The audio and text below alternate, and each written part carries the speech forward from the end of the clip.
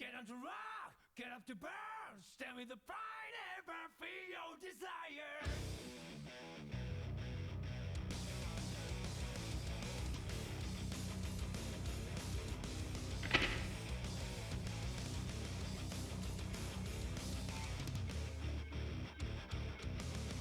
One day I noticed that my life was broken. It was not me who was controlling this body. Oh, I want to know what's really real to me before it vanishes like a wave. Get on the rock, get up the burn, stand with the pride on me, the ways to make it. You must have heard it. Grasp the truth, hold it high, right feet, that's what this made to start with. You haven't heard it, girl. Don't be afraid to listen to your own heart. Beat the sonic, that's my heartbeat in you.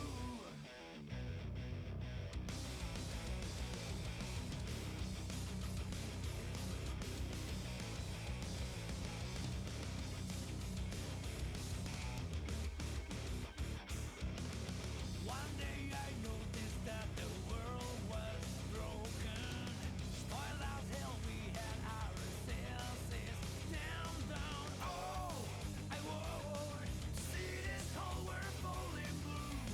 Not this space marched in black. Hey, get up the rock, get up the burn, stand with the pride on me, the ways to make it. You must have heard it. Grasp the truth, hold it high, raise your voice, that's how you start a new thing. You must have heard it now. Don't be afraid to listen to your own heart. Beat the sonic, that's my heartbeat in you.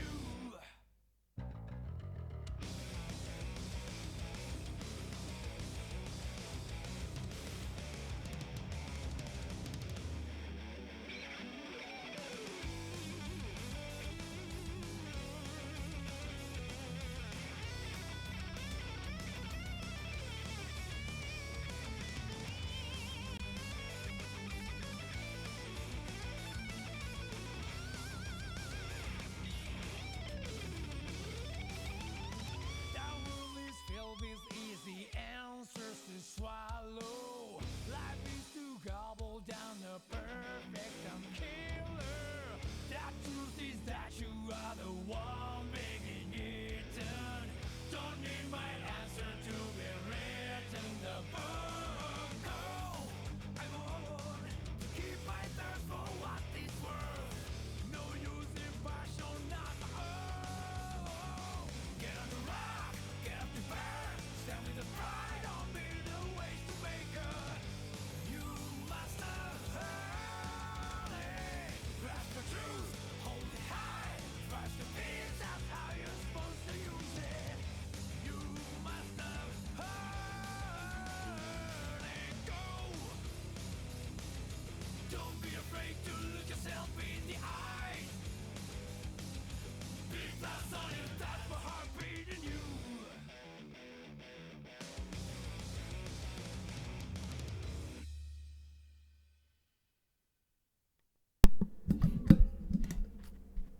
Hello, everyone. What is good? It is time for some holy shit, the bracket tonight. First of all, can you see how insanely stacked it is?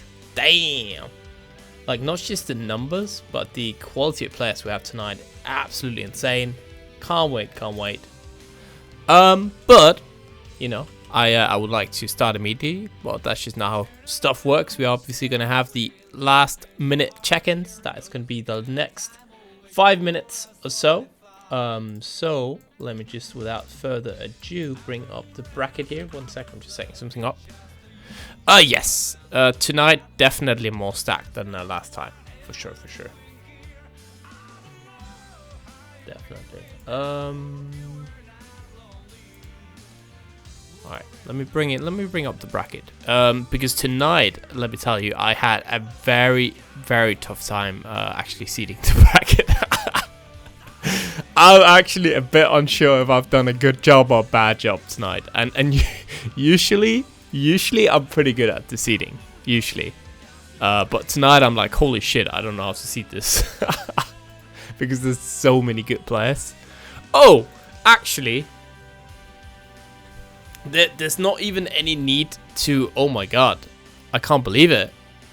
Everyone's checked in. What about my... I guess, do I have to stall for 5 minutes? Because we usually start 15 parts. How do we have 107 people checked in just like that? No way, dude. That doesn't happen, surely.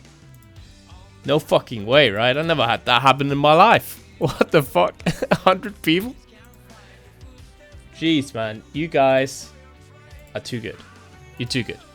You're too good. That's actually some next level shit. So I guess instead, because I guess people still do prefer or still do expect the tournament to start at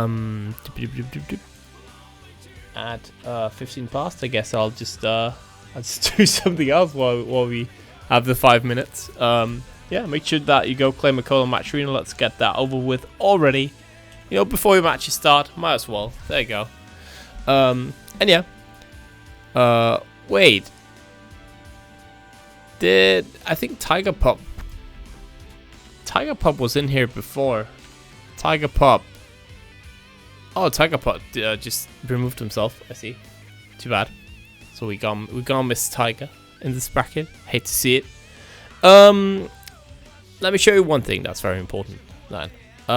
If you for whatever reason have to DQ during a tournament, you can go into your settings here and you can change your name to whatever you call on Discord. That way, you know, if you have the same name on launch as on Discord, it will be much easier for your opponents to find you. Otherwise, if you know, if you prefer, you can also change your name on Discord, obviously. Either is fine. Just make sure that your name on launch matches your name on Discord, so you're easy to find, easy to ping. In a similar vein, if you have to, for whatever reason, DQ during your tournament run, you can actually go to your settings and you can press this little unregister button to DQ.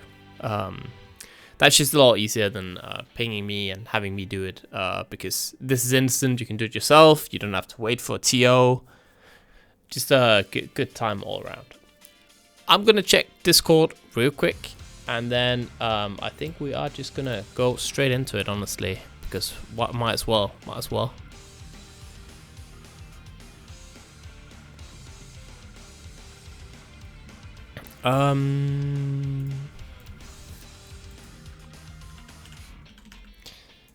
I'm just gonna see what Tiger is.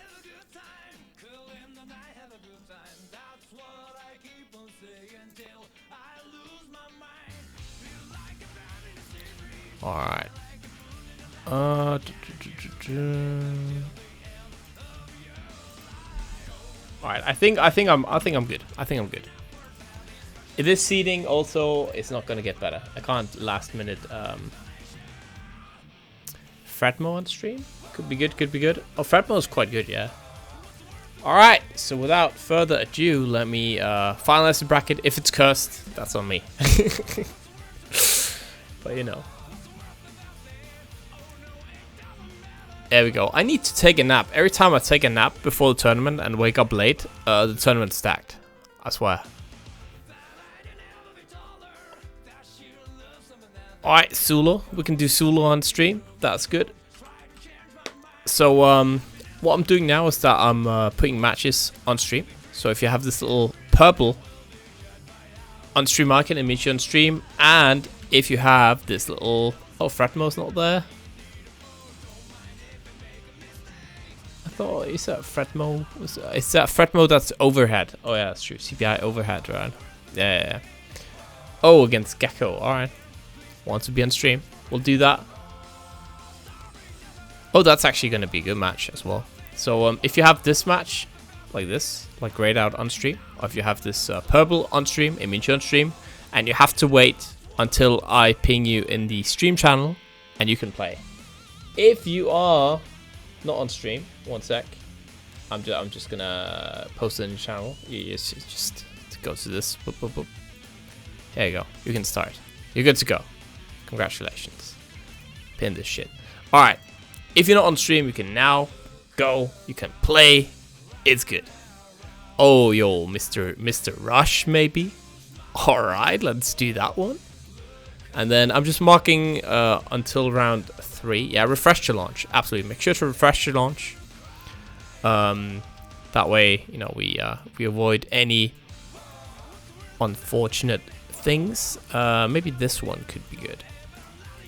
I would like to see how they stack up against you. Dude, I can't believe we're looking to get Sorani against Scuffed in a round 3 match. Holy fuck. This bracket, man. We'll do this one. And that is top 32, right? Yeah. So we'll do this up here. Again, I'm just marking the winners matches so I do not forget. But again, if you're not on stream, you can absolutely go ahead and play. I think we're going to do a Gekkosquirrel's match first, just because Gekko is most likely streaming. So it kind of sucks if you have to wait. Otherwise, like, I think that's the best case of action. So we'll do Gekkosquirrel first, and then we'll do the second Zulu match second.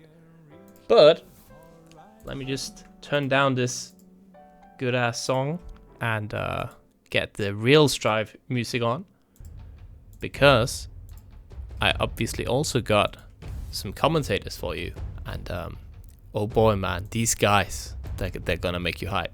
What's good? What's good? I don't think we're commentators. You're chatting. That's wild. We're just here for the free spectator tickets. Don't worry about it. I'm here to get paid purely in exposure bucks. What's good, everyone? We're back. It's another Monday, so of course it's another SaltyEU bracket. Of course, you got myself, Jonesy, and joined today with me is Master Don. Hello, everyone. Hello, everyone. Doing? We're doing a pretty amazing, hyped for yet another absolutely stacked bracket, and it cannot be a better end to my Monday evening than commentating Salty. Let's be real. Already getting donos? We already getting donos this early on? $7.77. Oh? Let me double check that name. Happy Little Boozer, giving us some love from them fighting herds EU. Shout outs. Shout outs. I think I've got, it's either the character select theme or the main menu theme I've got in like my sort of game OSD playlist, and it genuinely bangs. So if you're not interested in them fighting herds, at the very least check out the OSD because it slaps. Alright, fair recommendation. Yeah, let's have a little look at some of the top players in this bracket. I'm seeing killers, and if people love a bit of Leo, there's a couple of big Leo names in there. Oh, really? Oh, Neøs and Duck. All so right, you know you're getting some prime king of the jungle action. There's no other way to play Leo than actual gorilla, let's be real.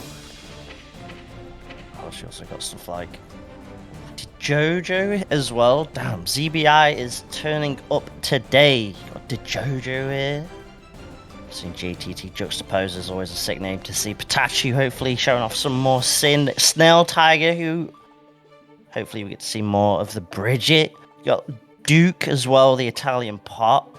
So I'm excited to see a couple of killers in there, and a couple of names even further down the list. Stuff like Chill Penguin with that Angie repping, and of course the favourite Spanish commentator Blazing Rush in the bracket as well. Should be an exciting one today. Absolutely. I've seen some other names like Tiger Pop. I don't really know if he checked in time, but I've absolutely seen him in bracket today. But it's going to be hype nonetheless. I'm very, very excited as usual.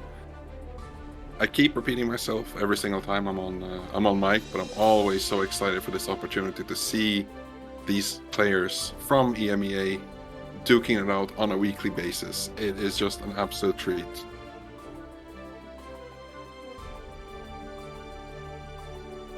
And who will we see in the first match? It'll be Gekkosquirrel versus Overhead. God damn, already some no names in the first stream. Is gonna be Gekkosquirrel. I haven't seen too much of in Salty actually, but I'm not sure if he's been competing too much. He definitely has, because he streams his runs pretty much every time. So then I'll just kind of oof. All right, then I'm just not up to date. It's Monday. Right. It's Monday. We all on that vibe. But yeah, Gekko's definitely been grinding. And of course, you can also see that grind happen live over on Gekkosquirrel_live, because they're currently streaming the run right now as well. Shouts to Gekkosquirrel, of course, sick content creator for stuff like ggst Rev. Absolutely. Yes, Gekkosquirrel, you're definitely on stream. You've been added in the Discord. Oh, well, it's Monday for everyone, not just for us. Fine. We move. But yeah, it's going to be interesting. Probably going to go Geo, but does have a Baiken as well. But Geo in this current patch, there's no reason to not rock her. Up against a rep from ZBI Overhead, who I haven't personally seen a lot of, so I'm excited to see what that goes. I've seen the ZBI tag here and there, but I've actually not heard about Overhead. I don't really know which character they play. Are you familiar with anything? Not personally. All right, so I'm excited to see. Yes, definitely. What Overhead decides to go for today, because CBI does have a lot of character range, you know, with players like Gideon and Duck as two examples. Absolutely. And they play completely contrasting characters, so it's going to be interesting to see what Overhead goes for. And of course, chat, if you haven't already, !Matcherino. Click that link, get those codes claimed. All you have to do is log in with that Twitch account and hit that claim code button. We've already got donos in, so I mean the prize pool's already at $20, so we can definitely get that bumped up. Absolutely. And don't forget, it's absolutely free to claim your codes on Matcherino, so please, it just takes a couple of clicks for the match pool, or the prize pool, sorry, to increase. So there's absolutely no reason for you not to do it. I say as I haven't done it already, but hey, to be fair, it's Monday.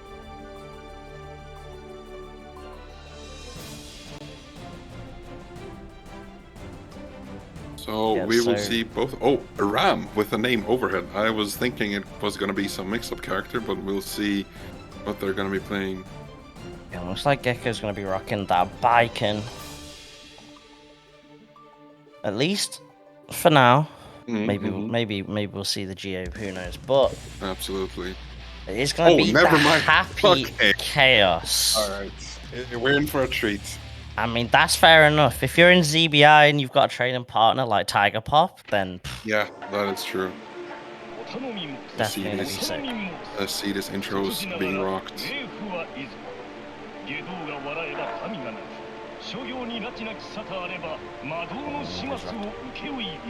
Gonna be interesting to see how this matchup plays out. Absolutely.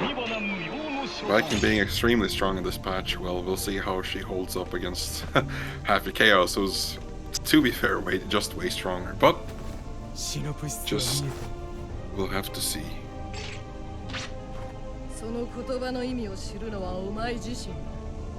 Yeah, it's gonna be important, especially for the Baiken, to get a nice, strong early start. Absolutely. I want to have Chaos set the tempo, set the flow, and get the mix-ups early, boys. A round start, 2S counter hit as well, and immediately, not even 10 seconds, not even 5 seconds in, Gekko already down to half HP. It was more than half HP. Tried the recovery startup, but doesn't really matter too much. Chaos just so much damage on every single hit he gets.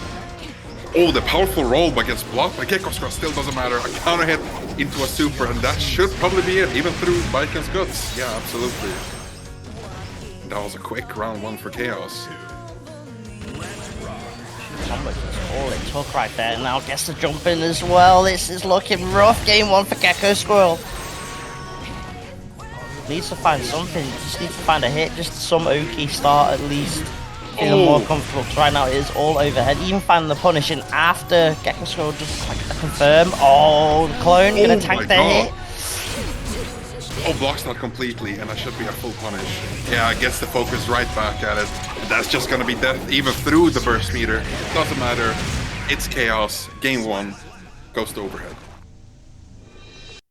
That was absolutely seeing the powers of Happy Chaos. We didn't quite see what Gekkosquirrel could do with Baiken, even though I've seen them play absolutely amazing with the character. But Chaos is just such an interesting character to watch. But it's rough. It's rough. Yeah, Gekko kind of just went on an all-in gamble there. Saw that his hit got tagged by the clone, and just hoped that overhead was looking just to punish off that and just give the whiff punish. But fortunately, overhead ready for that. Called that out. Blocks a super. Secures that game 1. No swap for Gekkosquirrel. Trusting in the Baiken. Early burst now gone. But the roll opens up the defense of the Baiken. It's so difficult to block that move. Oh, and the taco kick connects with the counter hit. Now it's just mix. The roll. Oh, managed to get a grab. No focus for Chaos. It's going to be a pretty dire situation. But he got full meter and a used burst right there. Oh. I don't know what that was, but that was absolutely interesting use of meter. Knockdown. It's time for mix. Oh, and that's just going to be round 1, I think. If not, yeah, okay, never mind. A quick tap dust with the gun ready is going to guarantee a quick round 1. Didn't quite get the juggle with the Superman punch, but still picks it up anyway. Nice block on the 5D, but it's still overhead's turn. Living up to the namesake of that 5D mix-up. Gets the low that time though. Oh, the parry at least gives Gekko a little bit of a breather, but that 2k check gonna immediately deny. Gekko taking a turn at all overhead, trying to keep this single player as much as possible. This concentration confirmed. Nice little juggle combo now. Gekko stuck in the corner. Gotta stay out the crosshair as much as possible. Oh, quite misses the double overhead with the cavalry. Still keeps with the pressure with the S. Oh my god, big counter hit. This should be a lot of damage into a great OK situation for Baiken. Oh, misses the H cavalry, and of course the best YRC in the game, Happy Chaos, right back to the single player gameplay. Tries with a quick cross up again, but it's just so much overwhelming pressure for Chaos, even when he's in the negative lead. And we'll see here, quick back and forth in neutral. Ooh, heavy counter hit. It's gonna be around for Baiken. Good job. Overhead trying to press. Yeah, no, there's that hustle. Gone completely deleted. Oh, we tied up. Anson doesn't find it, but still gonna find another throw, and this is all Gekko right now, and this is definitely a way to handle this Happy Chaos. Just don't let him play at all. Still stuck in the corner. Has burst available. Back dash back throw though, the classic, and now just like that, it's overhead with a chance. Gets a shimmy on the throw, and now the curse is applied. Gekko though still trying to go in, but it's another back throw Mastodon. He dared to do the punish through the plus frames on the cavalry. I don't know if that was quite a mistime, or I don't know what that happened, but it was still a punish on that overhead cavalry. Or sorry, Yozan-san. Managed to get the tap dust plus. Goes for a gold burst. Pays off at least, I guess. Oh, quick shots with the curse is gonna lead to a quick death, unfortunately for Baiken. Here you see the absolute strength of Chaos. Has every single offensive tool in the game available to the character, and especially with the defense, it is quite considered that Chaos's only weakness is the defense, but the YRC is super strong. So spending that just a bit of extra meter on that YRC is going to lead to a very good situation for Chaos, as we saw in the game right there. Yeah, on the flip side though, if that YRC gets blocked, you are eating a chunk of damage. Absolutely. And Happy Chaos, not the highest defense, not the highest guts, so definitely gotta be correct with those YRC timings, with those burst timings. Gekkosquirrel actually stays with Baiken, and that means that he's gonna be locked into the character, even if he wins, he's gonna be locked in with Baiken. He's in the reverse sweep. Just gotta take it at least one step at a time and try and secure a round first of all. Burst not coming out, doesn't want to deal with anything post 2k 2D. A nice little jab counter hit again overhead. Happy just challenge a lot with these 2Ks. working out so far. We're gonna get the fireworks to come out just to try and get in, but it does not matter. Turns out one big firework isn't enough to match all the rounds in the Happy Chaos Chamber, and now Chipp can be a factor as well. But don't count Gekko out quite yet. Here we see Baiken's, the strongest mix in the game. That is absolutely brutal, the cross-up. And it is just gonna be guess for game. Oh my god, misses the confirm of the Yozasen. And gets to eat the round for that reason. Unfortunate. I don't know if those were nerves, but that was an absolutely amazing situation for Gekko. But it happens to everyone. Just try to get the second round back from Chaos. But that roll is just so rough to handle. Tries to bait the burst, but continues Chaos' usual pressure. Nice timing there from Gekko, just a challenge. Saw that the concentration was low, and now this is Gekko's chance to time. He's out. Nice block on the Yozansen though. And he's just back to a neutral game instead. No, never mind. Overhead just gonna try and skip neutral, try and get the mix applied straight away. And you see Overhead looking to press a lot during these block strings. You're seeing a lot of 2Ps, a lot of 2Ks. Some backdashes mixed in there as well, and Gekko's starting to at least pick up on these defensive options that Overhead's going for. But is it too little, too late? That's the question. Just uses super and gets back his bullets. Doesn't really matter too much. Now it's just Happy Chaos. But oh my goodness, manages to shimmy with the grab. Has full, and it's all just Happy Chaos's game. And should this be it? It's just guess for game. Just one more hit, and it should be Chaos's. With no bullets left. Gold bursts. Gold burst, but use the clone and now. That is so unfortunate for Baiken.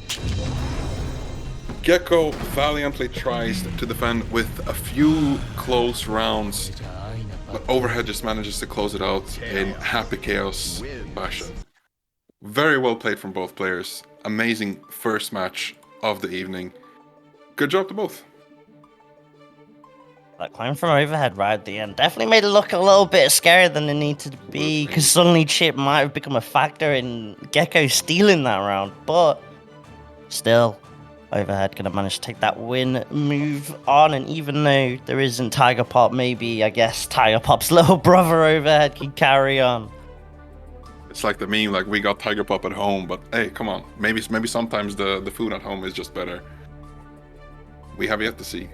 It might be, so it'll be interesting to see how they move on, progress in at least for inside bracket, unfortunately for Gekko. So we're gonna have to duke it out on the loser's side, but hopefully can make that sort of crazy run.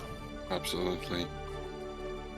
There's still some chance, you don't know who you're gonna meet up in losers, but you could get absolutely far, especially with Gekko's Baiken. I mean, even though a lost 3-0 is still a really well played from Gekko, absolutely capitalizing on every single meter loss from Chaos, like mismanaged resources, like pressing preemptively when he sees that Chaos is missing one or the other resources. Absolutely great gameplay and great awareness from Gekko.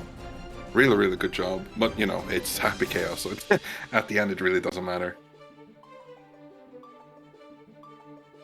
It's not mad, that's for sure. But gonna move on. Stick to another winners round 1 game. And the name says YourBoyZulu, but I know that's my dog right there. Absolutely. A Leeds Chipp player. Alright. Put in a lot of work. Won like the last couple of SFOs, which has a couple of, decent mid-level players, including myself, maybe. I don't know if I'm classed as mid-level, but still. Zulu, a very strong Chipp, very interesting play style as well. Happy just to basically have life, just to hold on to a life lead. Very happy just to evade, use Chipp's aerial movement just to avoid characters completely, rather than going in all the time and just trying to run that Chipp set play that you might be used to seeing. Mm-hmm. It feels like every single Chipp out there just has a different type of playstyle, and it really shows both the character expression and the diversity you can just see from every single player. Sometimes it's just fun to play who's playing that Chipp, just trying to guess who the actual player is behind it. Because every time I play against a local Chipp or something similar, I think I think I know the matchup, but then the next Chipp comes around and just plays a completely different character, and I'm just at a loss for anything, honestly.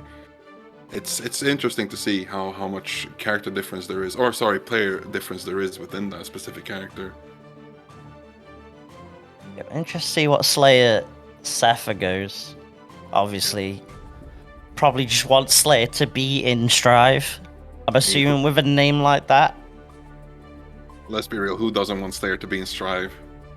It's just a perfect match. Come on now. I don't know, I've been hit by a counter hit. Was it Power Bunker? Oh yeah. Too many times. I'm good with not getting hit by a counter hit, Power Bunker, and Strive. I'm fine with that. I don't know if my body could handle that kind of damage. Especially in Strive. That is literally just a one touchy right there. So it'll be interesting to see if it's maybe sticks with the vampire theme, goes with that Nago, or maybe something else. Who knows? Well, we do have Gagayoux to fill that niche until Slayer comes out and Strive. Just that massive counter hits into full health of damage in some characters. So maybe we're actually gonna see some Gagayoux gameplay. I'm honestly trying to call it right here. If it's not Slayer, it's gonna be Gagayoux. Ain't Kai from MeNeMeNs Tower. Okay, shoutouts to Quasar. Was on stream last week actually, if I remember correctly. Alright.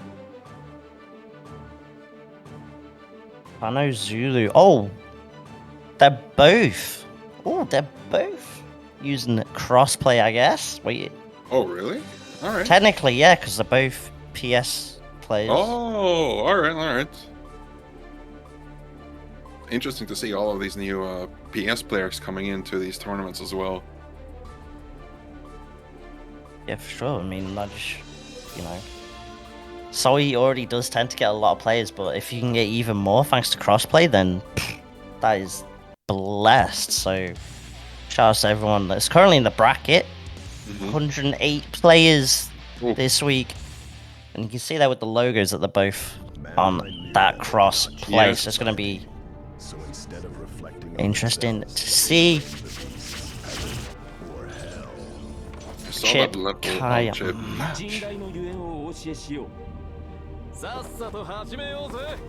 Oh yeah, Zulu definitely grinds, constantly posts about sort of the rank on either rating update or just the leaderboards in the game in general. Immediately going to start off with a whiff punish with that 2k2d.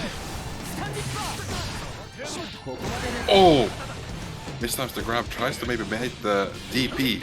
But yeah, as you said, though, Zulu uses a complete movement of shift, triple jumps, and using even Shuriken to keep Kyle away. Sometimes he can just feel so absolutely stuffed by Chipp. Baits the cold burst, but doesn't really do anything with that. A massive DP on max range. Gonna. Oh, no OTG combo, unfortunately. He's gonna. I mean, okay, I see exactly what you mean, Jonesy. He's absolutely using the complete movement of Chipp. Yes, kind of use that movement. But Slayer's kind of been calling that out, just using the DP to say, if you're going to try air dashing all this time, I'm just going to clip those air dashes with the DP. See if that just works out. Is Zulu's still happy to go in? Unfortunately, the stun dip and not connected on the second hit, but yet again, DJ Khaled DP's coming in. Slayer, not afraid to throw those out, even throwing out these stun dippers in neutral just to catch dashes. God, speaking of, just gotta. Oh my God, Zato just gonna be a mistimed burst into a full combo from Chipp. Oh, and this is such a difficult situation, but Slayer's not gonna give up. Gets DP'd in neutral, it's gonna be a conversion from Zulu. That's just probably gonna be the help bar. That round Zulu saying himself, listen, I got my own DP, Slayer. you gotta watch out for that as well. You can see already the adjustment there. Oh my goodness, DP, alright. but I mean, we talk about adjustments. To have the confidence off a round start to go for a throw like that. Confidence on Slayer's side. Dash up 2H as well. Slayer, what are you on? Because I need some of that. I feel like Zulu, normally I would have, not just me, but a lot of people I think would have problem with Zulu's playstyle, trying to stay mobile in there and on the screen. But oh my goodness, Slayer is just calling every single movement out with DPs, air movements, jump Ds, every single thing Kai can use to his disposal, and absolutely just won that match. Yeah, Slayers look. It looks like they probably played each other a lot with the way Slayer's happy to go for some wild stuff, and Slayer just taking that P1 spot in the lobby. Damn. That's bad disrespect. Him with the Sonic Fox, that's wild. That was absolutely crazy. I could never, even to my worst enemy, I could never. I mean, as saying the confidence to go for a lot of these options that Slayer goes for a neutral, that's just confidence right there, saying, nah, get up off the set. It's my P1 spot, hold this. Changes the color, maybe that will help. Oh, and Heavy Day starts playing, let's go. It's gonna be an absolutely amazing set. Just 6B back and forth. Oh my goodness, just tries the DP. Oh, baits the burst yet again. I think Zulu is already adapting to Slayer's gameplay. It's already a lot more grounded, you can see, can't you? Absolutely. It's only really trying to go for aerial movements, trying to call out stun edges and stuff. Oh my god. Oh my goodness, what is this gameplay? This is some high octane gameplay for both of these. Doesn't feel like Kai is on the screen at all. I guess so. Instead, that Zulu's trying to start off keeping it quite grounded and immediately trying to stay in the air as much as possible, making me look bad. I see you. Gonna get the Alpha Blade and makes up, but a charge stun edge right there and then. I don't know if that was the right option. He gets trying to call out another backdash or something, but Zulu's gonna take full advantage of that situation. Counter hit into the round. Just goes for Chipp, mix, cross-ups into cross-ups. Absolute mental warfare in this gameplay. How could just the evasiveness there? Trying to stall out with the shuriken, trying to avoid it. Nice backdash to avoid the grab. Slayer gonna have to hold that mix. Solid blocks from the Kai so far, but now we're stuck in the corner against the Chipp. Burst is available for Slayer, but we've seen a couple of burst baits. That one though is successful, but going straight for the TP is gonna cost the round and cost the game. And Zulu tying things at one apiece. I think something happened between the sets, or sorry, between the matches. I think that the Heavy Day and the player one side switch just ignited something within Slayer and Zulu. Maybe just Zulu saw that and just like, nah, hold these DPs right back at you. I'm not gonna jump at all. Throw out some shurikens, why the hell not? And just take that back. Just start playing a way more grounded game, just as you said. Oh, see, if I was Zulu right now, I would actually stick to P2. Oh hell yes, that's sending an absolute message. Because so far, no one has won a game on P1 side. I mean, that is true. That's all. For those in the chat that have a stream match later on, try your best to get P2 side. Because so far, P1 has not done well. That left side is cursed right now. A more normal game start, but still a lot of 5k challenges in neutral. Maybe stays the. Oh my goodness, just runs under the fireball, uses 6B and big counter hits. I don't know, it's such a back and forth. Tries to go for this fun dipper.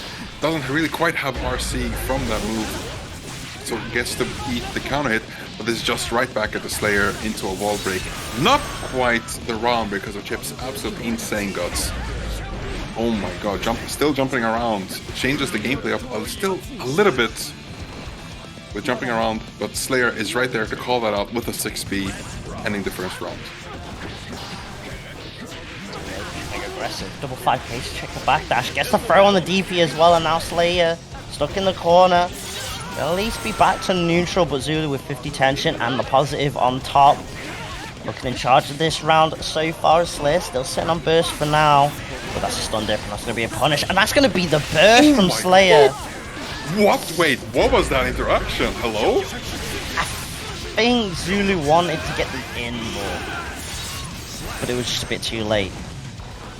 Either way, secures that round. And this means now that Slayer's going to go into this last round, maybe not even get burst back, depending on how it goes. So you can see Slayer now just trying to be aggressive, but the stun edge going to get called out with the jump in, and now Zulu gonna push this Kai towards the corner, gonna get the wall break with the super, and this is hard knockdown.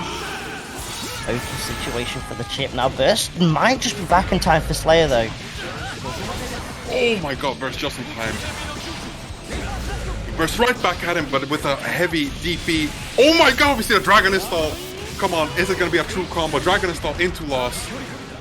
Has a full stick of butter to work with. Just insane guts. I think this might just, this will kill, right? There's a lot of scaling. It's not enough. Oh, and the cross-up seals the deal. And it still stays a true combo to this day. Dragon Install into death. I'm so sorry, all Kai mains. It is just what it is. It's fine. They can keep... If they keep losing with DI, then eventually there'll be enough patches where DI is like an instant win. Oh, of course. Yeah, well, what am I thinking about? Yeah, genuinely intrigued what DI, if it adds any guts or defense, but it was purple beats off YRC, so the scaling was already horrible. Right. Well, Slayer says in chat that he kind of screwed up, but you know, he still has a chance. It's 2-1 for Zulu. Yeah, and Zulu's ruined the curse, winning on P1 side. I hope he's happy. I mean, he probably is, because he did win the game, but still. Yeah. I'm not happy. No, me neither. Trying to check. Aggressive dashing round starts, but neither Pop. Slayer gonna use the burst early on just to try and get control and neutral. And we're just trading burst. We're burstless now for the rest of this round. And it's Zulu that gets rewarded. Gonna push. Slayer to the corner. Gets the hit. Gets the confirm.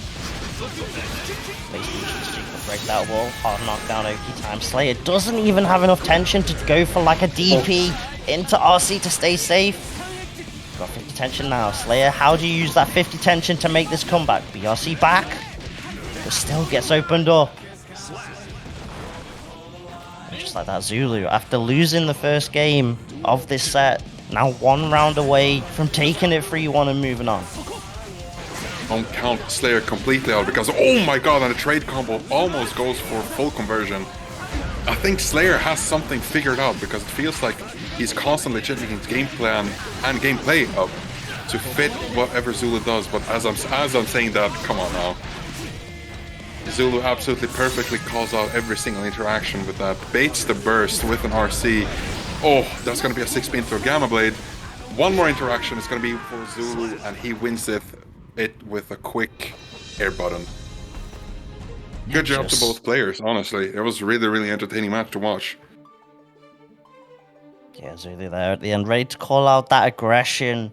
Again, just using the M ability instead as a stalling tool rather than an aggressive tool. Unfortunately for Slayer, gonna have to duke it out on the loser's side. But to be fair, if Slayer plays like he did in that first game, I'm sure you could definitely see Slayer make a solid loser's run. Zulu, that Chipp gonna be moving on. And if there's any UK heads that like, damn, Zulu kinda nice, all I'm saying is you best turn up to SFO when Strive's on.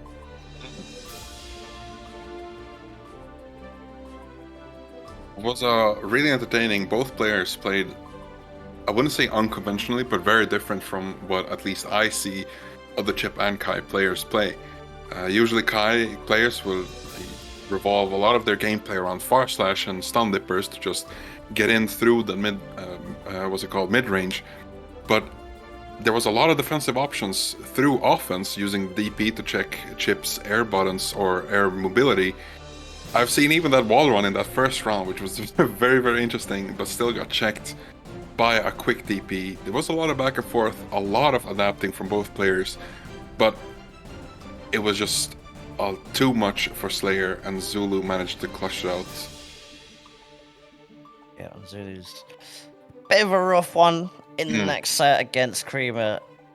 Person you always see in that sort of top 16, top 32 area. So definitely a rough one for Zulu there in that winner's run. But we are going to move on to winners round 2.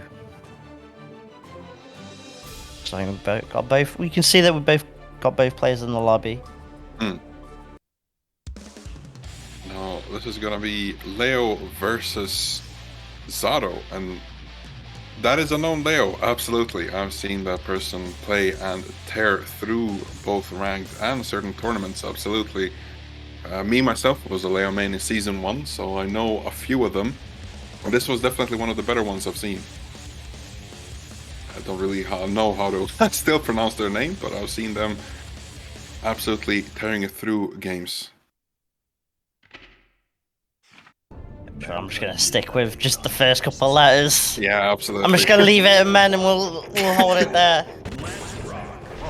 I'm not trying to do tongue twisters right now. No, on the flip side, you got Metal Knight, UK Zato. And obviously for the Zato, it's just about keeping that silverback gorilla out of the jungle. And yeah, you got a burst there after a counter hit 2D. Leo could do so much, fish for so much after that, so gotta be careful. But now we're in back turn. That's the time, and now we're just going ham. Time. Let's go. Oh, that's gonna be so much damage in Zato. Oh my goodness, with 0 guts, that absolutely tears through Zato's HP. Oh! Quick double dash and back throw is going to be round 1 for the Gorilla Lion himself. Yeah, can't rely too much on stuff like projectiles to help control neutral and help get in. There's Drunken Shade. But on the flip side though, when that Zato pressure starts, the fear of the flash kick is there, so the block string's got to be tight. Got to be very careful, gonna find a counter hit. He blocks the burst as well. Just gonna reset, keep men stuck in the corner as much as possible, looking to open up this Leo. Still needs probably one more combo just to close it out, but now you're up against the Leo with 50 tension. Oh my god, that's it. Just one counter hit into the back turn. Oh, has YRC to stop Leo in his tracks. It is just as I said, so scary to try to block Leo in that situation, even though you have the advantage, just always that fear of the flash kick. But here you see a massive buff that's, oh my goodness, baits the burst. It makes the absolute insane comeback to take game 1. Leo has so many tools available to him with the flash kick defensively and offensively, to be honest. The 6 speed is really nice. The 2D got a massive buff this patch. I honestly think Leo is one of the most complete characters in the game. It doesn't really have any too bad matchups, especially a lot of characters have trouble against Zato, but Leo just has that flash kick that can turn around the tide completely in Leo's favor. Exactly. We haven't seen the flash kick come out too often. Is mostly just looking off that one interaction to go into back turn, start the pressure. Because if you don't have those invul reversal options that other characters do, you can definitely struggle. Like we've seen there game 1. It's hard to make the Leo respect your defense on a character like that, but defensive back throws denying the jump in. That's gonna at least work, and the GP's gonna clash, gonna work out in Metal Knight's favor, and now able to apply the mix, gonna get the Sharknado, refresh that Eddie gauge, and we're just gonna run that mix straight back in the corner. Trying to bait out the flash kick with that dash FD, but doesn't get anything off it. Now, there were some back and forth in that interaction, even though I think Men trying to get the... Oh, looking for a... Oh my goodness, wait, misses the... I'm so sorry, I'm just a loss of words for that complete interaction. Misses the burst and just completely disregard for any respect and flash kicks after landing. I mean, that's honestly the perfect answer. He's looking for a punish and punishing that with his own flash kick, but that's going to be around for Metal Knights. Well adapted gameplay, honestly, from Metal Knights, trying to a bit more cautious gameplay and trying to play around Leo's flash kick. Men absolutely playing around a bit of his light fireball, sorry, the S fireball, but that doesn't matter because Metal Knight gets a massive counter hit. It's just back and forth complete counter hits, pressing too many buttons on neutral. It's going to be a... Oh my goodness, there's just so much happening on the screen for me right now. That's absolutely insane. There we go, the flash kick from the corner, doesn't matter. Doesn't get a hard knockdown, but it's going to be a guard crush into side switch, and that should probably be one more interaction, exactly. But no, the YRC just to push back defensively. I mean, come on. Come on, the flash kick was just beautiful. Let's be real. True. And the 5p to close it out as well. MeNeMeNs looking to take the tour lead, but Metal Knight here's with some beautiful Kermit loops. Trying to send this French Leo straight to Sesame Street. Gonna close it out with a Morphus instead of maybe a Sun Void to reset the eddy pressure. Interesting decision. But at least use Oppose, and that is the difficulty. You can't just projectile and then RC to try and go straight in because Oppose and Shade are just so good at denying those options. But MeNeMeNs at least finds the way in, but now gotta hold this mix, and yet again it's another Sharknado. We've seen so many so far this set. And Metal Knight's just going to keep going for him because not being called out at all. As the overhead into the bait, parry fails and has to use his burst to keep him alive. Has a lot of Eddie meter to work with, uses the Oppose, but Men actually managed to kill Eddie. And it was just one interaction, I think, for both of these players, because Men has that half stick of butter. Oh, tries the quick bait, and again the Sharknado. I don't think this will be enough for a couple. Wait, what? Just as I was saying that, hello? Oh right, I was watching at the wrong health bar. It is Monday for me, still. That's why I was like, you mixed me as well, I'm not gonna lie. I was like, what, the Leo's on literally 1 HP. Yeah, I was watching the complete wrong health bar. Daisuke though, if you're... completely. Daisuke, if you're listening though, make Sharknado do 0 damage, that would be greatly appreciated. There you go. That would be... Wild. Metal Knight gonna tie things up 1 apiece, and you can see there, as long as you can at least deny the Leo for as long as possible, it's definitely possible. But MeNeMeNs though, got the back turn, got the counter hit. Nice stance cancel as well to get the burst bait. And I just like that. Oh my days, if you're getting opened up by that counter hit, sometimes it's just not worth trying to challenge. Yeah, it's just so many frame traps in one single. There wasn't that much mix. Metal Knight actually guessing right on every single mix from there, but just getting hit by every single frame trap. And now we're just left, right with the Silverback Gorilla. And we're right back into the mix. That's a wall slump combo. Oh my goodness. And that's just gonna be so much damage for Leo. Oh, and that kills through the absolute 0 gust that Zato has. Yeah, and that was just the game. That was just the game. It took like 5 seconds from start to finish. Yeah, not a lot of hits in that combo, so that super was always gonna just delete that life bar. And we're literally just seeing, just as I say, as long as you can deny the gorilla punching his chest and going wild, you might have a chance. But as I say that, MeNeMeNs just immediately says no, hold on. Sometimes it's just way too hard. When Leo gets rolling, he definitely gets rolling. It doesn't matter how hard of a defense you have, the Silverback Gorilla will punch right through that. And as we say that, it's just starting to mix with the plus on block overhead through the stance cancel. I think tried to bait the burst, but just mistimes it a tiny bit. I think that was just a tried flash kick, honestly, but just punches through the invulnerability. And there you got the Drunkard Shade punching back the heavy fireball. Oh, it doesn't matter too much. Oh, grabs him through the charge, does miss time again. And now it's just mix. But for Zato, I don't think there's any much chance to punch through with a flash kick. So Men just has to wait for an opportunity. And he absolutely did. A red RC into a quick run through. And that can close up the round.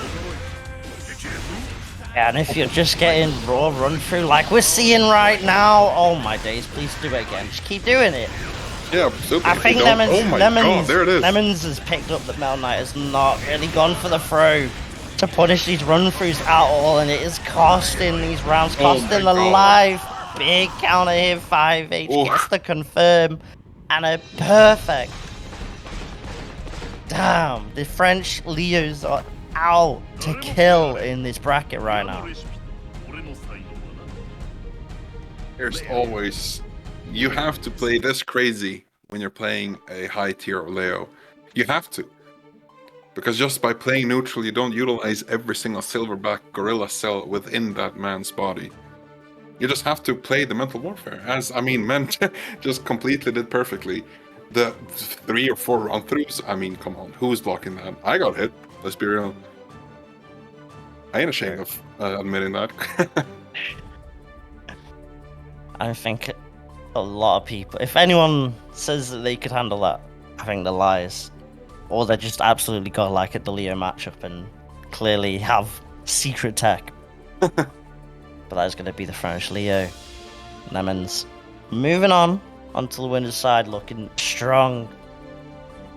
So just want to try and peep the bracket, see if the other French Leo is still alive, and looks like Neøs is, and we'll be seeing Neøs later. But right now we're going to get the Greek Millia Sorani up against a Soul bad guy who I haven't really seen before, so I'm excited to see this Soul bad guy. We've all seen Sorani tearing it through absolutely salty. With that Millia, absolutely makes city when it comes to her Millia. And it's really hard to deal with that. But oh my goodness, Johnny just completely blocks that with an FDIB. Oh, doesn't matter, Sorani's just on his pressure. Just that overhead is so hard to block. It is honestly a 50-50 in that situation. It's always difficult to block Millia in the corner. I mean, it just makes city, left, right, doesn't matter. But I think, honestly, Johnny just needs one hit to equalize this whole round. Oh, just mismanages that timing and gets hit by the cross-up overhead. It is rough to block that four-way mix. Once Millia got that knockdown on you, it is really, really difficult. And all you've got to do is really just guess. Pretty much, it's about trying to stop that Millia. Just kind of struggling. Oh. Stuck in the vortex and just can't seem to find a way out. You need to find some way to challenge, and surely when you've got such a fast move like 5k, you've got a DP option maybe. It's just about throwing caution to the wind, but that is Sorani. She's going to get that quick, perfect, and already 1-0 up against Alkhabbaz. It is really rough trying to adapt to a Millia round 1, or game 1 even. Sorry, because, you know, we all know that game 1 is always just downloading the opponent. And if you have such an explosive character like Millia, you really just only have to start very explosively.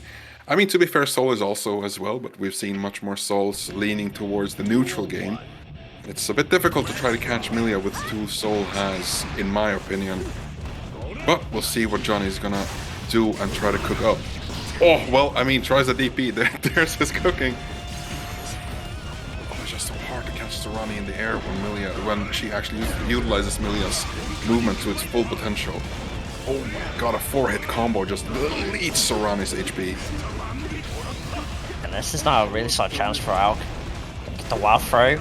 And this is the thing, if you keep that Millia tied down, just like there with the air-to-air checks, the damage of Soul, especially on a character like Millia, can work out, but you can't leave Sorani on the magic pick, so you can't let her work her magic. Oh, and she finds the hit as well. I get a super out in time, but still an anti-air. Alright, we anti-air with the haircut? I didn't know you had that, Sorani. Ooh, he uses the hero burst, tries to close it off with one button. Uses full meter defensively to try to just get that single last hit, but Sorani doesn't quite get the full combo. It's just, oh my goodness! Tries to go for the extremely hard read with an air DP. Costs him the round, but absolutely valiant effort. I respect that fully. Check on the jumping from out. Needs to at least find a way to get Sorani. There we go. There's the 5Ks and a nice little confirm as well. And just like that, Sorani stuck in the corner, forced to hold. This pressure goes for some BRC mix, but ends up just going for a landing mid. Alright. You know, mid can be mixed as well. I respect it. And now it's Sorani turning the tables, changing the momentum up. Got out stuck under the pressure. But this is what I mean. Use that free frame button. Challenge with that 5K. Don't let Sorani get comfortable in the neutral command grab. Can I get a scoop of ice cream, please, with this Millia? Just like that out, tying up the rounds. A chance to get one on the board now. We see the absolute brutal offense from both. And there we go again with the 5K. Anti-airs come very, very well. And goes for the second hit of Bandit Bringer. Has to pay for that with full combo. Tries to bait the burst, I think. And now it's just time for mix. Oh! absolutely correct decision to reversal right there, because Alk used the burst offensively to get the corner position, but Sorani would have none of that using her burst to get, or sorry, the wake up super to get back the corner position. And now we see just a back and forth in the other side of the map. Sorani's just one hit away from the game, and there it is. Okay situation into the overhead will lead for game 2 for Sorani. Good evasiveness as well from Sorani. Even Millia at like 60% can be super scary against Sol. All it takes is a counter hit and a clean hit DP, and then suddenly your life flashes before your eyes. But Sorani, she's looking comfortable as ever, and then you're starting to see more and more turn up now in SaltyEU. And looking to move on to top 32 siders. It's Alk that's going to be swapping from one pro tag to the another, and it's going to be the King Kyle himself. Maybe some anti-air fun dippers, you know what I'm saying? Maybe we'll get some of that groovy-ass interactions in this game. Oh, I guess a quick 2K 2D. Stays same side and is going to get a combo into the corner position. Oof! Forces Kai to burst right back into the neutral, where I don't know how comfortable Alk is with this neutral. We have yet to see a defensive option back from Alk, except the burst. Oh my goodness, Sorani's just tearing it up with the mixes, empty jumps, and overheads, and the lows. And that's just gonna be it, I think. Has to be, yeah, there we go. She's just saying, doesn't matter what character you play. Yeah. Bring on the whole cast. Oh. Body them all. You're all the same character. Once you start in the vortex, gonna get the closest counter hit, but doesn't quite get any hard knockdown into an Oki. And now it's Alk now trying to get some pressure going, getting these throws. We're on to 2. Do we get another? No, just gonna check with the low, but no super at the wall. And that means we're back to neutral. Now Sorani with 50 tension, a chance to maybe create some robbery, even though we're past daylight hours now. Just Alk again with another offensive burst, try to keep the corner, and it actually pays off this time. And it's one round for Mr. Kyle himself, the vanilla ice cream. Stay same side, but guesses correctly this time for Alk. Oh, and it's just another mix opportunity. Oh, just misses the overhead again, and it's now another looped option for Sorani. Misses the complete conversion. Now it just leaves Kai for the Oki Foudre arc. Just go complete back and forth on this neutral. Maybe the Kai switch was the correct option. It's, oh my god, just a raw hair car across the screen into a full combo. One more interaction, and that's gonna be it for Sorani. Yeah, the swap. Wow. Swap. The swap to Kai, unfortunately not enough there for Alk. Sorani, she's looking strong as always, gonna move on. Carry on to that top 32 on the winner's side. And we didn't really... We saw in the game 2 a little bit better challenges from Alk, for sure. Started to press that 5k, started to really utilize some of the fast options, but just couldn't really get going all too much in the end. Sorani, just too much to handle. And it is Gekko. Gekkosquirrel hitting us with the raid. Oh my goodness, 45 viewers. Welcome, welcome, welcome. And for everyone new and old, please, exclamation mark, what is it, Macherino? I'm completely new at the shilling, so please, Jonesy, if you would take the scene and shill some codes. I mean, anyone can chill it.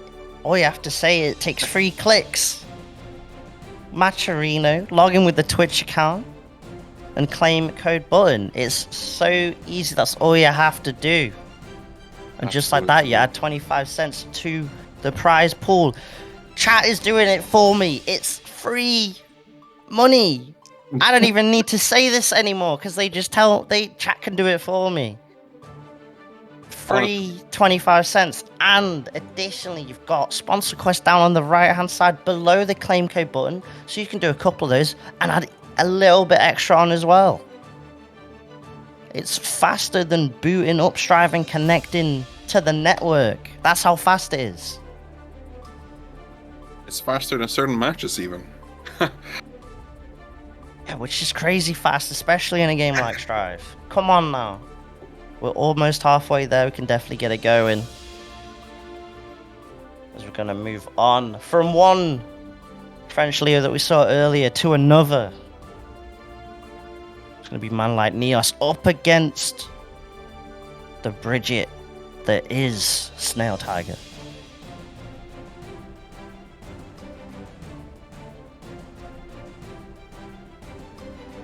SnailTiger didn't. When did SnailTiger actually do the switch to Bridget? I haven't really followed the complete career of every single player, but I am way more familiar with SnailTiger Sky. Yeah, it's still there in the pocket.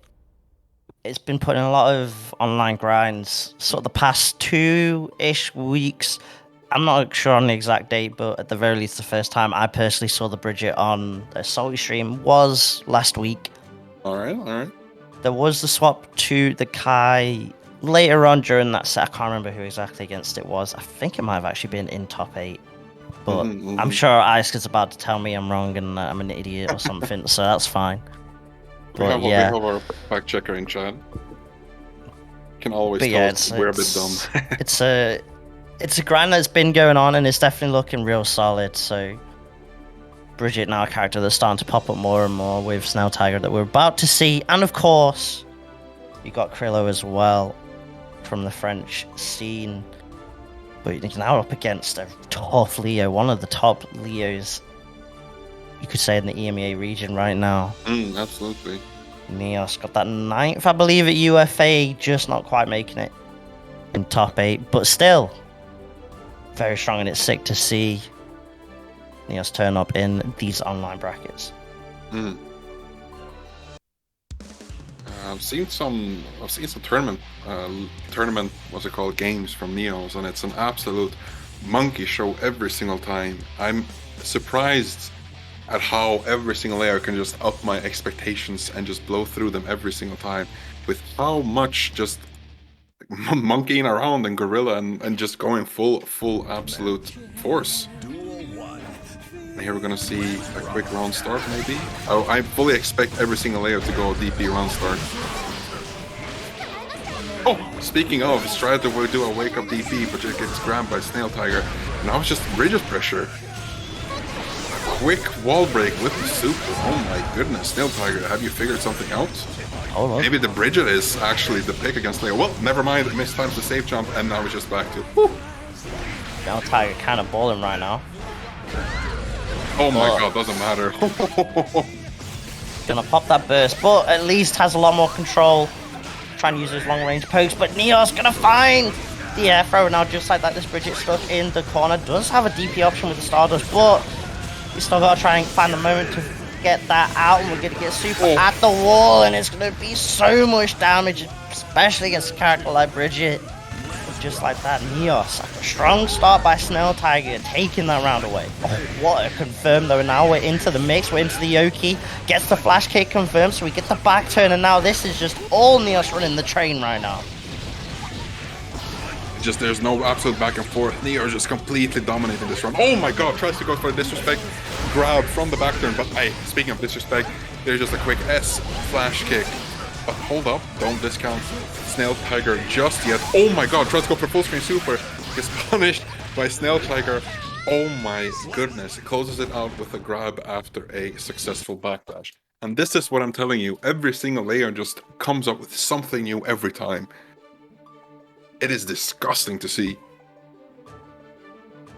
My goodness. It's rough. It's rough, especially with a character like Bridget. You don't, although you've got the reversal DP, the actual Abari options a little bit scary, especially when Neøs is already showing just how much he's willing to go throw out those flash kicks. Absolutely. And it feels like once you figure them out on their flash kick, they will just do something completely other, unhinged, pressing a button on wake up, doing 2H, or just 2D, why the hell not? You managed to get the close slash confirmed. Oh my god. Tried to get it confirmed from the 214H. Doesn't quite manage it, but now it's back. It's right back to neutral. Oh my god, it doesn't really matter. It's just gonna be a massive damage for our Neøs, and oh my goodness.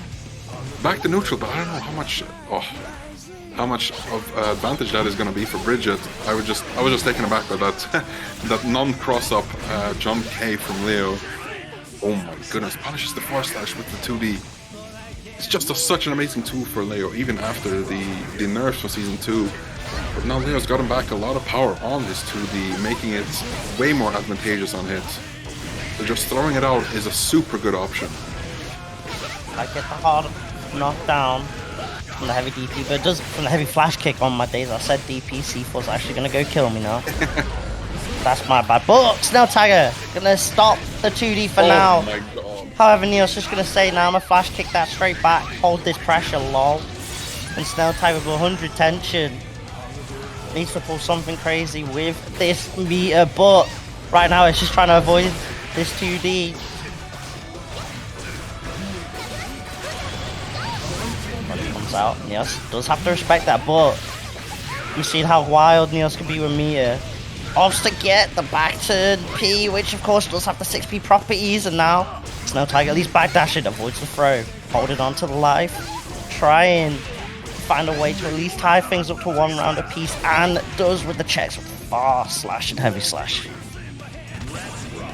Been a bit of more back and forth, but Neøs is so on point with those 2D punishes when Bridget throws out her far slash. And now it's just gonna be a mix for SnailTiger. What Bridget is actually really good at. Oh, but mismanages the 2H. Is punished for that, but a quick DP back is gonna get it towards SnailTiger's situation in neutral. We are seeing the 2D almost works out completely. Those far slashes and heavy slashes doing heavy work for SnailTiger. Gets a good Oki with the 2S. Continues the corner pressure. A 6B, well timed to get Neøs out of the air. 2S now back into the corner. This situation is really rough for anyone stuck in the corner against Bridget. Because it just has so many options to keep you back in there. Oh my god, Bates. Oh my god. Jonesy, are you seeing what I'm seeing? Is it the adaptation to the flash kick? Hello? That's actually crazy. I can't believe SnailTiger would do this. I'm kidding. SnailGoat. Ready for Neøs to go for some... Ready for Neøs taking some wild options. And you're seeing now a lot of counter hits working out on SnailTiger's side that are clipping the startup of 2D a lot. We saw that's how Neøs been trying to get in on a lot of these block strings. And although it worked earlier, it didn't work that previous game. Neøs gonna have to change the timeline up, or maybe instead just look for some dash 2Ks or dash 5Ks.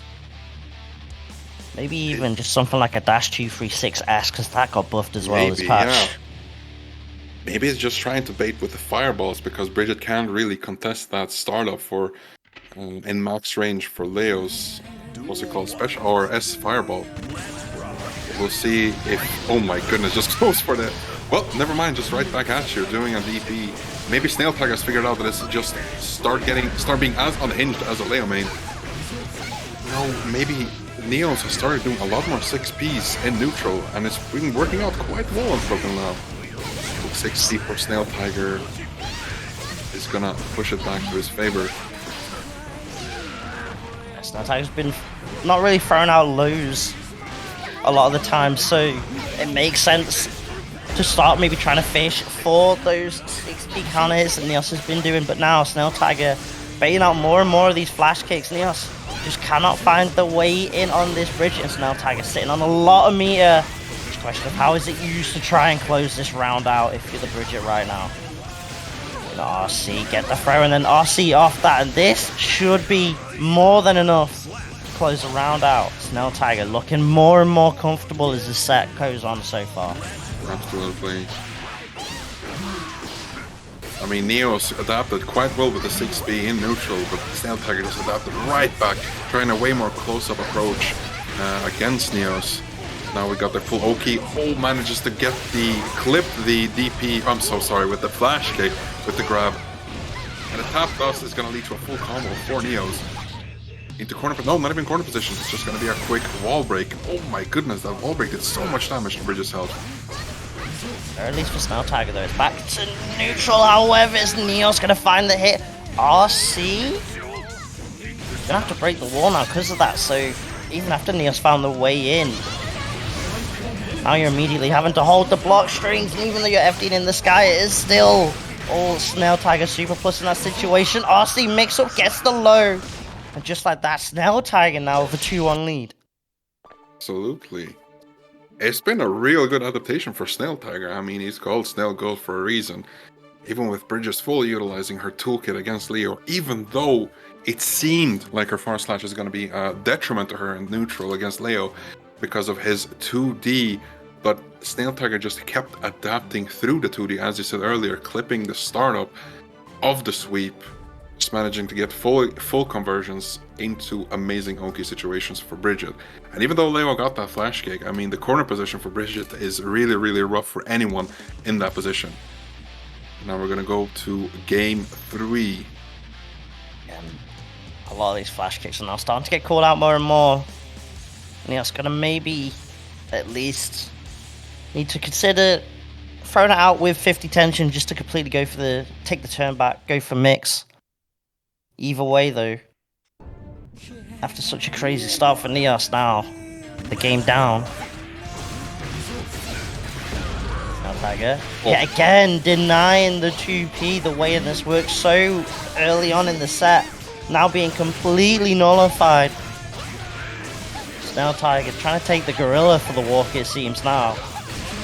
Making up new yo-yo tricks, gonna throw these flash kicks, completely deny them. Showing off the arm eek attack right there. And just like that, Neøs pretty much one combo away from being on possibly the last round of the loser's life. It's SnailTiger, the adaptation with this Bridget been improving. Oh my god. The yo-yo clipping Leo back on the way.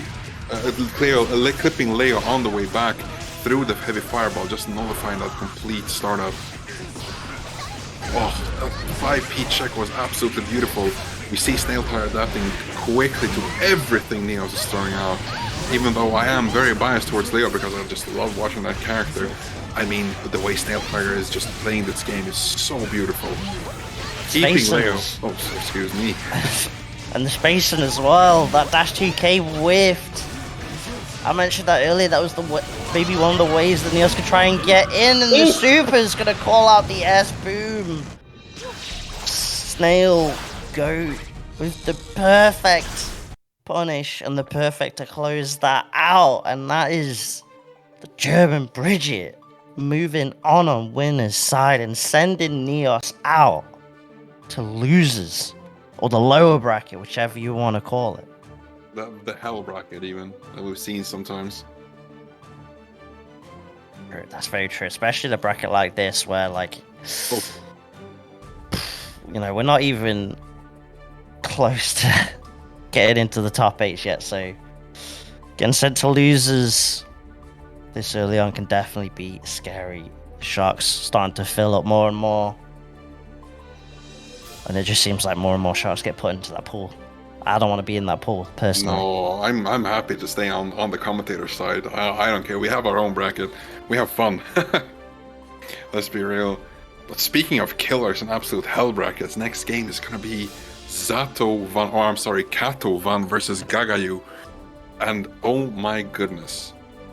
Just saying those two names sends shivers down my spine. It's going to be Happy Chaos, if I'm not mistaken, versus Zato.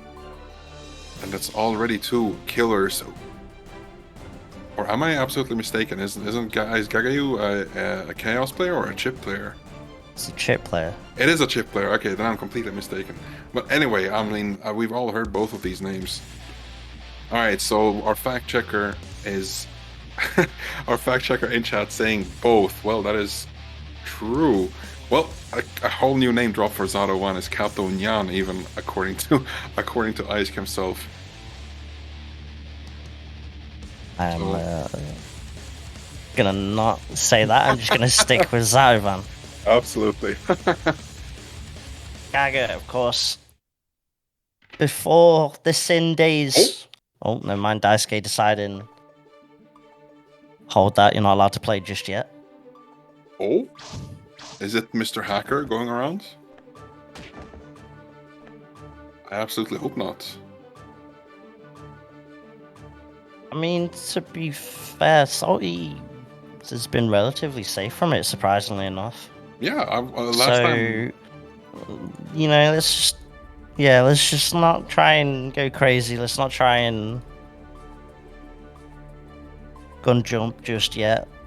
It could easily be just a connection job. Let's just wait and see what the players say on Discord and stuff before anything crazy happens. But at the very least, gives us a chance to plug the Matcherino codes, because we didn't get that chance before. There are 15 codes left, chat.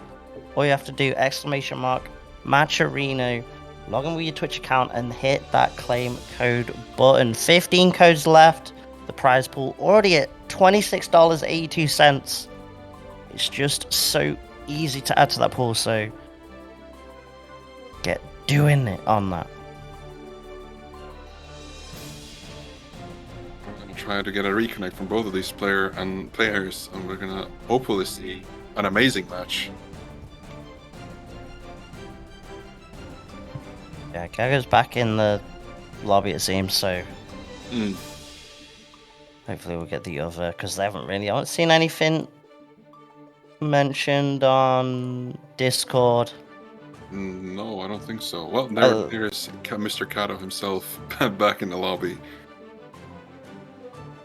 So I'm just assuming it was probably just something on one of the players' ends, but either way, like I said before the Sin days, the two big chip names in the French region were PataChu and Gagayoux, and PataChu's moved on and become a sinner. Gagayoux sticking to the heavenly chip. Look at that, going for the end on the racket with no RC. That's crazy. Gagayoux going for some wild options, just to let Zato know early on to expect some craziness from this chip right now. See the burst though, and that's going to give Zato the chance to bring out the Eddie, at least try and keep this chip nice and calm. But Gaga's just going to wait for the prime opportunity when Eddie's disappeared to go straight in, and go straight in. He shall to take that round. Oh my god, quick start again from Gagayoux with the plus frames back into the corner against Zato. Managed to get him out of his mind for a little bit with a 5P, but Gaga's just back with the pressure yet again. Oh my goodness, what is that mix up? The no mix mid? Hello? That's gonna be a wall break for Gagayoux. Back into neutral with full Eddie meter, but I don't think that's gonna matter too much, because Gagayoux just takes that match very, very convincingly. What a clean whiff punish. Oof. Gagayoux. Always someone that does very well in the brackets. Not exactly week in, week out SaltyEU player, but has turned up to a fair amount over the course of Strive's life in SaltyEU, and always the solidly Zato-VaN, of course, on the other side. Pretty much a week in, week out person. You are basically guaranteed to see this name at least in some point. Absolutely. From top 16 onwards. But right now has to deal with Gagayoux to try and get in that top 8 spot, and right now this friendship is not letting Zato-VaN play or talk at all. This is all the chip, pressing all the buttons, but now it's a wake up back throw, and just like that, Gagayoux stuck in the corner. 100 tension available. Needs to find the right moment to maybe go for a YRC, maybe a DPRC reversal instead. Trusting in the mobility of the chip to get out the corner. Just as that risk got too high. It looks like we're just going straight from one corner to the other.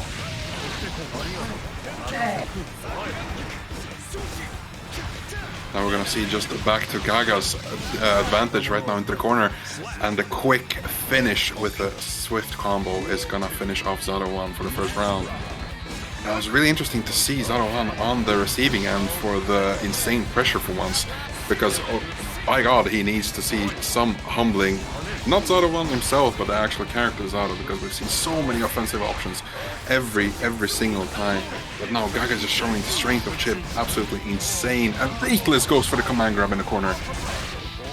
Oh my goodness, a quick I don't know what that was, but I guess I got hit too. Quick wall break is gonna just kill Zato-VaN, and that's gonna be another game. Command grab in the corner, meaning Gagayoux could just steal the corner and go for the mix-ups. With the Alpha Blade, did so, got beautiful confirm. I wondered if maybe it was the wall splat was just a bit too high up, but of course it is Chipp. Yeah, It's never too high. Chipp, it just seems, can just keep going higher. With the triple jump, the air stalling, the movement. I mean, come on. What else does he need? Whoa, takes out Eddie with a quick sweep. Not quite clipping Zato, but getting Eddie at least. It's gonna be such a good position. I've seen Zato trying to go for the IBFDs and actually succeeding very, very well. There's gonna be a quick exchange of bursts. A gold one for Zato. Oh my god, baits the DP through. Oh, again with the safe jump. It doesn't matter because you have RC. Now it's just back to Chipp pressure. Punish with the 5P. That 5P, by the way, is really, really, really good for Zato. A 5-framer with that amount of range can punish a lot of moves that would otherwise be safe. Just going for that option is a really, really good thing because, as we see, it paid off with a quick super into wall break and absolutely annihilates Chipp's health. Yeah, especially when you have the Eddie meter on top to go for a call after. Such a strong Abari option there. But right now, Zato stuck in the corner. Might need another one of those beautiful 5Ps because he's stuck in the Chipp blender. And Gagayoux just going to take Zato from one corner to the other. That was cheap. Gagayoux, you can't be doing that. With the burst, Zato managed to find a nice time in the puts. Gagayoux in the corner, and just like that now, on the magic pixel. It's time for Zato to pull out some magic trick. The 6P can then find the anti-air, but with no Eddie, can't really get the follow-up, and it's a 2K challenge. Gagayoux gonna do that exclamation mark bracket just to close that out right there. Oh. Pause. Another disconnect from one of the players, hopefully.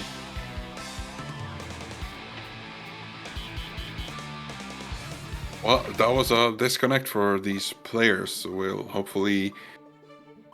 Don't really know what happens when a disconnect is gonna happen on stream because I haven't been a part of anything happening like this.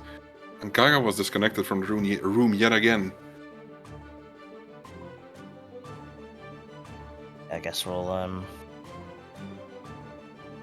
Gagayoux yeeted the rower. Can't believe Gagayoux alpha bladed so hard.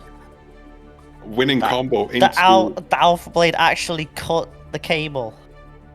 I mean, that's the next sliced in half. That's the next buff Chipp is gonna get, the IRL mental, not just mental damage, but the actual IRL physical damage too. In the middle of your combo, your own combo, you kick the router for that extra mental damage. But I'm not really sure what happens with the score if a disconnect like this happens. It's just gonna be a loss for whoever disconnected. I think because it was super early in that round, like it's literally the start. Judging by what I'm seeing on Discord, Iska said it's just a replay game with 1-1 rounds. So I'm assuming they're just gonna quickly trade rounds. Get a nice little reset. I mean, nah, this just actually Zato mix is disgusting. Look at that. Look at this. Come on. You have to nerf this. There's no way. Straight up unblockables. And I think Gagayoux trades. Yep, so we're gonna just run it back.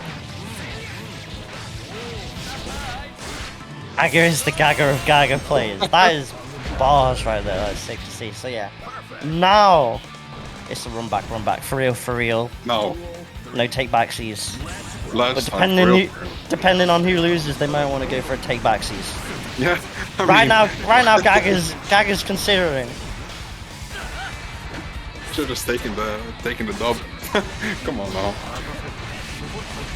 The corner gets opened up. Get the recall. Just get that Eddie meter going, and now it's pretty much a one-touch for Gagayoux. Has to burst, has to get out of that corner. Nice 5P anti. Couldn't quite get the juggle on it though. And that's Oki left on the table. What a 6P. The stop sign with the skull. Crossbones working out perfectly in the mix on top, and just like that, Zato-VaN managed to take that after the disconnect. And now, starting the first couple of steps towards going for that reverse sweep. I mean, that mid-air float, just using that for the left-right mix, that was one of the most funniest takes I've seen any Zato use. I mean, I got hit. There's no way I would have ever blocked that. Yeah, it's so ambiguous. With like the pixel left-right even.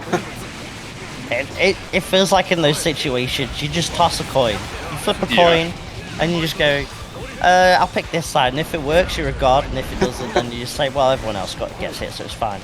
And this is, yet again, it's a rough start for Gagayoux. Already low health, 2D, but no Eddie or anything to really get a confirm off it.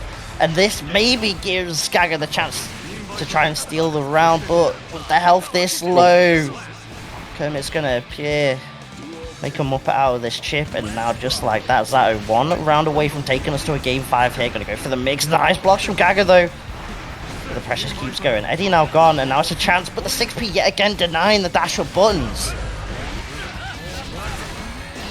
He's taking the round back, but he gets a quick burst from Zato.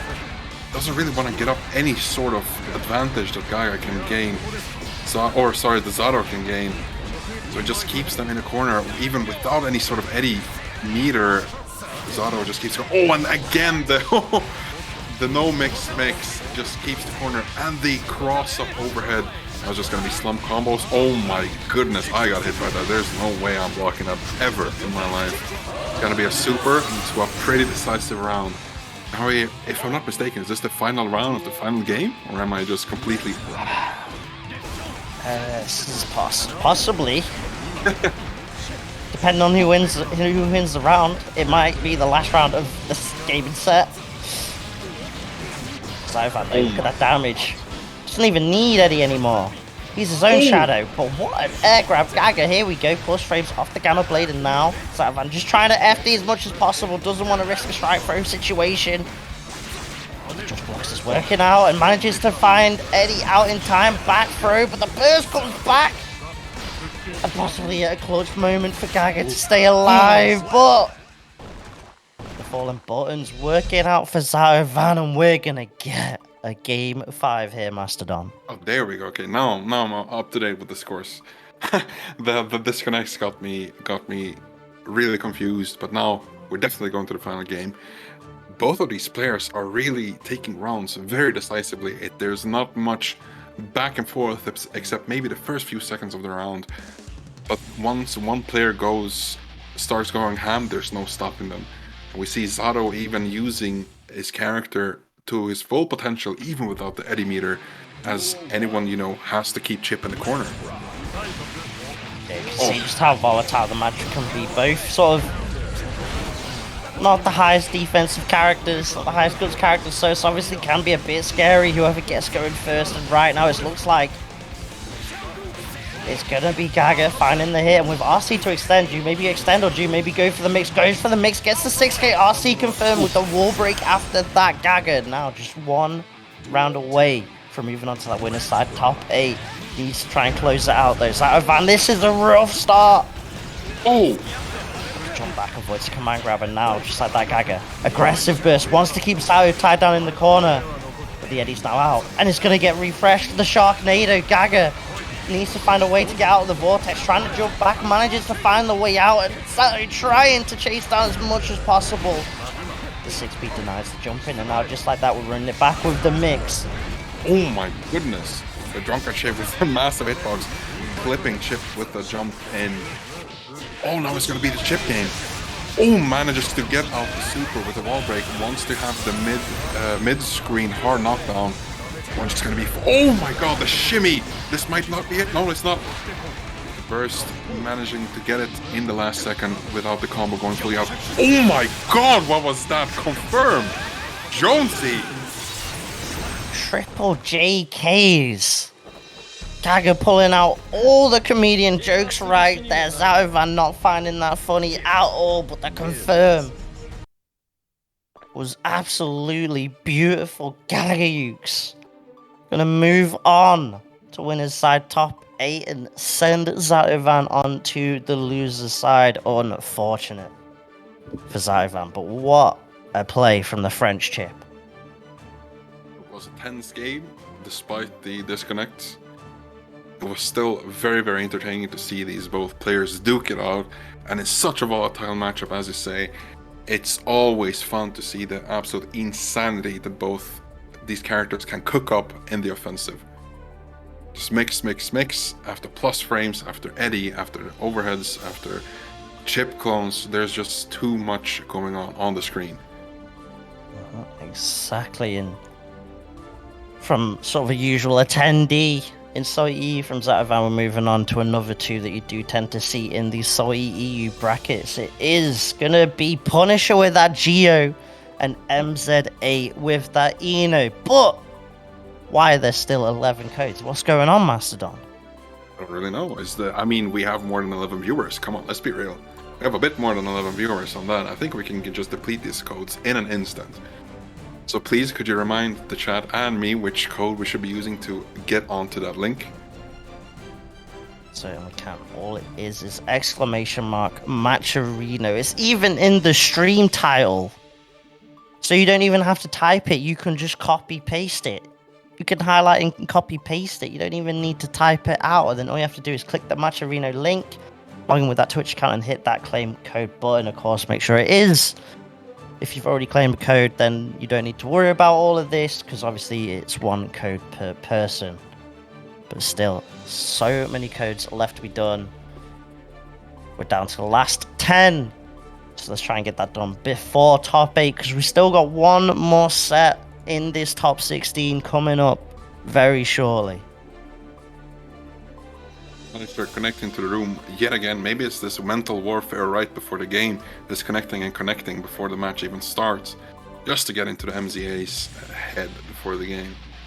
But speaking of getting in, we're getting into this next game, and it's just a very, very, very interesting matchup between Gagayoux and Eno. I've not seen this one too often, right? Duel 1. Let's rock.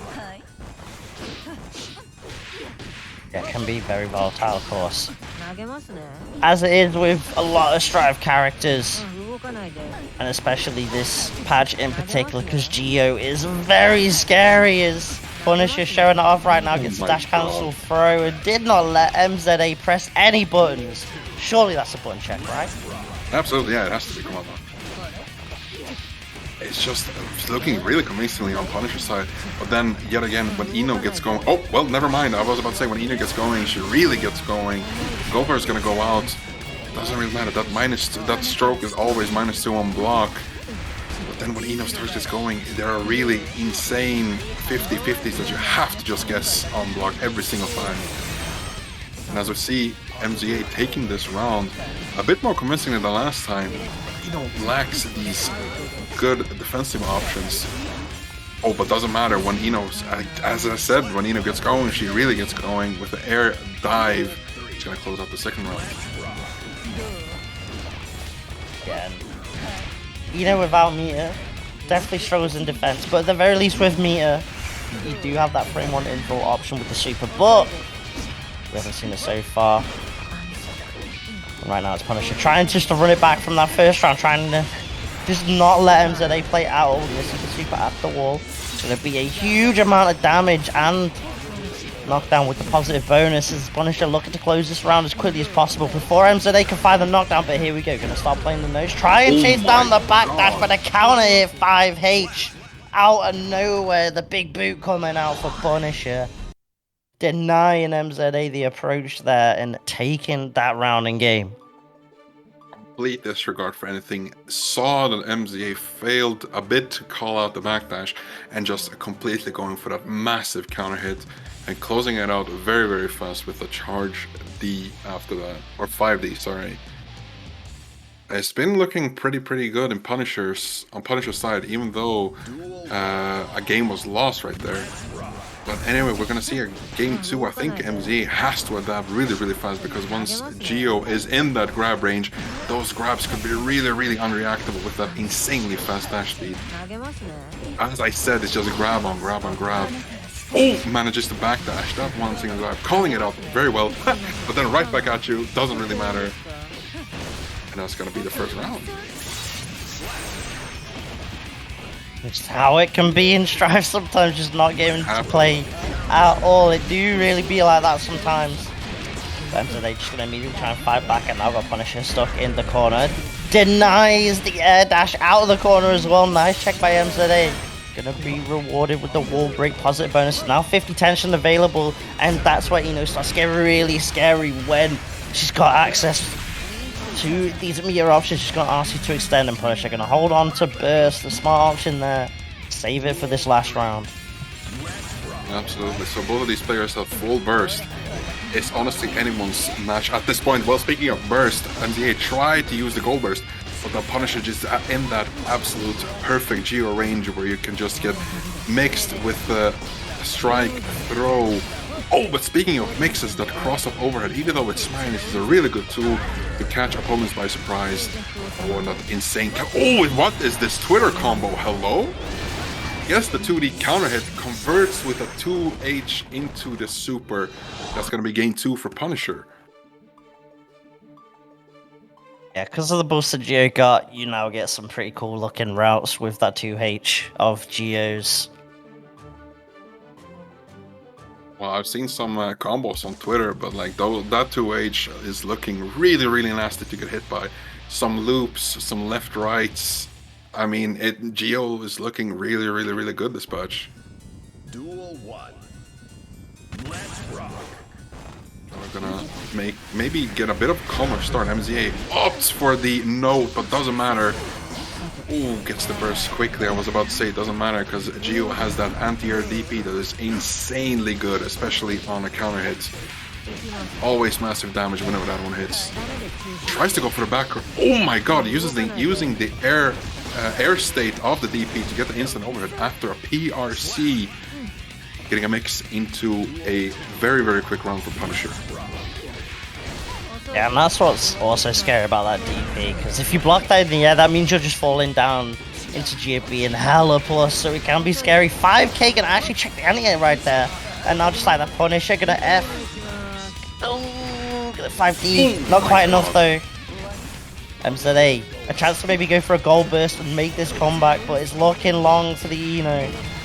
Gonna find the low as the counter hit, but gotta be careful. BRC on BRC, tries to get the gold burst, can't find it, and the 5P gonna catch the landing there with the counter hit. This Punisher just looking absolutely ridiculous with this current patch, Geo. You're looking very unstoppable, using that DP, especially during the last match, getting those plus frames on an airborne Eno. Because Eno has to actually stay airborne during her dash, and that DP works really, really well against all of Eno's approach options. So also getting that really fun to see how that DP was used after the PRC, getting the air state and the instant overhead, and getting the last interaction out that way. I mean, Geo players can really cook, especially this patch. I've seen a lot of fun stuff on Twitter, but it's gonna be... I think that was our last game for this evening, was it? Yeah, we are gonna move on to top 8 of today's bracket, and we are gonna be swapping out for 2 commentators. It's gonna be... Let me double check names, even though I know it's them. It's gonna be man like Kano and man like Sir holding it down on the mic for the rest of this bracket, so make sure to show some love when they turn up and swap out. But Mastodon, before all that, where can they find you? Oh my goodness, they can find me on Twitter. It's been a link in the stream chat. It's also below my camera at Mast0Donny on Twitter. Please follow me. I have banger memes that you will not regret following me for. That's mostly where I hold my place in the Guilty Gear community. But please, Jonesy, tell us all about where we can find you. Y'all can see me over at based_Jonesy. The Twitter's right there, is linked in the chat. Feel free to hit me up on there. You can see when I'm doing stuff like SaltyEU, stuff like Wanted and all that good stuff, and any events that I turn up to in terms of offlines as well. So all that good stuff is there, of course. If you're not already, make sure you're following the SaltyEU channel. We've got Strive action, we got Blazblue action, Tekken on the weekends, and Dragon Balls on the Fridays. But yeah, that is going to be it from us. We're going to make the swap as we're now going to move on to winners side top 8. Keno's actually here, but Keno isn't here. So chat, bully Keno. No, I'm playing. But I actually do though. Also, while we wait, speaking of, never mind, but while we wait, please, how many codes do we have left on? We have a few codes left, if I'm not completely mistaken. So please go into Matcherino, Matcherino, and please claim the code, because everything is going to the prize pool. Every single cent is going to the players.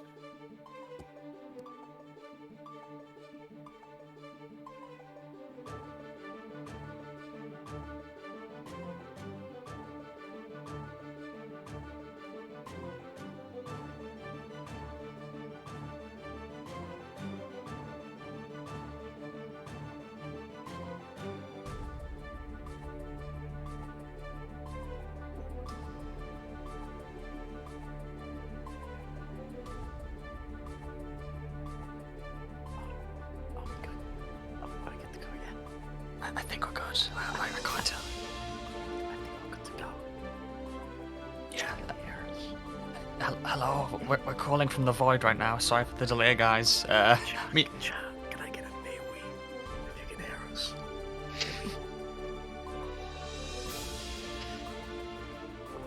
I don't think they can hear us. Menno. Jonesy with the jump scare. Oh my goodness. Sorry for the delay, guys. We are here now. Thank you very much, Jonesy. Thank you very much, Mastodon, for your amazing work there to get the SaltyEU tournament of today kicked off. But we are ready to go. We have got the top 8 ready to go. My name is Sert. It's a pleasure to be back on the SaltyEU grind. But joining me, man like Keno, who just got fresh out of the Pokemon fusing grind. How are you doing, man? I am fan Dabby Dozy right now. Sert. It's a wonderful Monday evening. SaltyEU obviously has been on its trek, and obviously we are here to finish that off with a fantastic game to start. Gagayoux versus PataChu. So surely a quick fire game between these two speedsters right now in this next Guilty Gear match. I mean, I'm excited. It's been a good little set to watch of what I can watch. What about you, sir? Have you been enjoying it yourself? I have indeed. I've been keeping up with the stream, with the sick commentary of Jonesy and Mastodon, and we've had some massive games so far. Of course, the game 5s, Zato-VaN versus Gagayoux. As you said, Gagayoux is coming up next, Keno, and I have to say, that Chipp gameplay that he offers, those knowledge checks that he was incorporating against Zato-VaN before, whew, oh my goodness, the quality, the punishes. This is definitely the sort of play you expect to see in the top 8, isn't that right? Yeah, definitely. I mean, it's a player that, it's a player that was seen on Wanted. It's a player that you'll see in SaltyEU top 8s a lot. And obviously you'll see them when they go to tournaments as well. A fantastic player in all regards, especially with what they can do with Chipp, especially with the fact that the Chipp population's running dry. You know what I mean? I mean, most of them are French, which is good. They keep them to themselves, but they're running dry. So it's nice to see a couple of Chipp players now and again coming out and obviously putting the work in. But you're up against PataChu. Another fantastic French player, obviously champion of Celtic Throwdown. I don't know what they've won recently, but they have been on a nice little, obviously, roll throughout, obviously, online tournaments and such. So it'll be nice to see them in here today. Have they picked up Sin? Is that a Sin that I see on PataChu? That'd be kind of wild, actually. Sin Kisuke top 8. I mean, to be fair though, Keno, last week SaltyEU we had the exact same situation. The unexpected Sin Kisuke pick running through the top 8. Like, say what you will about the character, but he does offer some very hype gameplay. And no, you're right, Sin versus Happy Chaos. Well, I mean, Happy Chaos maybe is playing the Sin in the first place, so balances out, you know? I mean, obviously there's been a lot of talk around Chaos himself, you know. ATS had some debacle on the Twitter, but we'll see how it plays out here for Gaga. It is going to be a fantastic start, nevertheless, though, with a huge corner carry into this corner. And immediately has put PataChu onto the back foot. The anti-air with a gun, playing duck hunt right there and shooting the targets out of the sky. And the pressure is immediately starting already for the Frenchman. Oh, the whiff throw there as PataChu tries to get some action going. Gagayoux having none of that. The pressure is on right now. Oh, good red RC from PataChu there as he will try to keep the pressure on Tekken. Very close to the corner. Here comes the pressure, Keno. Oh, YRC to try and get himself out there. Here comes the gunplay once again. Duck hunt, but the barrel is on the floor this time. Jumps over. Good block on the cross up and then going back to the same side. Yeah, that was a really good insta-block there to keep, obviously, Gaga into the corner right there. Overhead's coming out. It is a bit of a slow one, so it is reactable. Welcome to get into the corner, and the pressure is consistently on, and this is some of the perks of Sinky's K right there. The pressure doesn't stop, but certainly when it does, it's one to take advantage of. It'll be Gaga who certainly does that, and it'll be going into the round 1 up right there. Yeah, a very quick start from Gagayoux. PataChu though eating there as he tries to pressure and get some damage what's going on. Pressure's on the throw is there. Now Gagayoux locks firmly in the corner. The dash into the counter hit overhead. Good stop from PataChu, who's trying to keep that Happy Chaos suppressed as much as possible. Doing that is a very surmountable task, There's the PRC and that counter hit. Oh my goodness, this Sin! You're definitely seeing the idea behind PataChu there. You're definitely seeing the combo coming out. Really nice air to air. Should be able to end it against the wall here. DP coming down, they certainly will with that ending record right there. Huge for PataChu to get that round. It's going to be Gaga taking the repercussions right there. Immediately getting punished for that chaos toss into the corner with the overhead. It's all PataChu right now, and this is what I'm talking about with Sin right now, with Sinky's Cake. If you can start that pressure, it is insurmountable that you are just going to keep on going, and that is what PataChu is doing right now. Just to keep that going. It's more overhead coming in. Burst has to be used. To bait out the low, and Gaga is caught in a flurry right there. 1 up to PataChu right now. Yeah, a very, very active, high aggression gameplay overall from PataChu against Gagayoux. They're loving the PRC to immediately stop Gagayoux escaping the corner. It was all about using that offense, as you said, getting it started and never letting the train stop from there. And shutting down Happy Chaos like that, not an easy task by any means, but if you do it, it hits just right. And interestingly enough, Keno, this is looking like a potential mirror of an outcome from yesterday. Gagayoux and PataChu played offline yesterday, with Gagayoux taking the W in that set. So maybe some adaptations have happened in the span of 24 hours, Keno. Possibly. To be fair, Sin has got some really good tools to get round some of the target practice that Happy Chaos does have. Elkun's a fantastic button for that as well, along with some, obviously, the longer pokes. But it is all Gaga right now. DP coming out, opting to go for the empty wrecker at the end of that, trying to grab some sort of mix. It will be a nice little reset though as we start this corner pressure right now. Nice corner carry as well. Be going straight through this wall with the well-timed super. Try and get off from the damage right there. YRC to try and turn tables right here. Elden Ring, we're going to be rolling each side. So mad that he's going to be on the floor. Oh my days, we're not seeing. Yeah, Gagayoux's trying to go rolling, but PataChu's having none of it, and he throws him out, scoops him up from the floor, tells him you gotta stand on your own 2 feet, and then kicks him right back down. The pressure from PataChu right now, Keno, just keeps getting better and better, but Gagayoux will go aggressive, gets the distance so he can then go for the burst bait. Fantastic movement there as PataChu tries to go defensive, but it doesn't work out. Right now, the two of them are really vying for that dominance in the neutral game, and it just seems like right now, the scramble is on to get to the top. It really is. Huge reaction on that roll right there. And a huge corner combo as well. Unfortunately, the burst had to come out, but it is going to be Happy Chaos staying alive right here. Opting to reload, opting to go for the reset. Nice tech on the throw. PataChu just trying to find another way in. Elko want more. Dodging the target. Going to be shifting on through. YRC does have to come out this time. Reverse with that right there. Nice catch with that. 5k couldn't finish the combo though with the low. Will catch with that air to air, that jump in, and it's all PataChu right now. That is 2-0 up. Yeah, PataChu's using fantastic range options to really shut down Gagayoux. It feels like he's trying to get into the air as much as possible to try and get away from PataChu, put the pressure back on Happy Chaos. But every single time almost, he's either forcing a YRC from Gagayoux or he's just sniping him straight up with edit. This is fantastic gameplay from him with the Sin. It's really good rush down coming out from him as well, because the thing is as well is that what a lot of people don't really understand why Happy Chaos is so strong sometimes is the fact that he can just force yours to that other screen. He can just make you wait your turn, and your turn might never come. So the fact that Sin can just fly past all of that with moves like Beak Driver, with moves like Elkun, he can really just start the pressure up, forcing that early round burst as well. driver will miss on that low. It is a bit unfortunate. Has to bear straight away. You can see PataChu wants to keep this pressure in the corner. Was in a really good position right there, but unfortunately moved onto the back foot. But the thing about DPs is that it can put you in any position you want. Yeah, PataChu with the DP there, but still Gagayoux will put the pressure on the throw. Is he stuck in the corner firmly right now? Another throw. PataChu, get out of there. Here's the DP again, kiddo. Oh my goodness. And he actually catches the backdash. Red RC should be able to extend this quite nicely. Does have the tension needed. One more touch should be enough. YRC block. Oh my goodness, Gagayoux, the dust. Are you kidding? My man's woke up dust. He couldn't have done anything. And he was like, this is going to hit. Watch this. Charging the dust in his face. PataChu's going to be sore off that. And you can see it as well. Look at this pressure starting up. That engage is dropping just below half. And it's going to be starting to build up again, though. PataChu taking all of this damage right now. Pushing to the corner. Opting to go for the focus up. And fantastic position right now, Gaga.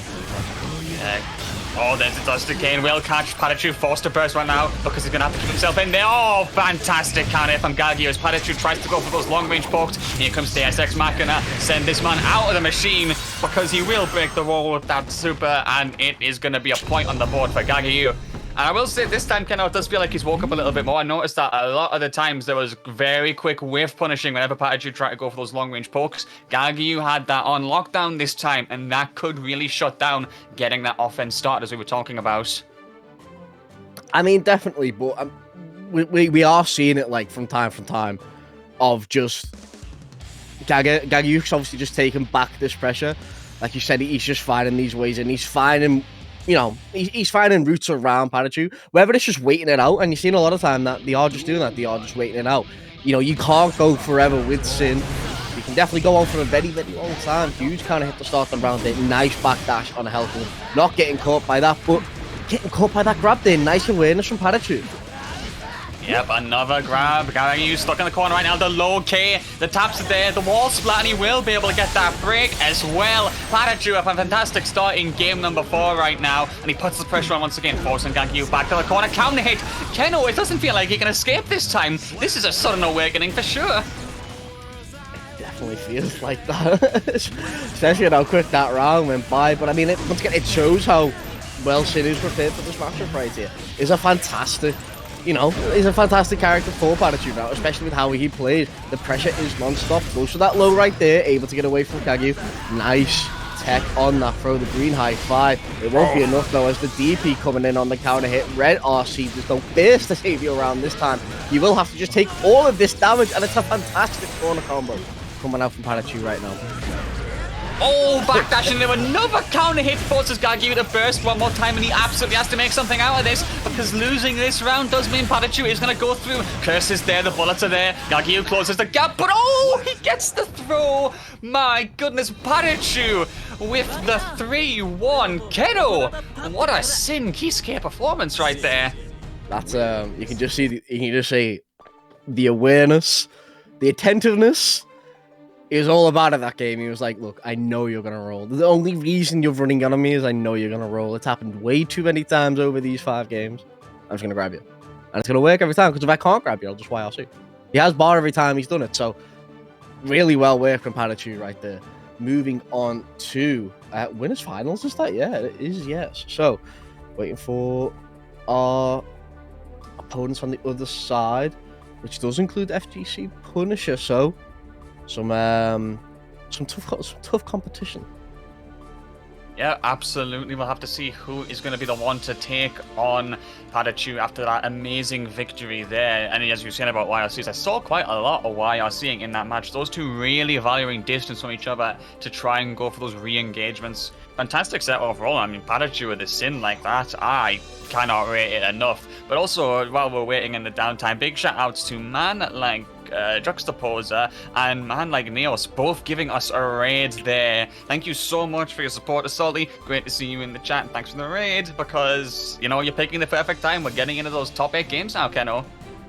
We certainly are. Obviously not just winner side, but losers side as well.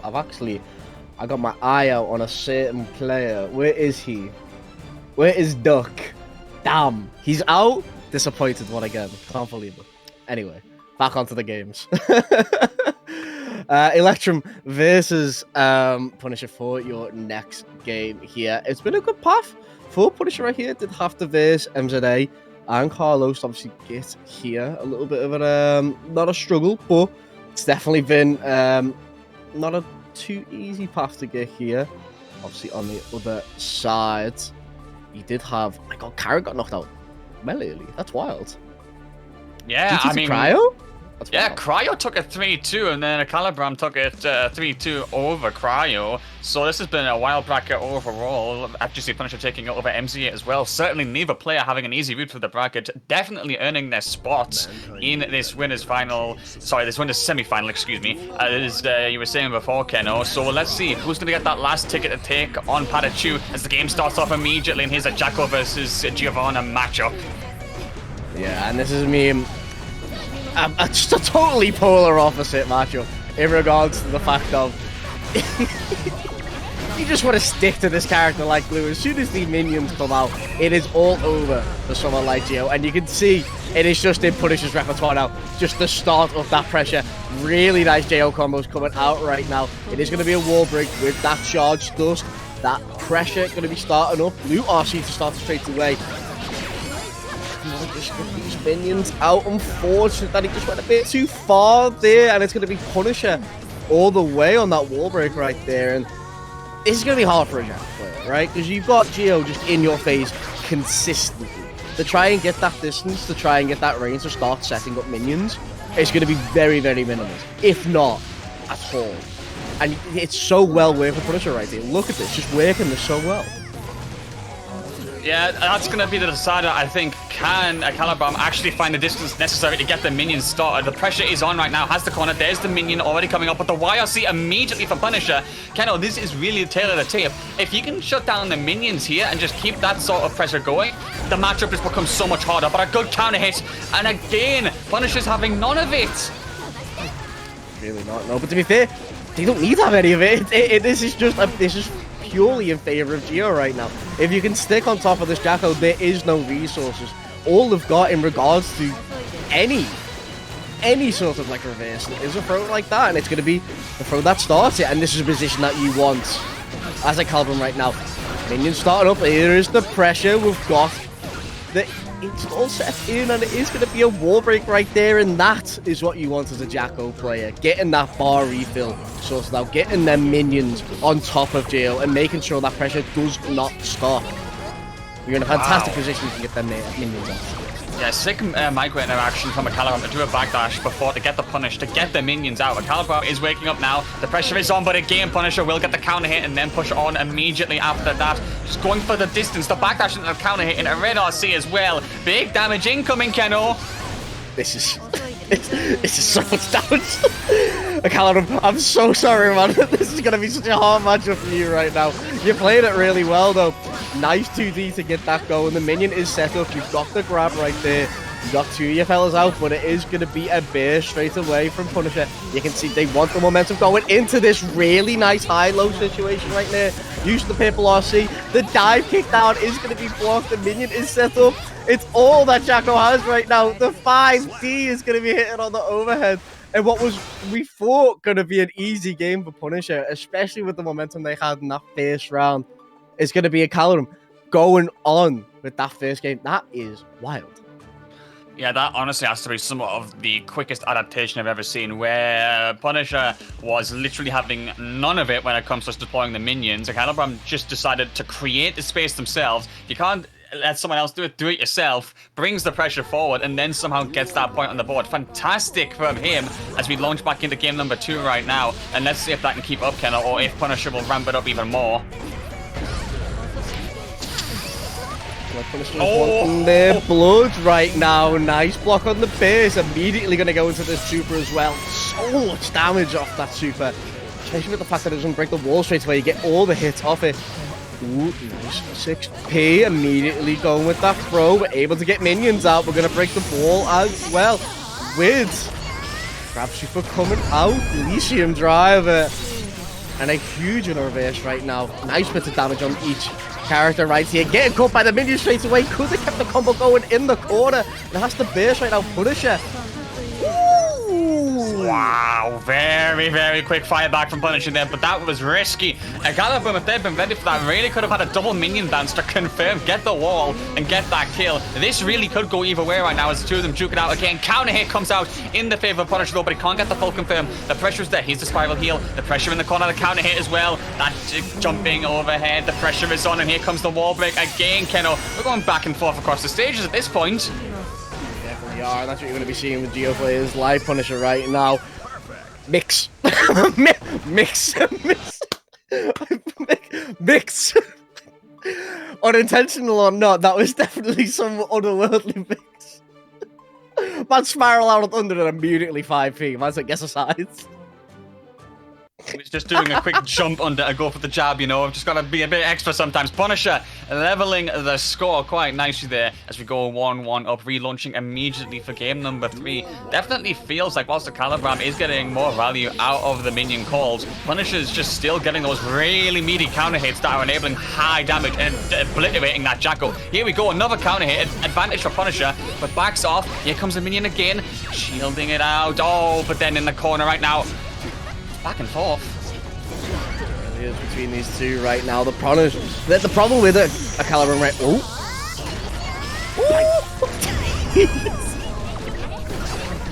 So much damage at the end. I was about to say the problem for Ecalebrum right now is that you really have to sort of like go for these large buttons, go for these buttons which could be counter hit, which are really dangerous to go for. But certainly went for that super nice block on the YRC. Nice pickup as well with the dash cancel. That was huge right there. It was huge. It's a point on the board for Ecalebrum right now. One more to go in the advantage in this back and forth set so far as the minions continue to be called right now. Good job for Punisher. Shot that down immediately. Does not want to let the screen get overwhelmed by the minions. Spiral arrow, but a punish from Ecalebrum.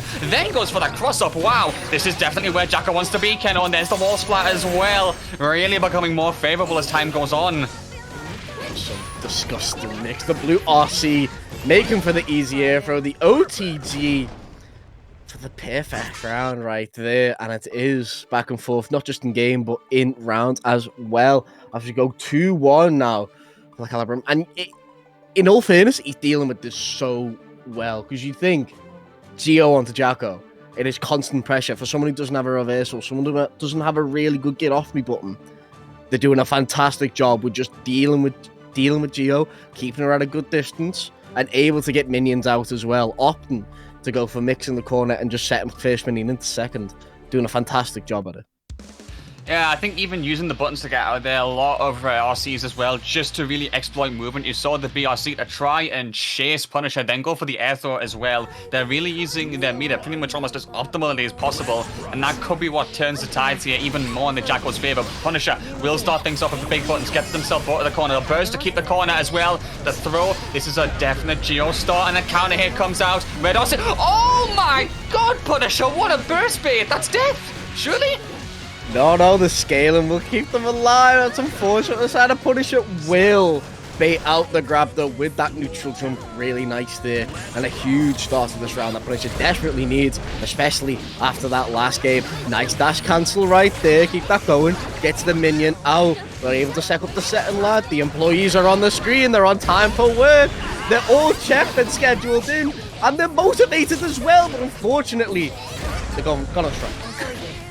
Yep, just when Jacko offers them a pay rise, there's the strike, unfortunately, by Geo, and then gets the wall break as well. Positive bonus necessary right now to really put the momentum back in their favor. Good jab in the air to stop Ecalebrum from moving around. Then here's the pressure, good extension, and should be able to go into spending the bar as well, Keno. Break the wall, get even more advantage. Needs to level things up right now. Really nice blue RC back right there, trying to jab with the 2D. Mix coming in. We've got minions on the other side, which means we can juggle. Ooh, I thought we were going to go for something crazy right there. Blue RC to make yourself think it will be blocking that purple RC, and it's going to be huge for Ecalebrum right now. It's going to be a nice start to the round, especially with the IB start. We've got the minion out, second minion out. We're sandwiched up right now. BLT with Geo in the middle. All the fellas are on the screen. This is what Jacko needs right now. the throw as well to keep them closer. The goal burst is gonna get punished. Ecalebrum is keeping the sweep going with the minions, 2 of which are in the corner. The Chipp is there, good tech on the throw right now, and finally a counter hit which was so necessary to keep that survival going. He's attempting to try and backdash there, but that grab attempt was punished. Punisher trying to get on top of this, even on live. Blue drift forward will be caught out by the heavy.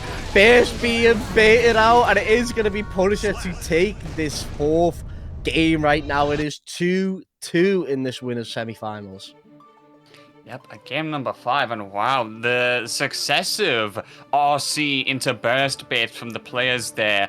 Adaption and awareness from the both of them as they desperately claw for that ticket into winners final, Keno.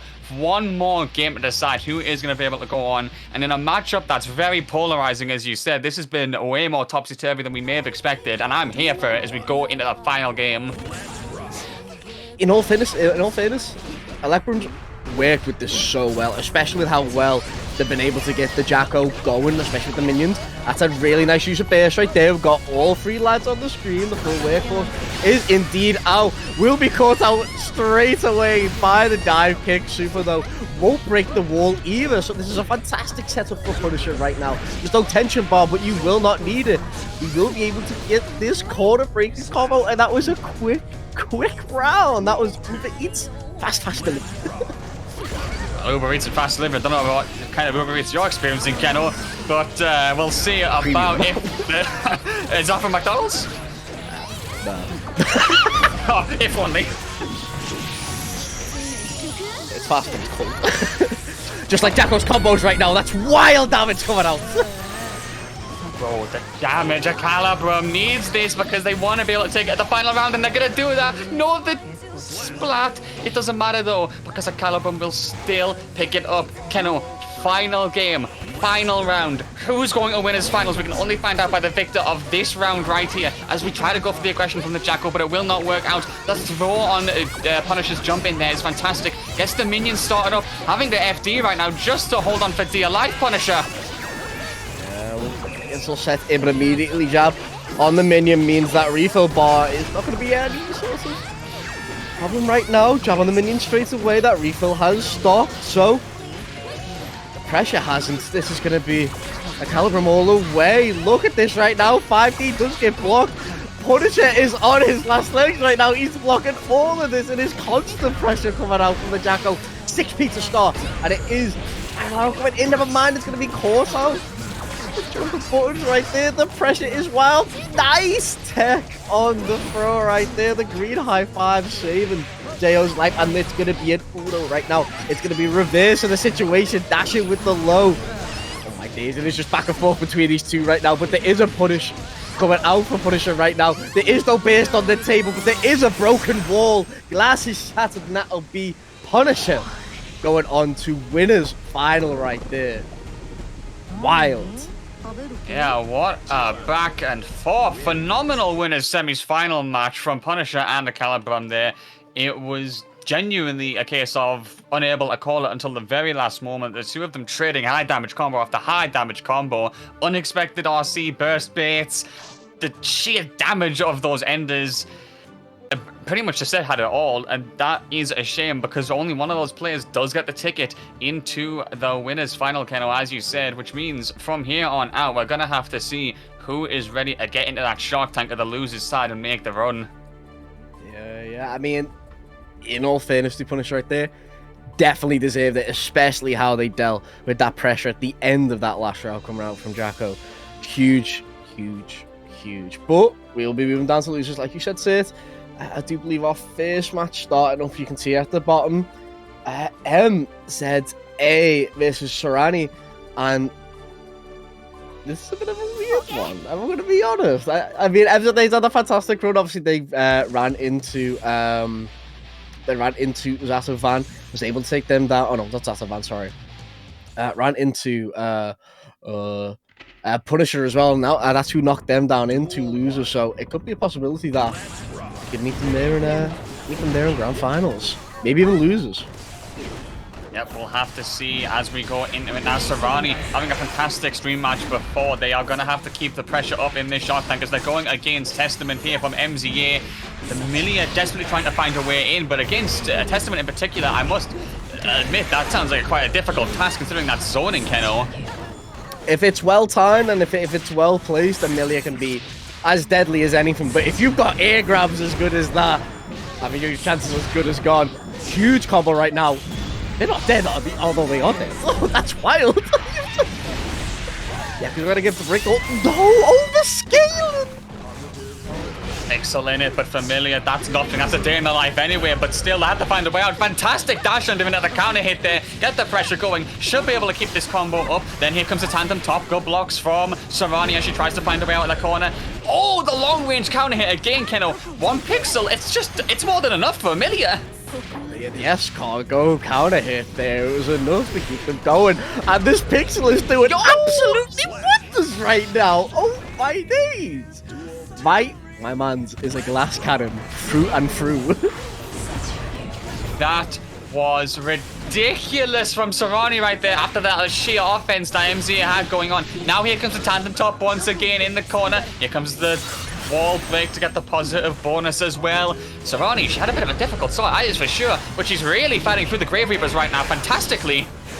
They do have on there right there. Nice with the far slash, and I really like how they're just weaving around them to these buttons right now, really not wanting to get jabbed out. Huge confirm right there. And it's so well worked from Sorani right now, because you see when they were in the air, obviously they had all the options to stop the momentum. They had the dashes, they had the rows, but you've seen the 6P come out, you've seen the slashes come out, but MZA ready to catch this Millia out, and the movement was so on point. It was, I'm going to be careful with this, because one hit and I am dead in any sort of situation, and it was so well worked. That was so clean.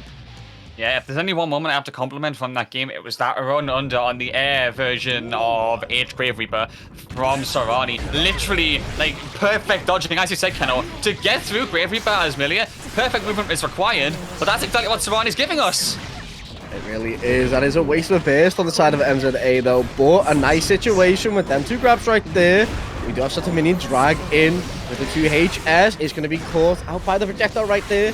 Green high fives all around. Rose Petal's going to be hitting, and that 6P is finally working wonders. Full Testament right now.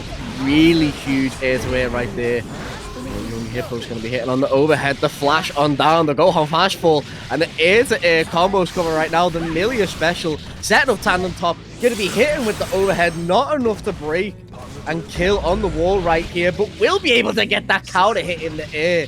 And that is looking huge for Sorani right now.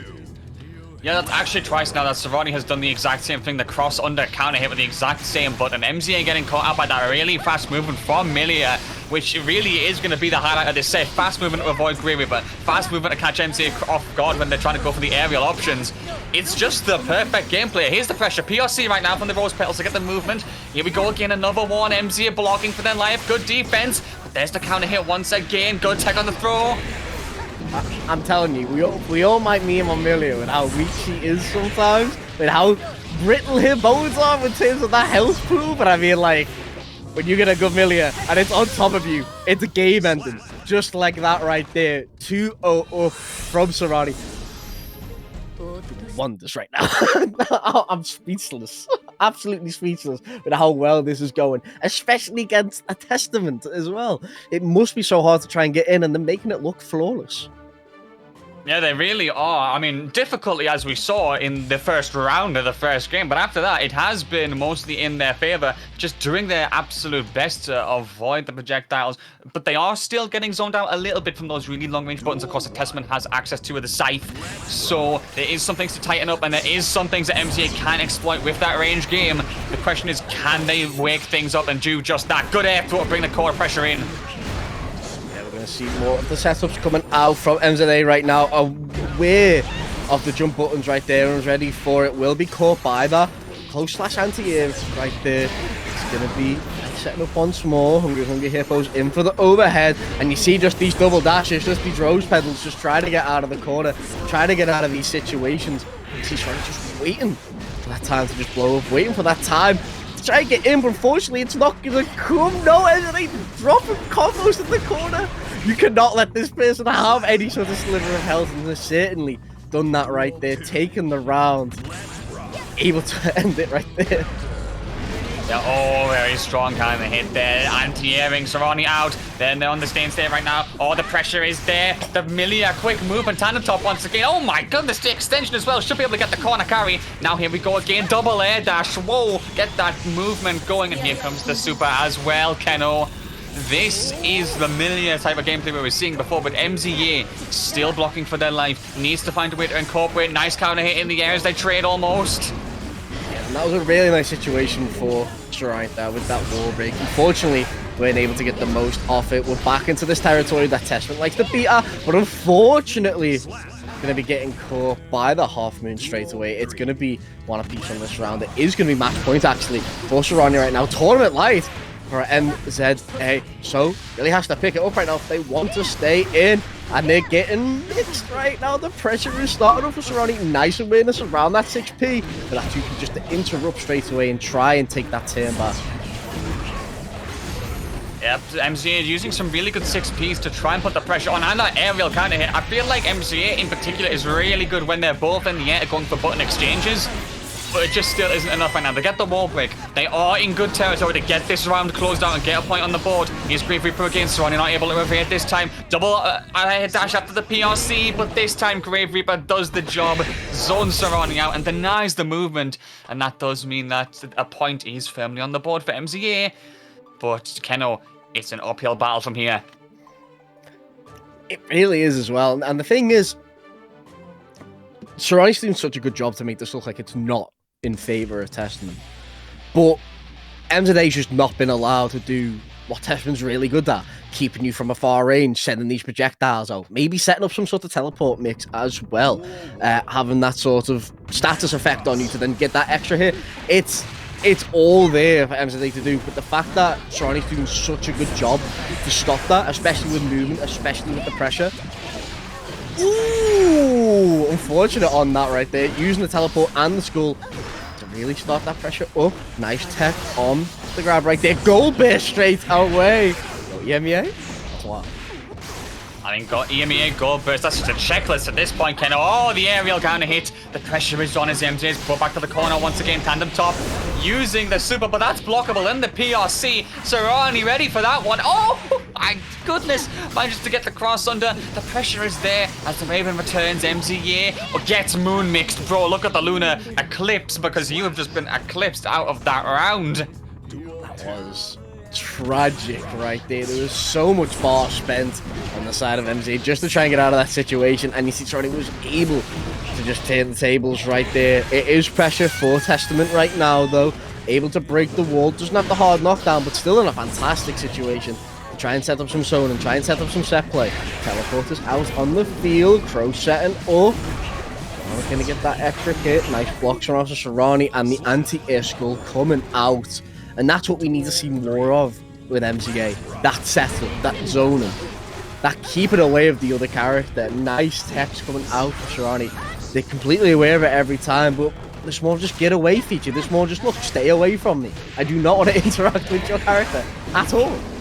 Yeah, MZA is being a lot more aggressive with the buttons, I'm noticing. I have to say, they are getting a lot of 6Ps off at this point. It really feels like they're shutting down Sorani's aerial movement. They're having to use grounded more to approach because they're either getting counter hit, gold burst, or 6P'd out of there. MZA has the corner right now. Grave Reaper is there, but quick movement from Sorani. Now the pressure's on, counter hit. Keno, this is tail of the tape burst from MZA, who does not want to hold that pressure. They've experienced it long enough already. Nice situation for MZA right now. Doesn't need to overextend too much. Will get that ear to ear. Will get that grave digger right there. Able to catch the dashing Millia in. And all of a sudden, it is 2-2 right now. Huge for MZA. And they're certainly running it back. Yep. I mean, how dramatically ironic is that Sorani's message says run it back, because that's what they're going to have to do. One more game, another Game 5 situation. Keno, I don't believe it. we are having some top-level gameplay from the EU players right here, the EMEA players, excuse me. But now we're launching in. Only one person can go through. As you said before, when MGA's tournament life was hanging in the balance, now both of their tournament lives are hanging in the balance. One more game to decide it. It's been a really nice sort of switch of playstyle, switch of mindsets for MZA right now. They're definitely worked more into what Testament is stronger, able to keep Sorani away. Maybe to even read the situation. Maybe it was just a really, really slow download on what this Millia really wants in this situation. But nice mix coming out there. The red RC given the low situation. Not able to go for that double overhead right there though. Does get the mix and the pressure into the corner. So they trying to fight out right now. Ooh, the counter hit. No confirm off it though. A little bit. Shotty going after Sorani, and it is going to be punished with that wall break right there. Your hippos coming in for the overhead. Escort go, trying to anti-air with the close slash. Ooh, it's a bit of a scramble in the mid-screen. We're waiting for that overhead, and it does certainly come. Sorani taking the first round there in what could possibly be the last round for MZA. Yeah, Sorani, she's really waking up when she needs to. The double air dash there. The mix is incorporating with throw, though, which means MZA can, of course, get their own throw, bring them as close to the corner as possible. Another throw. Here we go. Get the Grave Reaper set up. And now Sorani has to find a way out, and that's exactly what they're doing. Oh my goodness, the Capel as well to get the hit. Amazing from the Millia as we keep the corner pressure going. Here's the wall again. Burn the meter kennel. There's no more better time to do it. You've got no more chances after this. It's a really good setup situation. Are we going to get the mix in? It's a YRC straight away. And so they really want to stay alive. The 6-piece being dodged. Rover on the left-hand side, and Tandem Top will take it. Sorani will be going through in the loser's side. Yep. Sorani, wow. They definitely needed to adapt throughout that set, though. Let's give some credit where it is absolutely due to MZA. Because the adaptation that they brought out, utilizing the Grave Reaper, getting more effectivity out of it as time went on, it felt like Sorani was having to go way more for the grounded approaches, because those aerial gold bursts, those aerial buttons, they were working out quite nicely. So Sorani really overcoming what I think was a difficult match for them, and a fantastic 3-2 strong as a result. They will move on, Keno. They definitely will, and that was a fantastic game, especially them first two games as well, to go 2 up so quickly. Nice clawback from MZA though. There was definitely a chance, but Sorani was able to compose themselves, take that last game in their stride, and go on through the losers. I do believe we have. Do we really have a Geo mirror up next? What's the other side of the bracket? SnailTiger versus Zato-VaN. Never mind. We've got. Who's SnailTiger been playing today, actually? Because we've got, obviously, Zato, but last time I seen Snail, it was Kai Kisuke. Is it still Kai? I believe Snail was running a sort of hybrid before, because they were on stream and they were rocking the Bridget as well. Ooh, okay, alright. I'm ready for some brisket today. I'm definitely ready for it. It's a character that I feel like, especially when they got introduced, you should just set a stamp on the game straight away. Definitely a character that isn't really easy to get into straight away, especially with the type of mix that you can have with the character, but they're so deep in regards to what you can do that I feel like it's going to be ages before we find any sort of, like, not footing, but like some really top tier stuff with that character. Right now, I think, you got Hitoshi playing Bridget, and then I think you got a couple of other EU players playing Bridget, so it'd be nice to see what they can find throughout 2023. Yeah, whilst certainly there isn't a lot of rep for the character, it does feel like there is more breakthrough coming through them. I mean, the fast recovery that they got in the latest patch, the quick movement as well, it does really feel like they can, at this point in the game's life, in terms of its balance, can really kind of pounce on top of you in an instant and really get that pressure going with the yo-yo. Question is, though, how effective will that be against the Eddie of Zato-VaN, using the Zato there, because, of course, there is the option for that H option, then the armor as well could be difficult to overcome.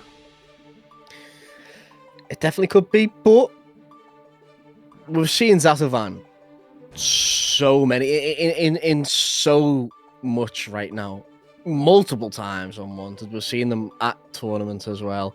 Obviously, SaltyEU every other week. So if there's someone to really move on through this bracket today and someone to really take it as well, it has to be Zato-VaN. And to be fair as well, very unfortunate on the winner's side as well, especially with how that last match ended with Gaga. Obviously, no one's fault really there, but did get his chance to run it back and did unfortunately miss that chance. So could possibly try and run it through losers right now. I do actually hope to see it as well, because that's the thing. That's the thing with Zato as well. I love watching Zato. Zato's one of them characters where as soon as I touch him, I'm like, nah, can't do it. There's way too much here, way too much to unpack. It's like pass the parcel before like 100 people. I couldn't do it. But when you get to the center of that character and you can find some of the combos, find some of the routes, you find some of the mix that he does have, it's an absolutely fantastic character to watch. Yeah, I would agree as well, because it's all about the satisfaction. Utilizing Eddie to the max, really just catching someone entirely off guard and draining the life bar for it. Highly satisfying, and Zato-VaN is going to have to look for that satisfaction here as they launch into the match against SnailTiger. We'll see if they can take it on, as you said, Keno, and get the run through the losers bracket. But SnailTiger as well. Both players fighting for their tournament life, Keno, as we go into this match right now. And the Bridget will be the one to get started off immediately. The yo-yo recall is not going to be enough for Zato-VaN. We'll get the corner off. Strong options, good blocks on the front support from SnailTiger. Defense is there, but not for effort. Seraph comes through. There's the counter hit, and immediate burst is going to be used. Yeah, I'm going to have to base out of that situation straight away. Otherwise, it would have been really unfortunate. Obviously, Bridget, literally the lowest health character in this game with no gut on obviously equal footing with Zato here. So it's going to be some quick games if he can get the damage off, especially with the pressure that SnailTiger has right now, breaking the law to try and dodge these yo-yos. It is going to come back though. And the bar is all full. Red RC to try and start the mix. The run-up grab, the drift up. Oh my days! Oh, the source! Oh no, at the left-hand side, but the 5D is putting in the work and the charge. He's going to be hitting on the noggin. You can definitely see what SnailTiger wanted there, with how they set up Yo-Yo, with how they were waiting for Zato-VaN to fall down. You can tell a corner combo was coming out. But like I said, the experimentation with this character can throw your enemy wherever they want, so you got to be pinpoint perfect with them. Otherwise, you're going to be taking damage like this. My days right now. Absolutely, a huge risk from SnailTiger to go for the reversal there, but it didn't work out. Huge damage. Eddie's life bar is regenerated. Here comes the pressure in the corner. The blocks SnailTiger. Oh my goodness. Now Zato-VaN can disengage. Here comes the pressure. Red RC as well. But another counter hit from Zato-VaN with that skull button. Now in the corner, and the kill is there. Back and forth so far, Keno. I don't believe that Zato-VaN blocked that button right there. Did you see that Red RC? Did you know that hit on the other side? I don't believe Zato-VaN blocked that right there. I believe there's a demon in him. I believe that demon's called Eddie, and it's blocking for him.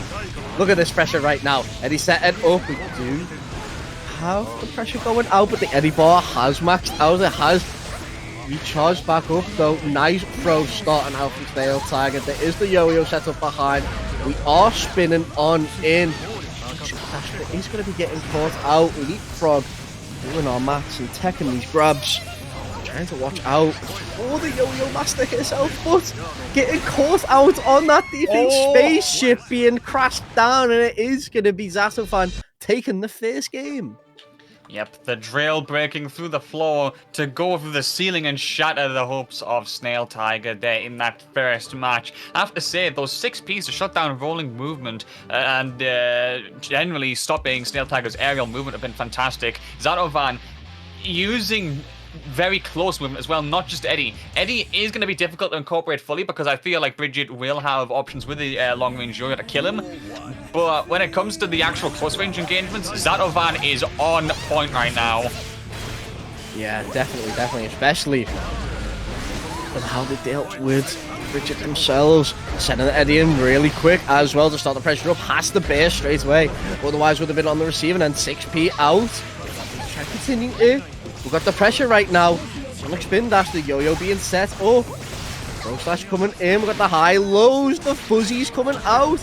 And the 2P just to respond. The jabs are going to be ending the pressure. You see a trade in these mid-grounds right here. And I thought we were going to catch with the the drill right there. Oppose right here. And it's all Zato-VaN right now. Oh, never mind. Speed up on in. Segueing onto the next round. He's going to SnailTiger with the pressure. Counter hit on the low. couldn't keep it going though. Spinning on in, it is the pressure just consistently going back and forth right now. There's the set player, gotta be careful, Zato-VaN. There's Eddie hitting the background, you saw it. But then the Sharknado, Zato-VaN doesn't need Eddie. Will just get the hit anyway with the command grab. And now Zato-VaN does take the lead. And as I was saying before, Keno, those 6Ps from Zato-VaN really on point when they're getting close together. I do feel like that is winning a lot of engagements because it's stopping SnailTiger from getting those setups required. Bridget right now, the good IB from Zato-VaN evades the yo-yo, the counter hit as well, pushing Bridget dangerously to the corner, Keno. Yeah, you don't want to be in this situation. There's SnailTiger right there, hovering to try and call out some sort of button. It's going to be opposed to stop the 2Ps coming out. Zato-VaN with the pressure, nice blocks coming out from SnailTiger. Eventually does have to let even though, and it is. Oh! Coming on out on the motorcycle, going to be clashing on Eddie right there. It is still all Zato-VaN right now though. 2K coming out, and you just see SnailTiger just trying to find any way out, but unfortunately for them, there is no way out. It is all Zato right now.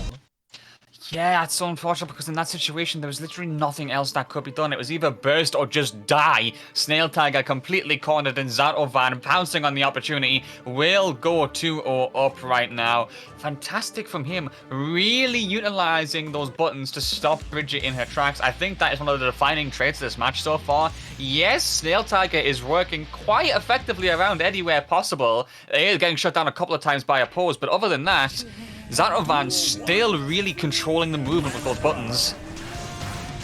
And the thing is as well, if you notice it obviously within these games, when SnailTiger is setting up retain yo-yo, when SnailTiger is trying to get some of this pressure started up, opposes out straight away. Oh my! Straight away to stop any pressure from the back. And look at this right now, block on the DP.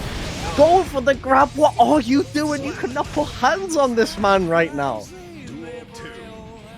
Oh, Zato-VaN is breaking low. If I'm needing to break the low at the 214K. He's got that pressure on right now. Here comes the frog, catches him, which is a combo. Bridget desperately trying to find a way out, and he does, but the punish is still there. SnailTiger, SnailTiger is trying to use her to her maximum efficiency, but it's just not working out because once again, Zato is getting in close. The buttons are there. Break the low, and then the BRC after that. You know SnailTiger knew that Bridget was going to have to disengage there. Especially for that mix right there. Oh my days! Oh, that would have been a disgusting left right if we got it. Nice blocks coming out from SnailTiger. Nice awareness right there. Opposers is going to be coming out to lock down. We're going for the mix. Huge grab right there. And it is going to be a nice start from SnailTiger, but it is interrupted straight away by the burst right now. 5P to stop Bridget coming in. And the 2S to take out the Yo-Yo Master. It is 3-0 for Zato-VaN in loser's side right now. They will be moving on to loser semis. Whoo! That was wild from Zato-VaN. Wild indeed. I don't think there's a better way of putting it, Keno. Again, a topsy-turvy match overall. Yes, there was the 3-0 scoreline there. Oh my goodness, Rumula with the 590 viewer raid. Hello to all of you. Thank you so much for joining us right now in this SaltyEU Weekly. We have got for you a tournament that is high in progress in the top 8 right now. And we have got some high-level EMEA action going on for you. Thank you all so much for joining us. Hello. Welcome. We are, like I said, we're in the midst of our top 8 right now. Zato-VaN just taking it over SnailTiger. We will be moving on to our next match, which is, I believe, winners final. So you've joined us at a fantastic time, actually. Yeah, I mean, literally could Is it? not. No, never mind. It's not. It's losers. It's losers semifinals. Put the brakes. Oh my goodness, though. But yeah, again, the tournament has been progressing fantastically. Zato-VaN there joining us, you guys. You have just missed Zato-VaN taking a 3-0 victory over SnailTiger as we are into the losers bracket right now. We have our winners final already set, and we have 2 players. That is FGC Punisher and PataChu with Sin Kiske, notably running the show right now. But looking into the chat, it looks like our next stream match is gonna be Gagayoux versus Sorani, Keno. Yeah, I mean, to be fair, it was a fantastic game between these two last time. I mean, between these two last time. Like, Sorani's last game was absolutely fantastic, how they played their Millia. And... Wait, didn't Sorani win their game?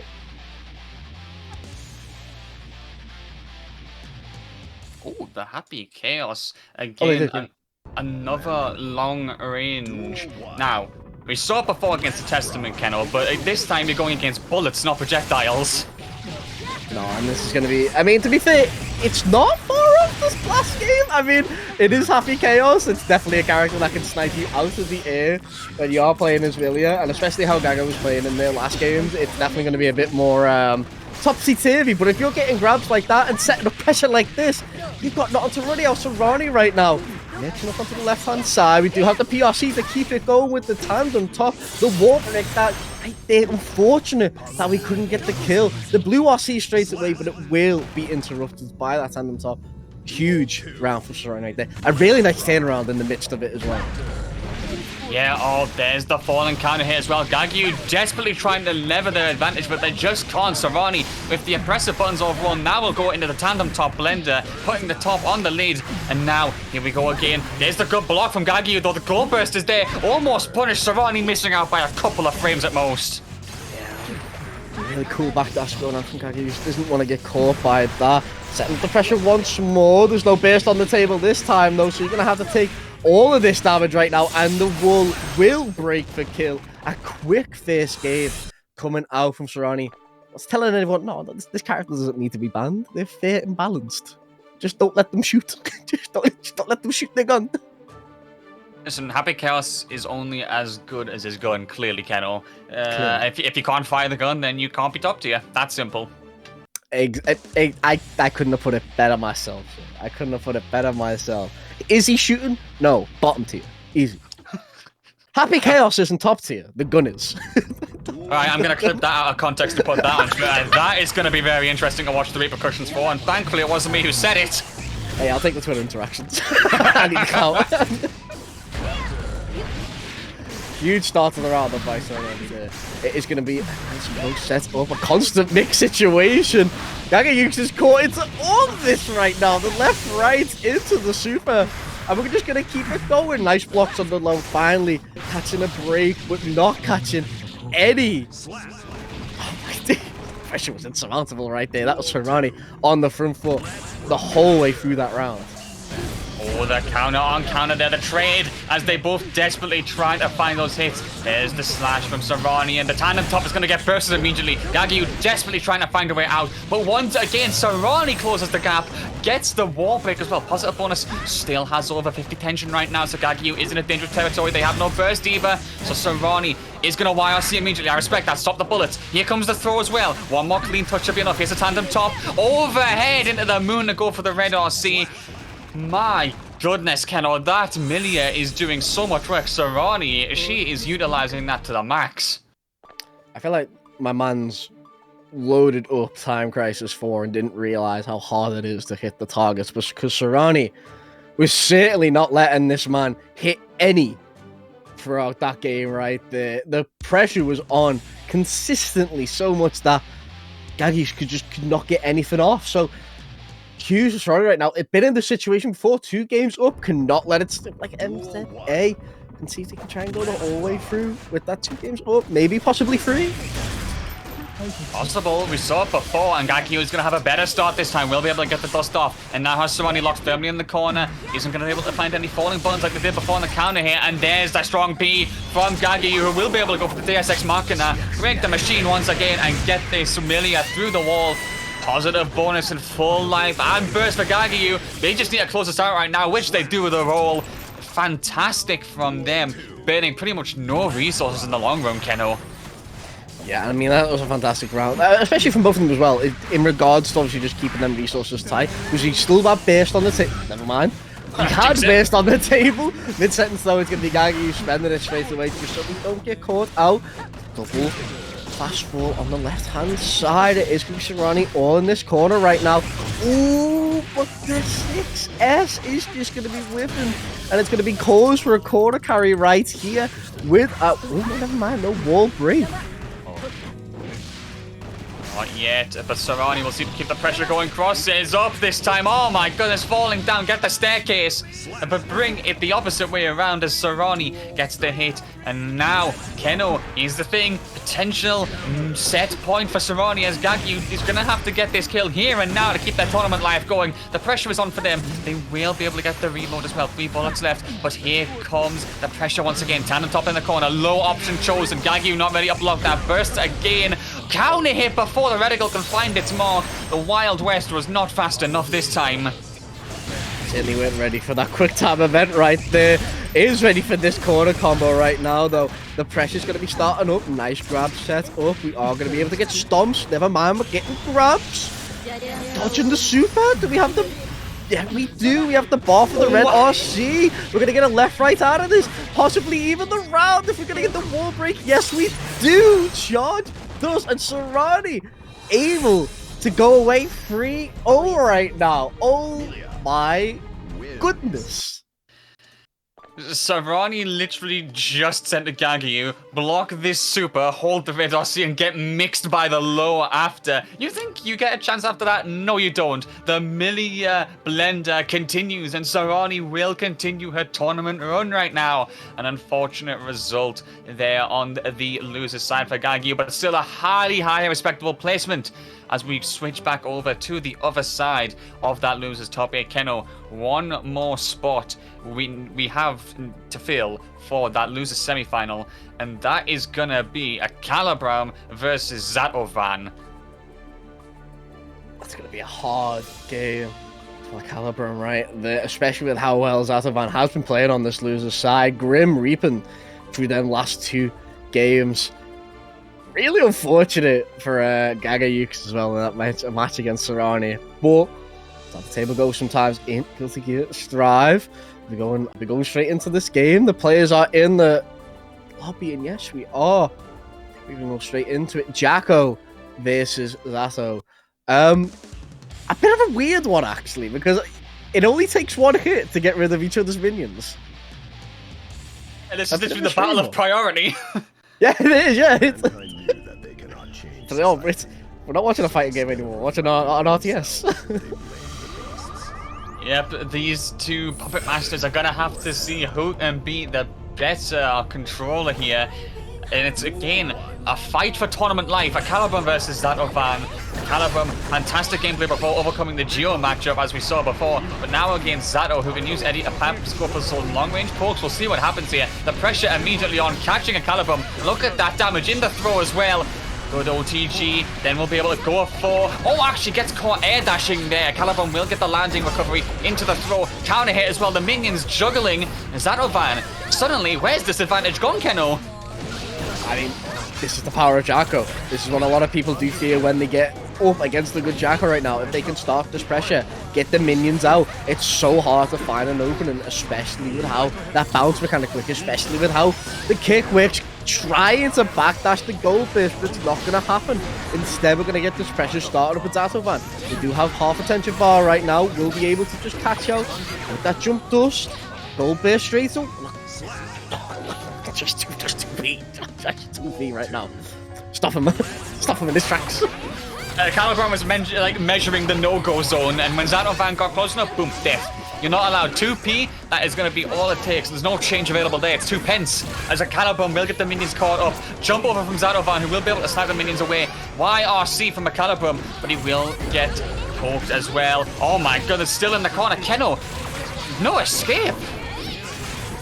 My man's just running with his child right there into the corner, able to break the wall. And just to run off front, the audacity to be like, how dare you oppose me in the middle of this round right now. I'm going to run off front, get rid of any and all mix that you're trying to settle, any and all pressure that you're trying to settle.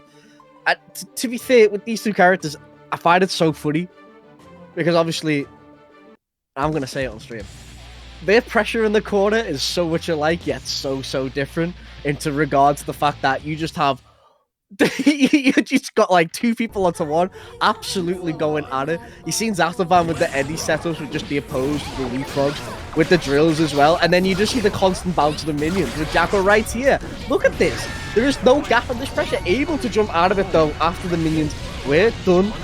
didn't work, and it is a nice corner carry right now. Ooh, huge one out for Jacko. We're going to be able to set up the minion. Are we going to be able to get the second one out? No, we're not. We're going to be losing our lads right there. Really nice use of RC.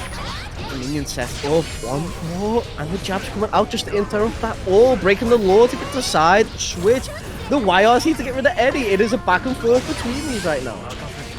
Yep, the Lance there, call Eddie Sir Lancelot for the moment right now. The drill's there, the Dunst is there as well, but still Ecalebrum blocks the counter hit though. Burst is there. Is it going to be used? Not just yet. Right now, one more hit will be all it takes from Zato-VaN, who has the corner still, but one quick jump up from Ecalebrum. It's back to scrambles, Keno. It really is able to clap with the claps. Right days right now. It is. The thing is, it's so well orchestrated in the corner from Neøs in terms of pressure. You can only find that one opportunity to get out. But as soon as we go into this mid-center, as soon as we go into neutral, it's just scramble. It's just Eddie, get him, minions, get him. Just the first one to hit wins, and you're seeing it right now with Jacko. Especially with the minion set up, there is an unfortunate gap there, though. Wasn't able to pick the minion, was able to cancel the green whistle, though. And it is pressure once more, setting up Jacko, and it is all Jacko right now. 5D to break the wall, won't be killing. To stop it, and it's going to be right back over to Zato-VaN to do the exact same. Yep, the movement there, the backdash you saw to then try and dive in, looking for those whiffs, looking for those counter hits. Is Zato-VaN gets the wall break one more time, one more hit subtly in it between them. Immediately using the BRC with that tension as Ecalebrum. Here we go again, one more RC. Zato-VaN was ready. Did you see how ready he was, Keno? My goodness, what a punish for that throw.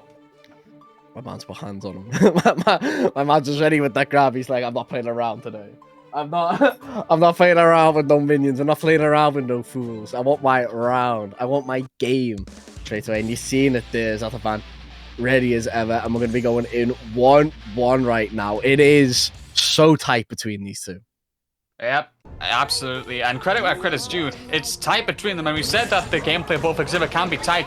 Zato-VaN in particular, I'm really liking the way he's dealing with minions quite consistently when he gets put in the corner. Is that jump into JH, because of the way it's angled, quite effective at hitting both minions at once and getting them out of there as fast as possible. So Ecalebrum still is really getting a lot of the momentum, but Zato-VaN is doing their absolute best to try and fight back against it.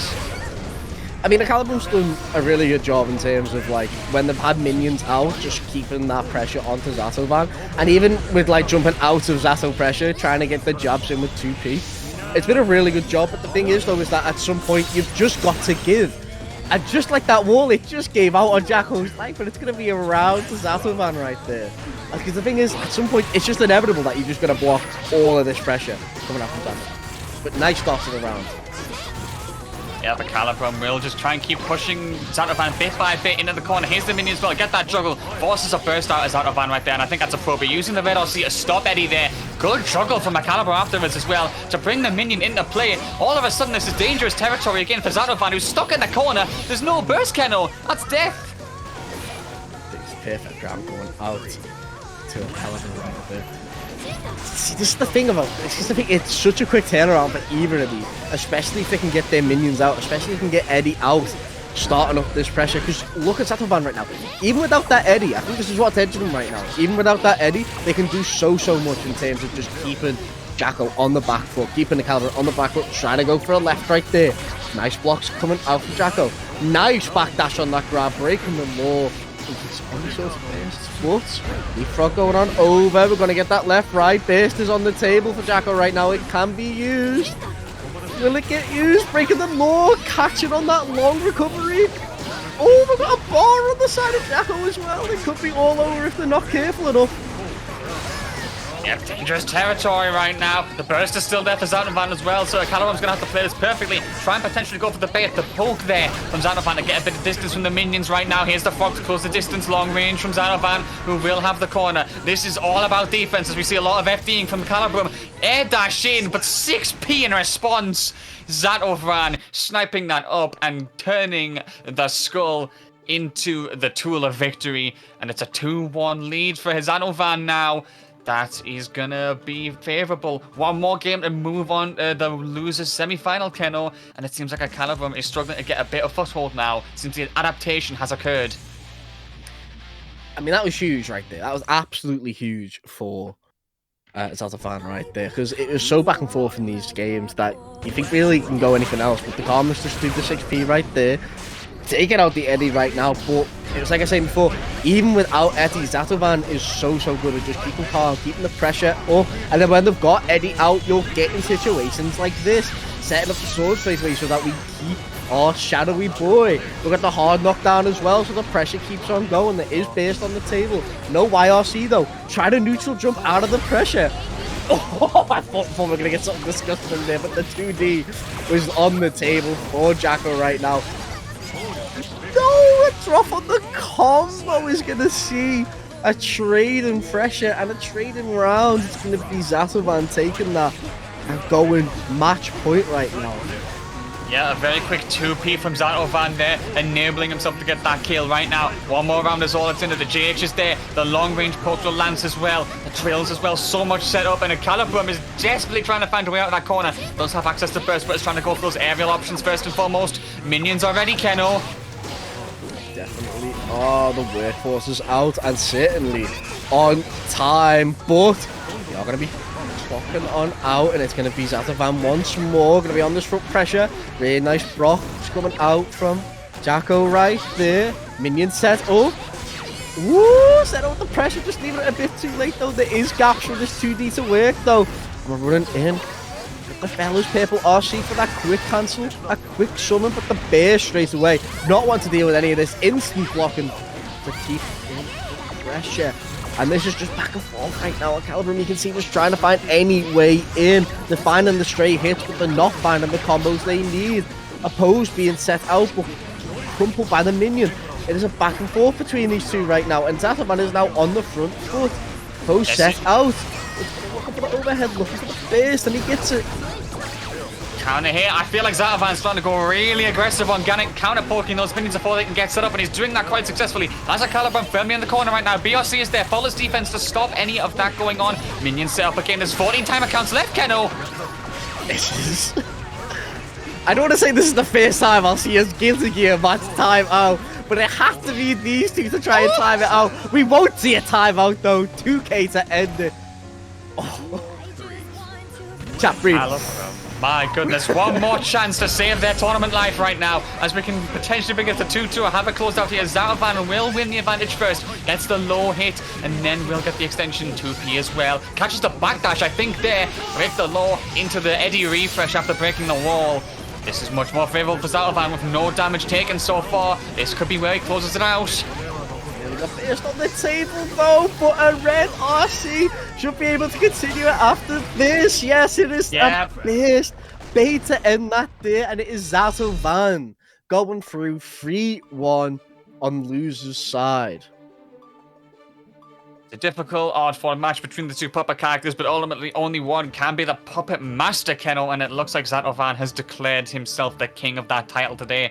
The Jacko of Ecalebrum eliminated after what it was admittedly a fantastic back-and-forth match between the two. A lot of adaptation had needing to take place to get used to the momentum and the usage of each other's minions, but for now, tail of the tape in that round of losers has been sealed, and we can move to losers semis, which I believe is coming up next. Just going to make sure of that. Actually, no, apologies. It looks like, Kenneth, we're going to get that match that we were talking about earlier, the favourable one, the one with Sin Kisuke potentially sitting comfortably in winners finals. That's right, PataChu versus Punisher is up next.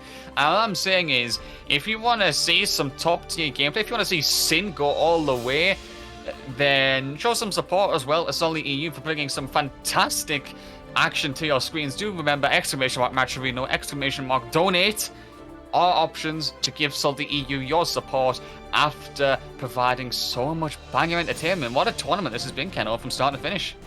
Yeah, it's been absolutely fantastic, especially with some of the matches that we've had on stream today. And the thing is as well, it's so wild how stacked SaltyEU each and every week. Because it tends to be, like, especially with online stuff, you don't tend to see too many people come out for, like, certain games. I don't obviously speak too much on other games, but I'm always astonished by how much people do just turn off for Guilty Gear Strive, and it's such a massive community, especially for SaltyEU, especially for some of the other online tournaments out there as well.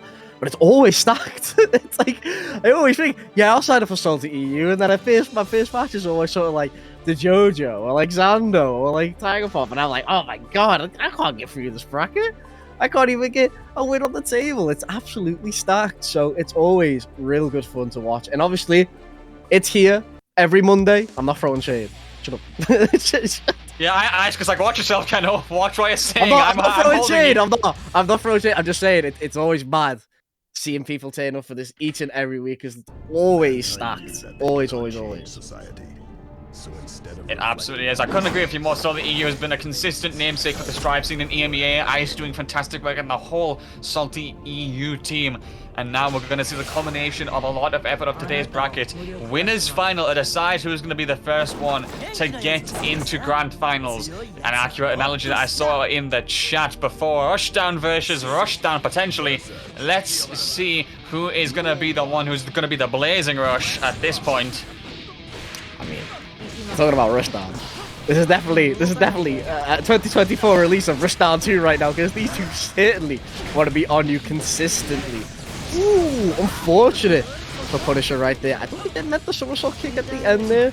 Maybe miss input, you never know. It's going to be Beak Driver trying to catch the distance with PataChu. And this is the thing that Sin's got over Geo right now. It's not just the rushdown, but the range as well. So they can do a real good job of keeping Geo out. Doesn't get the full punish on that burst right there. It is still baited out though. But that is on tail right now, because he will be getting broken against that wall. It won't be a death, but it is certainly a nice bit of damage on the side of Geo. Catching out on the super. It's going to be blocked. Overhead coming out. Cancelled. Throw to the corner. It's all PataChu right now. Caught with the low. The red RC. Oh, he was waiting for the burst. Oh no. And that gives a chance to PataChu here, who gets the throw. Oh no, Punisher reading the wrong book there as they desperately wait for the burst, but it just doesn't come. PataChu holding resolute in their defense, then gets the hit and goes to the advantage here. But now the Giovanna of Punisher, 2 throws in a row, will be able to bring him towards the corner. The counter almost comes out. Sin stuck, and here's the wall splat as well. Burn the tension gauge, cannot maximize the life lead. Punisher right now, they definitely need this round going in, and they'll take it as well with the perfect looking clean going in to this last round right here. And it's been a fantastic game one between these two. Nice catch with that record right there. Big driver against the wall, not often to continue it. We'll continue it there though. Red RC to keep the pressure up.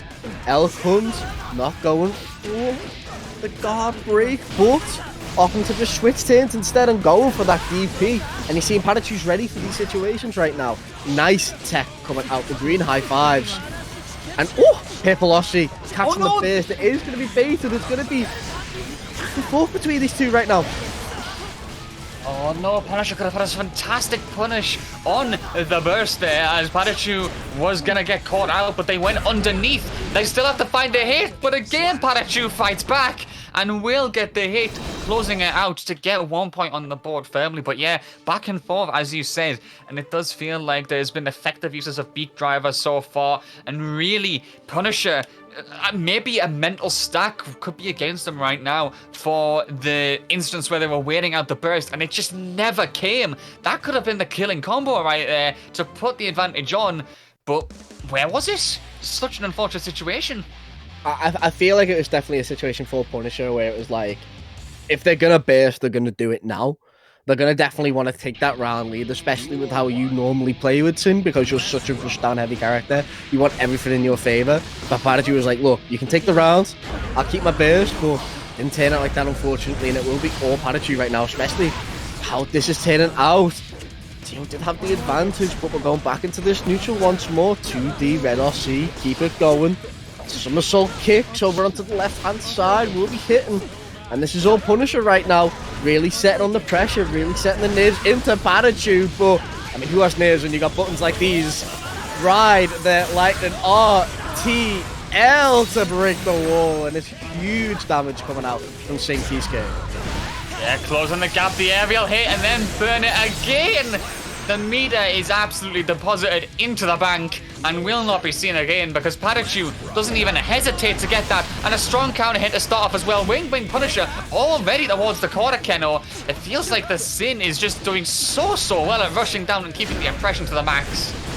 I feel like what PataChu's doing really well with the Sin is just turning on when you need to. And then it's just constant.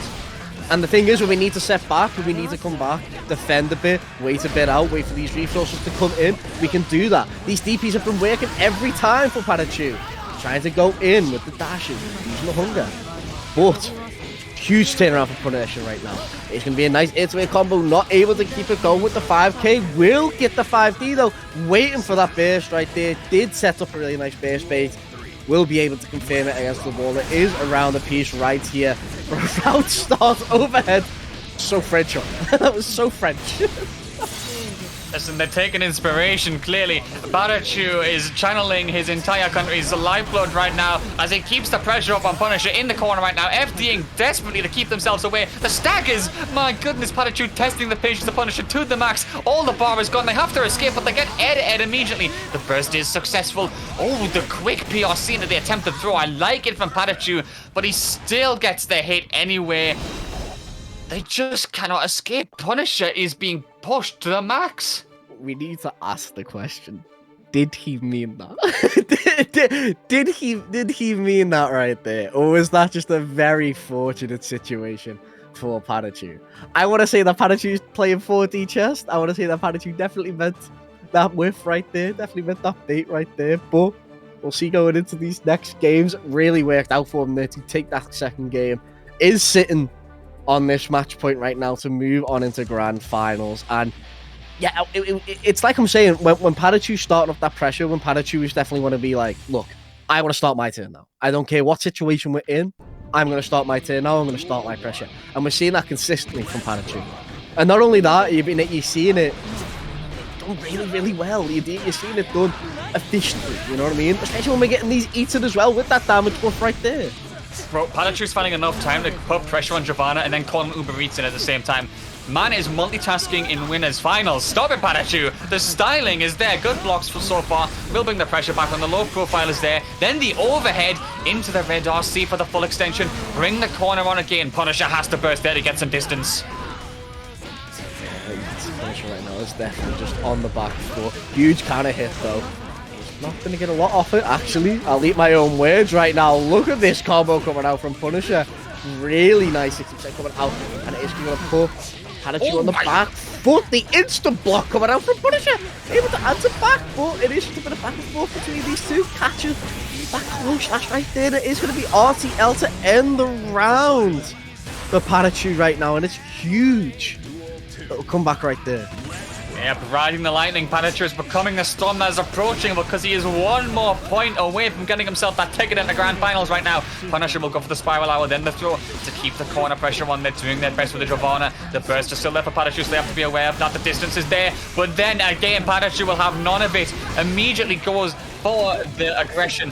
Trying to go for those long range pokes to the flag. Red RC comes out. They'll be able to go for the side swap as well. Critically get PataChu into the corner right now, Keno.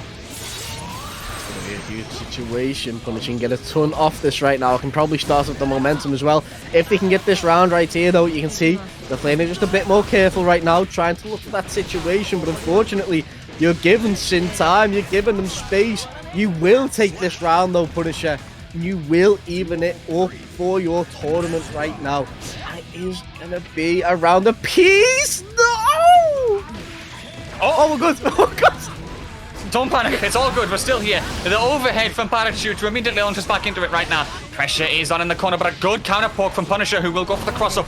Now it's the spiral arrow into the throw, but it's tech from PataChu. Great defense there. Immediate burst as he tries to find the distance. Low profile again. Red RC extension. Got a burst there, but it's baited. PataChu is ready this time, and he will be able to keep the pressure going. Into the corner we go again. Get the wall splat and the break. Positive bonus. One more clean confirm. Should be enough, Keno. But Punisher fights back. Really nice awareness into dash in with that close slash Vegito ledge. Go for the low, quick Mix coming in against the wall. It's not going to be death, but it is going to be a ton of damage with a hard knockdown as well. He's opted not to go in because he probably knew RTL was coming out. The full bar was spent on the side of Sick Keisuke right there. There's still positive meter on the side of Punisher. This is winner's side right now, and it's going to be Spiral Arrow. Taking it right there. Punisher not letting that game go, and it's going to be keeping it going 2-1 right now. Yeah, I think that what PataChu was trying to do there was incredibly cheeky. I think what they were doing was ride the lightning into RC to then go for the overhead, but there was just too much pushback, so they couldn't. Because if they'd done that to send them out, that would have been peak cheek. But it doesn't work out. We get another game on the board on Punisher's side, who will get his first point, that is. And that does mean we're still going, Keno. These two, who are the last remaining in the winners bracket, are going to fight for their life as we launch into game number 4. Let's go. PataChu finally taking the game away. And this is going to be huge for Punisher right now. They need to find that momentum that they had in them last rounds. But you can't find it like this, especially with this pressure that PataChu has. Are we going to be breaking the wall? Yes, we are. Not often to actually keep the bar. Not often to go for the super, which is a bit of a wild one, though. It's going to give Punisher the time to really set him. A lot of tension on each side right now. Not often to go for the base bait. Just going to go straight for the kill. We are saving that base for the last round. Punisher once again on their winner's side life right now. PataChu on the edge of making grand finals. Yep, a very, very quick movement from PataChu there, who will keep the pressure up. Punisher right now is desperately trying to find the hits. They get the throw to keep the corner, and they are good at putting PataChu into the corner. Absolutely credit where it's due, but they need to keep them there. The burst is there to do just that, but the counter hit comes out from PataChu right now, who will go immediately into RTL.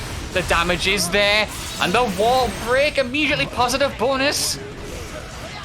The hard knockdown as well, which means we can start the pressure once more. El Cunt in, huge counter hit coming out from Punisher. Let's see if we're able to get this round. You're definitely on the edge of it right there. The 2D. Oh my dear, that gets so big it is sometimes from Punisher.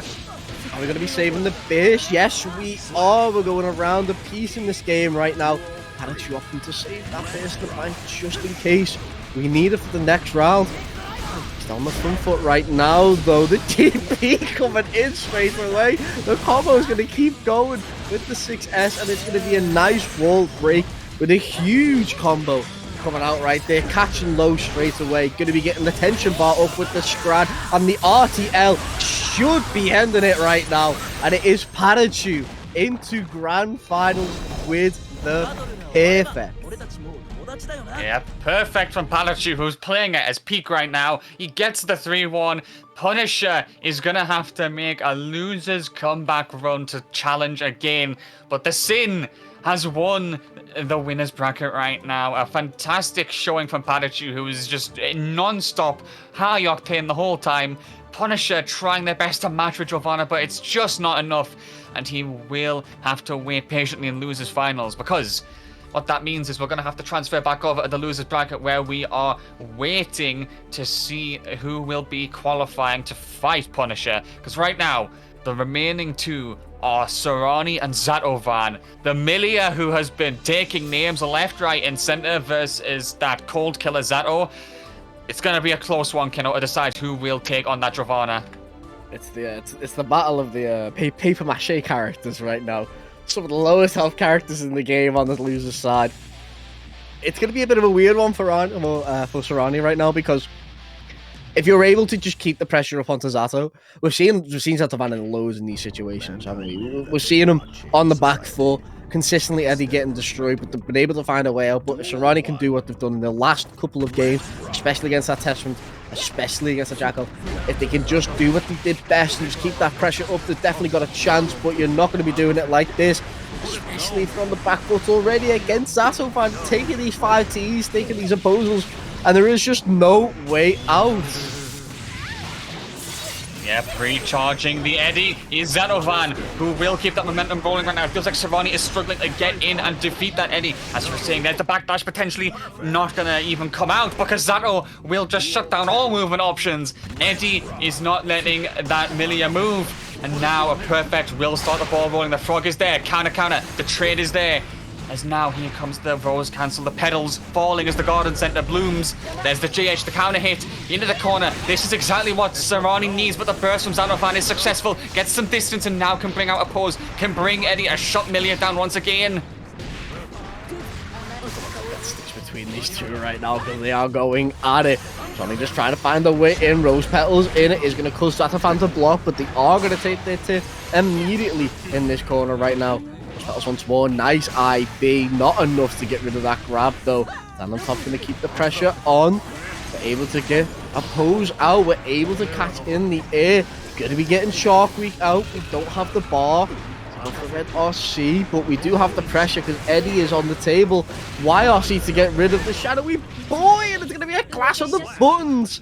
Straight into the Red RC to keep it going. It is going to be Zato-VaN for that first game there.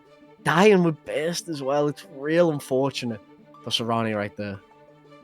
Yep, Sorani doing their best to get some movement action going, desperately so, because Eddie in particular was really just causing a lot of difficulty. Zato-VaN controlling that movement as much as possible. It doesn't really feel like they are able to get that going right now. The Millia does have movement, does have those double air dashes, but incorporating them against Zato and Eddie, that's a whole other story right now. Look at that frog to shut down the aerial movement, Kendall. It just feels like those aerial snipes in particular are really shining through. It's so hard for Sorani as well, because the thing is that Zato-VaN can do so much damage. You've seen all these combos going on throughout the whole of this tournament, especially when you're playing Millia as well. You're going to be dying quick, and that was a quick round right there. I don't even think that was 10 seconds long. Maybe just a bit over, but Zato-VaN definitely on the front foot right now, and this is going to be really hard for Sorani, especially with these opposers set up, especially with this mix right there. And even like I was saying before, even without Eddie, Zato-VaN is so good right now.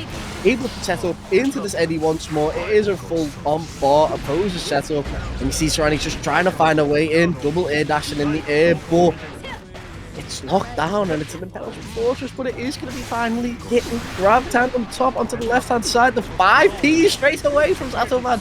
Does not want to take any of the mix. In fact, setting his own, and it should be it for this round and this game. Yep, the defense can't hold out forever. The 5D eventually did connect in the end to send Sorani out of that match as well. Zato-VaN quickly making a statement and going 2-0 up. This is feeling like their match to lose at this point because their control over Millia's movement in particular has been so good. But the question is, one more life remaining in their tournament. Can Sorani perhaps make her statement and get a comeback going? It's gonna be hard, and it really is as well, especially with how these last two games have really gone for Zato-VaN. But you're starting off really nice with that pressure. Oppose is out though, so you have to play around that. Nice anti-air right there, but not able to get a lot off it. And then once again, we're just setting this block, we're just setting this situation that Zato-VaN wants you to be in. The stagger set up, the purple RC to get that counter hit. And this is just all Zato-VaN for these past two games. These past few rounds actually. Nice fighting back from Sorani though. We will be able to go to the corner to set up some mix, but immediately an answer back from Zato-VaN. Yep, oh my goodness, the frog catching there as Sorani tried to burn the tension. The red RC from Zato-VaN to keep the pressure. A good quick poke, the 2P will come out, but it's going to be even more pressure leading up from it. The Moon mix will hit, but there's nothing to extend from it. Zato-VaN still has burst. Here's the rose petals, but they're going to get counter hit from Zato-VaN. The readiness is there, and the lower poke with a pose in the background. This just a peak opposition from Zato-VaN right now, who will get the set point locked and loaded. It's so smart from Zato-VaN right there, just to wait for Sorani to come to them. It's like, look, you can come to me. I've got Eddie bar ready. I'll set up a pose. I'll quickly set it into my tier. You see, he's not chasing down Sorani. He's waiting for them to come to him. And it is just a situation of just, look, I'll wait for my turn. Because I can't. My defense is good enough. You are getting caught low there, though. You're going to get caught high as well. You're going to get caught on this round as well. Lacking. Oh, we're run for the reset. Oh, my days. Oh, okay. I was scared then. I was like, oh, you better confirm this. You better get this fixed. We got it, though, in the end. And hearts and mouths, but rounds in pockets. Yep, once again, this is something that I think that Sorani is really good at, using that close slash, in particular that button. is ridiculous from them as they get the extension. I feel like their close S game and their JH game in particular are being really good at countering Zato-VaN where they're finding those hits. But right now they're put in the corner again. The exact opposite of where they want to be. The quick dash under, there's another CS, but it's going to get blocked. My goodness, Zato-VaN is trying to find those hits. The burst is still there on Sorani's side. No burst for Zato-VaN, this could be it.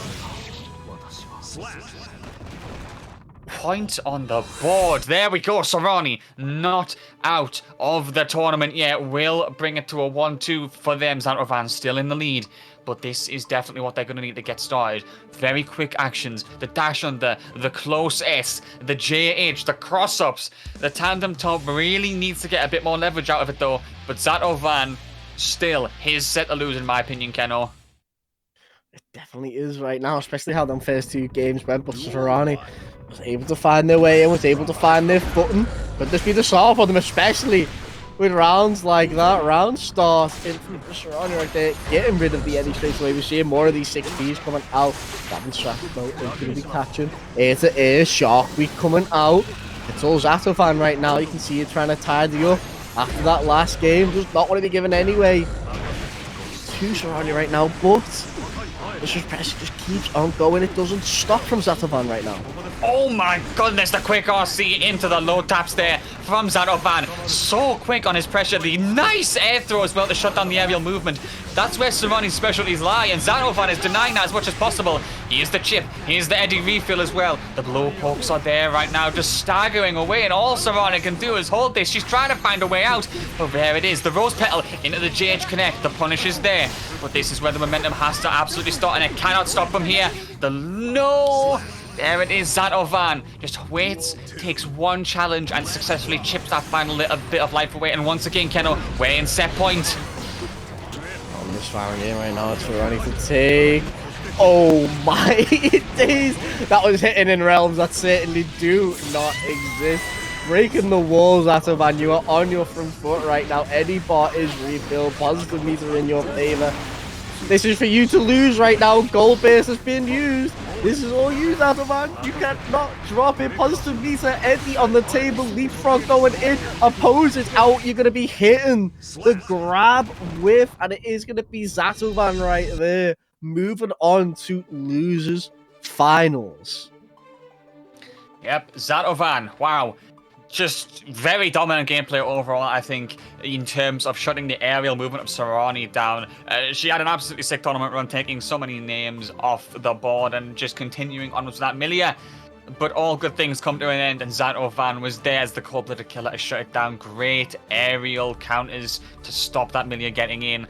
This time, we'll have to see them on the next Salty, as Zato-VaN will continue the run. And as you said, Keno, losers finals. It's time. Zato-VaN versus FGC Punisher. Who is gonna get there? Is it gonna be a run back in grand finals for PataChu and Punisher? Or will Zato-VaN complete that run through in the losers side and get up there? It's a bit of a strange one, Gio versus Zato, especially with how Punisher's been playing as well. If they can stick on top of Zato, it's definitely in their favor, but it's so hard to deal with, especially with how Zato-VaN's been playing, not just with Zato and Eddie, but Zato themselves as well. And we're seeing them deal with rush down characters as well that have just been on top of them consistently. So it's definitely, I mean, it's going to be a chore. It's going to be a chore to really get in for Gio in this match. It's going to be a chore for Zato to block all of the pressure coming in. But I feel like if anyone's going to take it, apologies, Punisher, but I feel like Zato's in the driving seat for this one.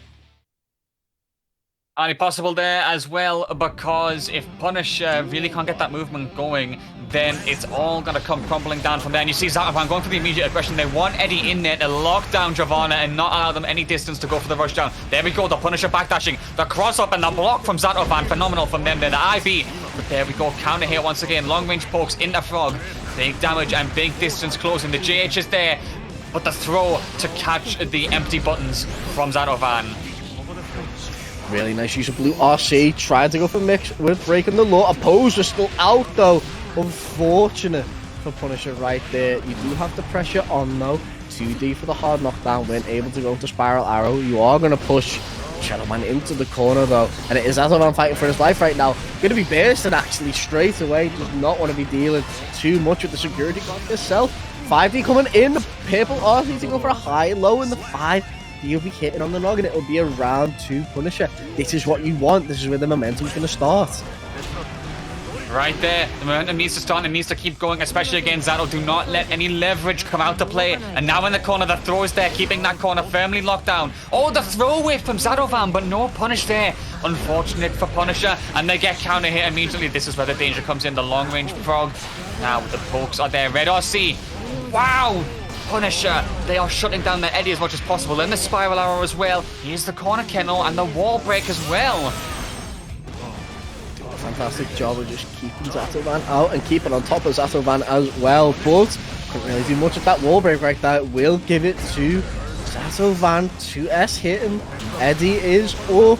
Spiral arrow in. Burst was on the table. It's going to be gold fist. Bro, that was the longest gold fist I've ever seen in my life, and it is going to be Punisher to take it right there. I felt like that burst bait was just timed a bit too long, but it worked in favor of Punisher right there. Whoo! I mean, to be fair, this is what Punisher needs right now. He needs that forward momentum, needs that first game on the table. And they've got it. And the thing is as well, I've not said it yet, but Gio's got a really good tool against Zato, and it's called 2D. You're right there, but as you were saying before, I really feel like Punisher was literally holding the trigger and just waiting to pull it against that burst bait. It did work out in the end though, but the big counter hit from Zato-VaN as we launch into game number 2 here. The burst is going to whiff, and that is actually going to be nicely picked up on from Punisher there, the juggle. And now the backing off will get caught by Eddie. The pressure is back on in a YRC immediately to shut that down. Counter hit again. Let's get that Zato into the corner. The blocks are there, but our poke into red RC. Zato-VaN desperate to keep momentum in his side. Yeah, this is Zato-VaN really trying to fight back now, but you can see Gio's nice with the pressure. 2D is going to hit the opposed, the dash in immediately with that grab. The quickness of Gio is going to be a massive advantage for Punisher right now. Is going to get caught out on that opposed right there, though. Will break the wall. Zato-VaN's round to take. Unfortunate on the side there, but I'll give up. This is going to be no chance to really get back into it. It's going to be Zato-VaN with the pressure, though. Setting up the opposed, setting up the mix, the grab straight away coming out from Gio. Not wanting to deal with any of that.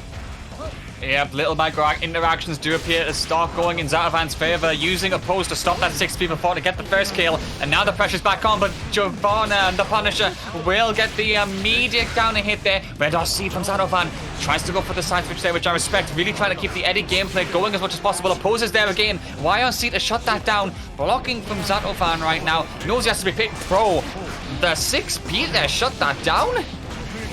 Yeah, you can see Punisher doing the best of just trying to get in, consistently looking for this burst as well. And it might be Zato-VaN's downfall, trying to look for that burst.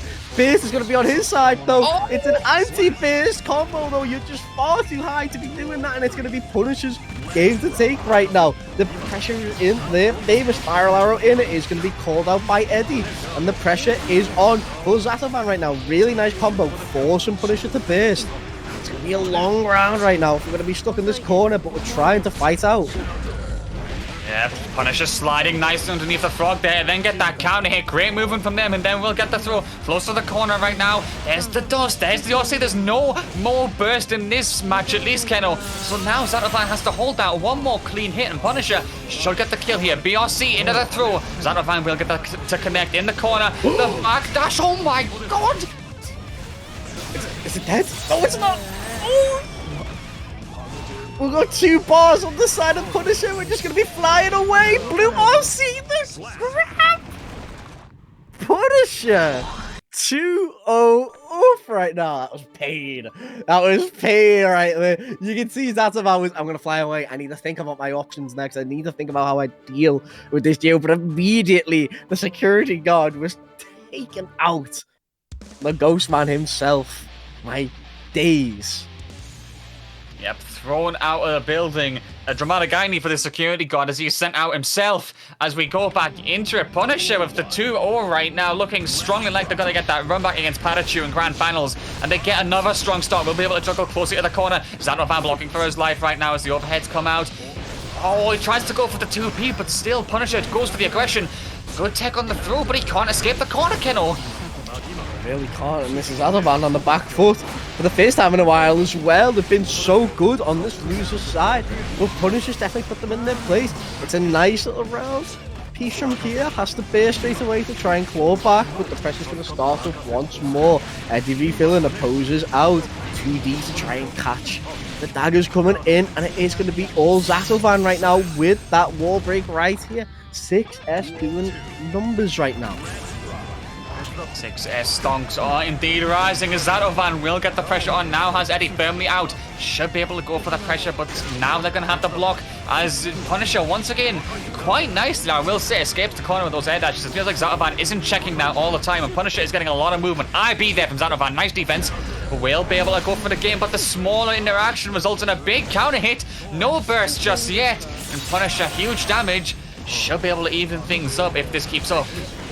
Styled on him with that wall break right there. That was a huge momentum-based combo. Breaking the law to get the left-right. It's going to be huge with Zato-VaN right now. There is a burst on the table, though. Does he want to make the same mistakes as last time? I don't think the supers... It does kill! Never mind! I couldn't finish my sentence. It's going to be Zato-VaN getting a game on the board, finally. Trying to claw on back.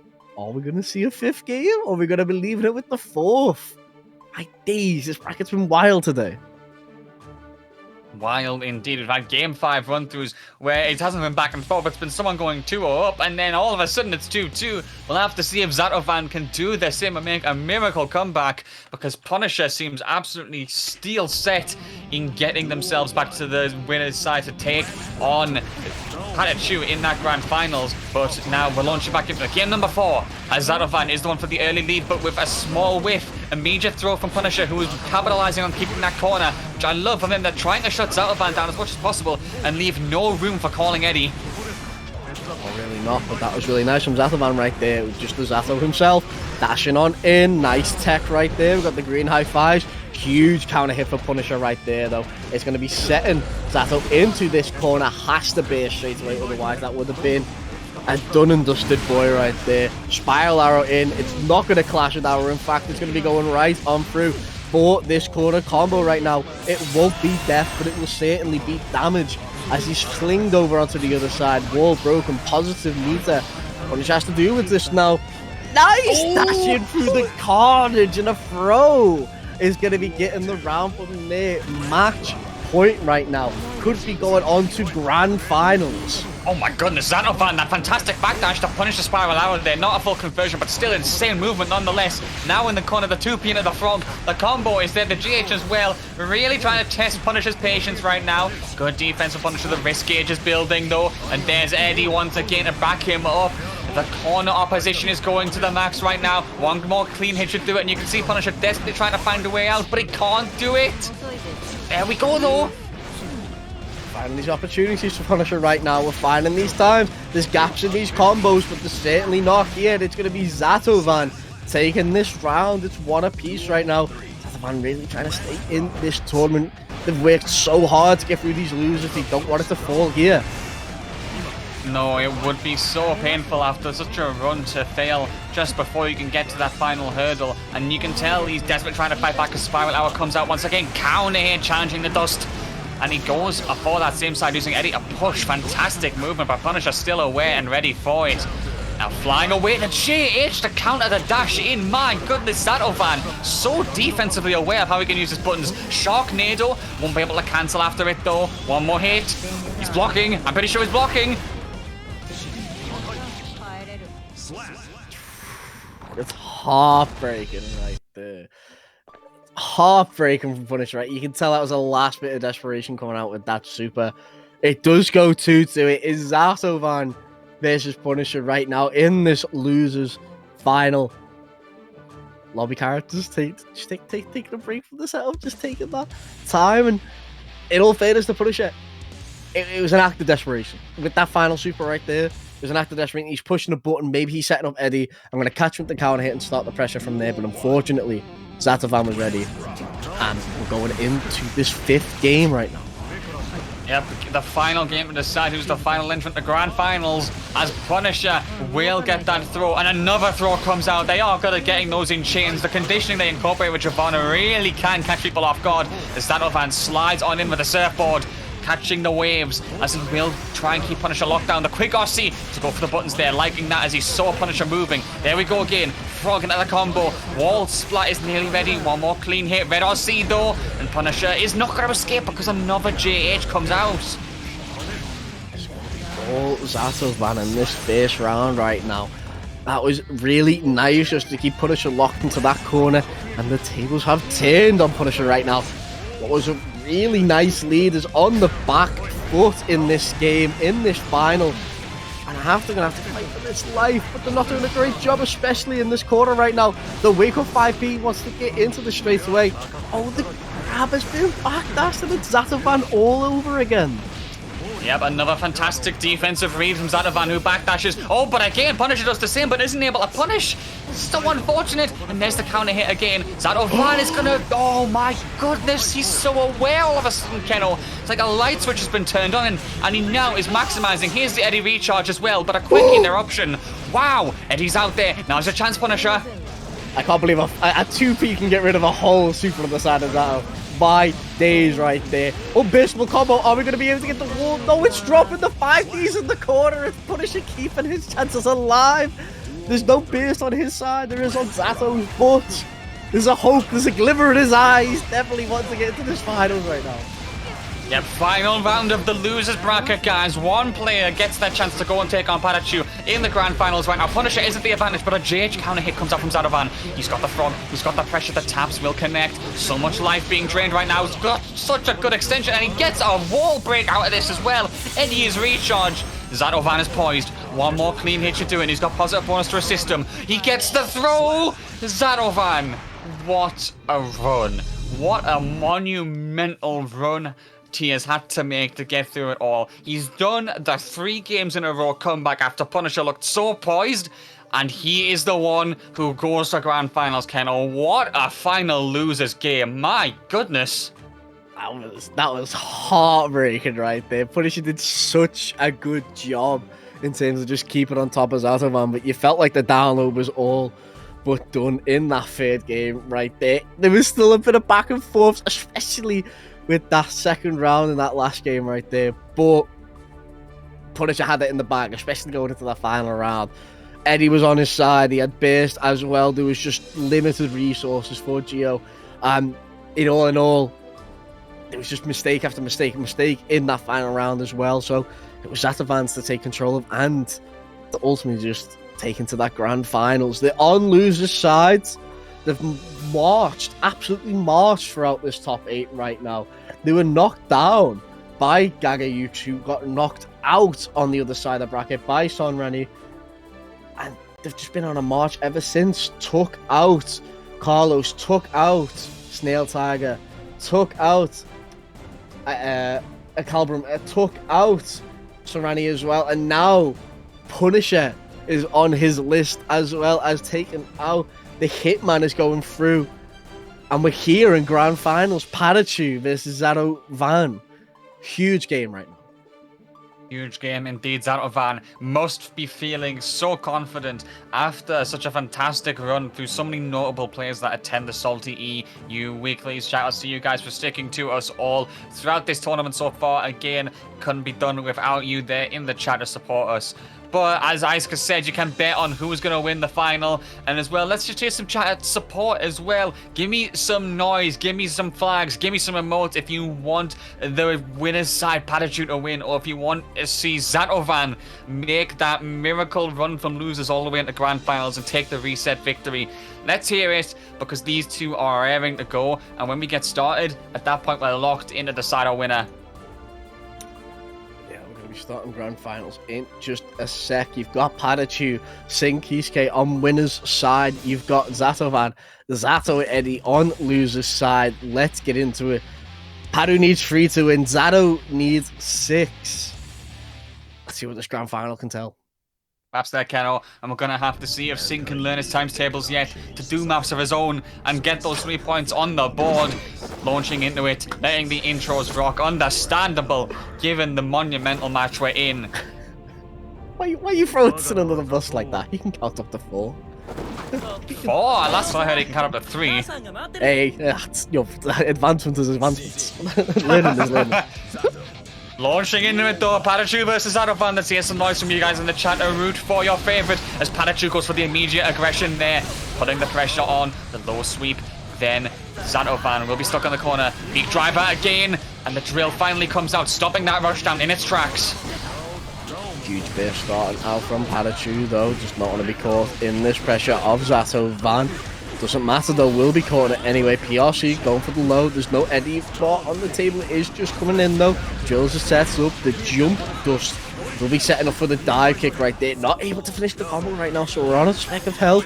You can see that the man is just ready for any sort of Elkhorn coming in, and this man is just going to be eating his Pac-Man toss. He swatted out in the air with the 6p. You can eat all you want, but you're going to be ready for these buttons, PataChu. Yeah, Zato-VaN is waiting for Sin in the background, eating his meal, and then just goes live skull reaction with the 6p, shuts him down, and now PataChu has another chance to go for the low. The counter hit will come out. Big driver again, really trying to distance out Zato-VaN and stop him from getting any movement going in, but the drills are there. The red RC as well. There is no burst as well. Zato-VaN has to hold this for now. Good movement. There's the JH. Eddie will come out once again, Kennel, but the question is, can PataChu's defense hold out? He needs it to right now because the burst is just about recharging. Ooh, that was huge against the DP right there. Eddie Bar getting filled up, interrupting Elkhorn. This is what Zato-VaN really wants right now. Oh, not that though. The overhead is hitting. Charge 5D. It is going to be all for PataChu right now. Drops the combo though with the 6HS, and this is going to be all Zato to take apart. Eddie's been knocked out. It's going to be a bit of a scramble in this situation right now. And 2S is going to be catching toes of Zato right there. It's going to be around the piece. Yeah, PataChu firmly planting the flag in the ground, saying this is his territory. Another quick burst from Zato-VaN, who needs to get that rush down off of him to get some Eddie gameplay going right now. Big driver again to kill Eddie. Here's the surf, but a quick counter hit. PataChu is being phenomenal at shutting him down in his tracks. Here's RTL once again. Break the wall. And it just seems like it's finally going in his favor. Really stopping Eddie. Really keeping the movement under control. Counter hit again. Red RC. This should be death. And PataChu takes the first one on the board. 1-0 to him, Keno. And thankfully now he only needs to counter 2. He certainly does shit, but I mean, that's the PataChu we've been seeing through winners, in all honesty. That is the PataChu that has been able to do the pressure whenever they want, start up when they want and take their turn. And the thing is as well, it's been the PataChu that's been able to defend as well. We've been opened up a couple more times than we would have liked.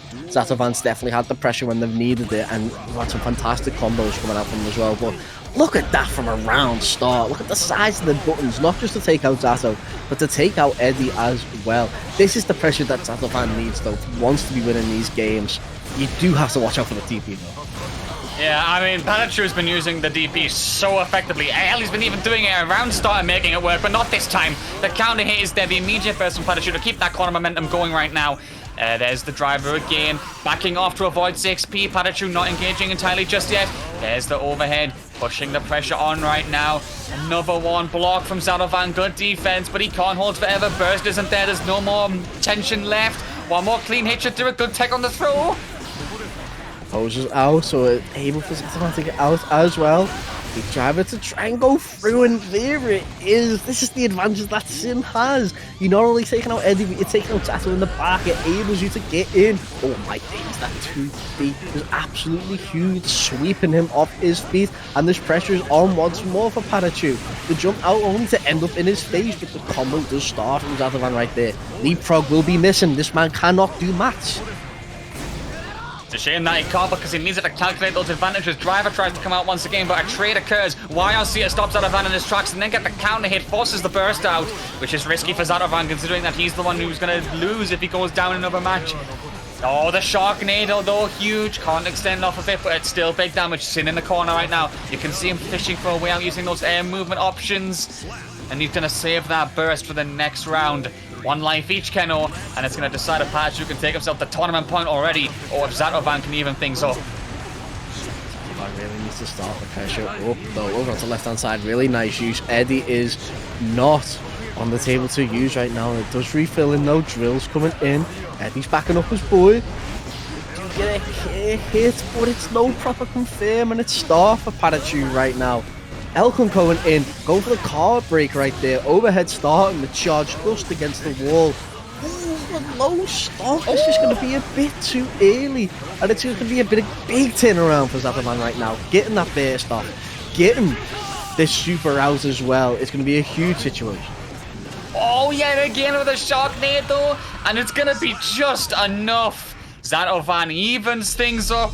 And what fantastic movement from him. This is something that I've seen consistently from him every time that he's been on stream. Zato-VaN is so good at incorporating those movements and those backdashes to really bait out and block or just a straight up evade burst and then get huge punishes from it. I think that he is honestly one of the most defensively aware players I've seen in terms of using his movement and his RCs as well. So using that against Sin could be vital to back off and really stop him from using bursts and aggression to take his turn back. We launch back into a 1-1 right now, and now we're going to see who will go ahead once again in the set. It's going to be a nice round start for PataChu though, and it's been a really good round start for them every single time. They've got the buttons, they've got the privilege to do so as well, especially with having the father and mother up both Kai and Dizzy. So this is going to be a nice setup for the pressure. Overhead getting blocked, but that doesn't mean an end to the pressure. Gets hit this time. Empty record going in with the grab, going to be hitting on the noggin. Not going to get the tumble OTG, but a 5p actually coming out from Zato-VaN to interrupt, and it will start the combo off. The leapfrogs into the corner, the YRC. This man's went for just raw overhead straight after YRC with him. I'm not going to see it coming. Hey, if it works, it works. The respectable options from PataChu there, who gets another life lost. The work is being done by Sin. What a jab to stop the frog there. My goodness, PataChu. Then he goes for the overhead as well. Will keeps Zato-VaN firmly in the corner. Burst is almost recharged though. Here it comes. Big driver to get the extension. Red RC as well, trying to extend his combo to the max. Big life loss from Zato-VaN, and one clean hit from PataChu here. Could get this. Nice oppose. Yeah, nice to keep him out. Straight away as well, he's definitely aware of what PataChu wanted on that round start. I felt like it was there to interrupt the DP, but it's not going to do such thing. And the pressure's just on for Zato-VaN right now, but unfortunately, that DP's going to be doing work as well. It's unfortunate it really hit behind the oppose as well. Like, it had to hit behind that oppose. Yep, it's unfortunate. Zato-VaN doing an RC to read the DP, as you said, and even in doing so, still gets hit. It's so unfortunate for him because PataChu gonna exploit that immediately, gets the kill, and it is now tournament match potentially. PataChu just needs to get this one more point through, send it through the goalpost, and win the game to get 3-1 here. Zato-VaN fighting for his life now. No more mistakes allowed, and then a good oppose to shut down Beak Driver there. We'll get the Eddie pressure going now in the corner. Ogre blocks in the GH, but the low will connect. Once again, this is what he meant to do, and now he finally gets it off. Huge counter hit by making him whiff the first hit of DP. So much life lost for PataChu already. Yeah, and I mean, this is a fantastic call from Zato-VaN. Definitely something that they really need, especially after them last two games. Shooting on over onto the right-hand side, though, able to hit that 5T. If that was charged, it would have been dismal for Zato-VaN right now. Speaking of dismal, though, into this corner, we are going to be breaking the wall with the super coming out perfectly timed to get the max damage off that. It's going to be a hard knockdown situation, so it's going to be all pressure coming out from PataChu right now, and it will be all rounds as well going to him. We are tournament point right now. Yes, indeed. PataChu is working his way through as much as possible, but Zato-VaN fights back once again. Will get the frog to bring him towards the corner, and now the IB from PataChu. Good stuff, immediately exploits that and gets himself out of the corner nice and quickly. Overhead into the red RC. Burst is regenerating on Zato-VaN's side. Is there, but is not going to be baited. PataChu will have to go back to the mid-screen. Clashes using Beak Driver and then charges in. My goodness, the awareness. It's so well used from PataChu as well. In terms of just nullifying Zato-VaN. Zato-VaN doing a fantastic job now to just stay on top on that pixel of health, but PataChu's doing just such a good job to really jab him out, to really set him into his place. Huge grab coming out from Zato-VaN. That was a tournament life grab if I've ever seen it. That was a tournament grab if I've seen one, period, from Zato-VaN, who will get the strong counter hit to take us immediately into the corner right now. The 2P is there, the drill is there. Counter on counter once again, but importantly, Zato-VaN is keeping the corner. PataChu needs to be in there. Another throw, and he gets the fog to extend. Burst is expended by PataChu. He's committing all the resources now, spending the RC as well. Good combo extension to take towards the other corner. Zato-VaN getting clipped by that overhead again. It feels like that move in particular has seen so much effective use by PataChu, Keno. It really has. Speaking of effective use, though, that guard break right there. She's trying to dash in, but Eddie is in his way. It's a crowded room. A pose coming out, meaning she can't do a lot. Will Sharply take it? It won't. It's going to be PataChu on just a pixel of life. The dive kick is going to be interrupted by Jumpy. Zato-VaN taking his 2 games right there. 2 for 2. Zato-VaN with the 50 cal loading that long range snipe to shut down the sin in the air. Gonna have to keep himself grounded for now because his wings have been clipped. It's 2-2. Right now, guys, we're on the verge. It's either going to be a bracket reset on the grand finals from Zato-VaN, or PataChu closes out here and now. Let me hear your support for these players right now. Who here wants PataChu to close it out, and who here wants Zato-VaN to go the distance? Let's hear it as we go into game number 5. PataChu right now fighting so that he doesn't get the reset. You see Zato-VaN really wanting this pressure to start up right now. Alkhabbaz going in. Nice start already. This is going to be all PataChu right now, but the slash coming out from Zato-VaN. Man clapping on his pal to just keep on going. There's no bar to keep this. Eddie has run out. It's going to be all Zato right now for the next couple of seconds. Can Zato-VaN keep it up? He certainly can. We've got Eddie on back. Another whipped beak driver from PataChu, which enables Zato-VaN to go in for the movement options. Double dash from PataChu is going to get counter sniped as he tries to go for the aggression there. Not going to work out. YRC to shut Zato-VaN down. Quick PRC there. Opposes out. Has to be careful, PataChu. Great tech on the throw. His defense is shining out in this match in particular.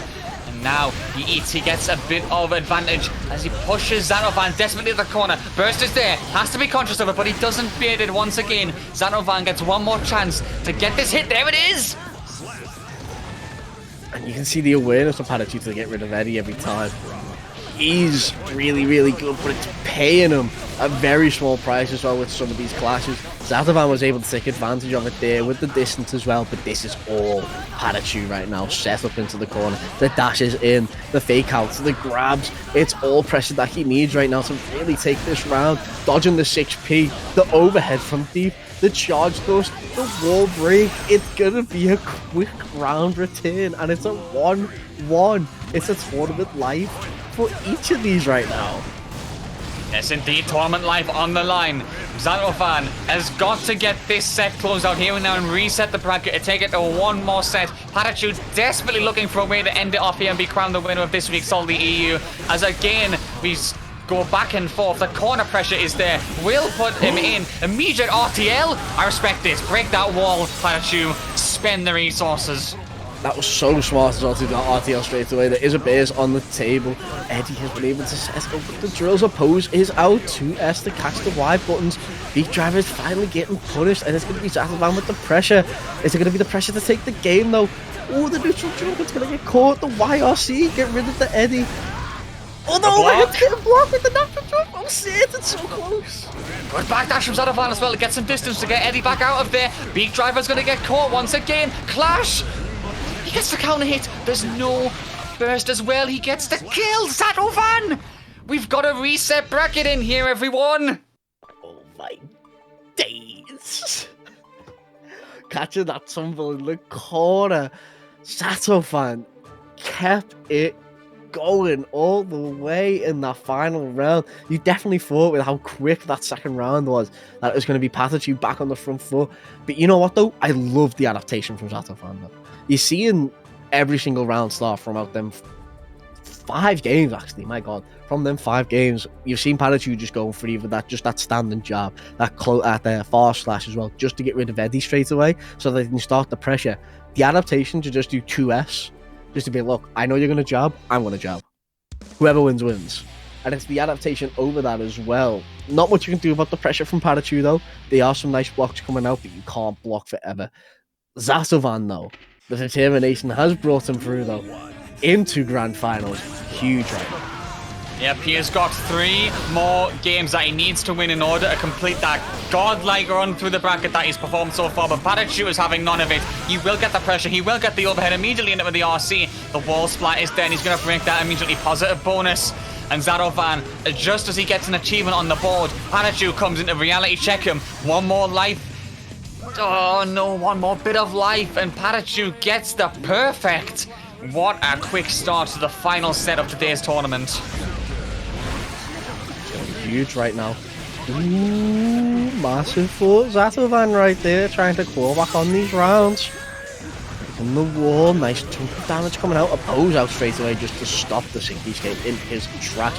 We've got the bar, we've got the lead to really take this round if we need to. Unfortunate right there, but simply setting it up for the Sharky.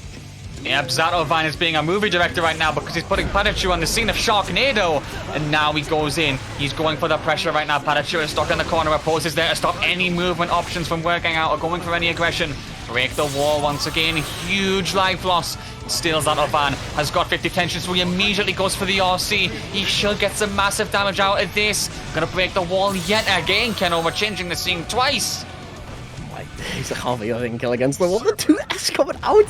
This man was like, clearly you have dropped something. Here you go, hand delivered that round straight into his pocket.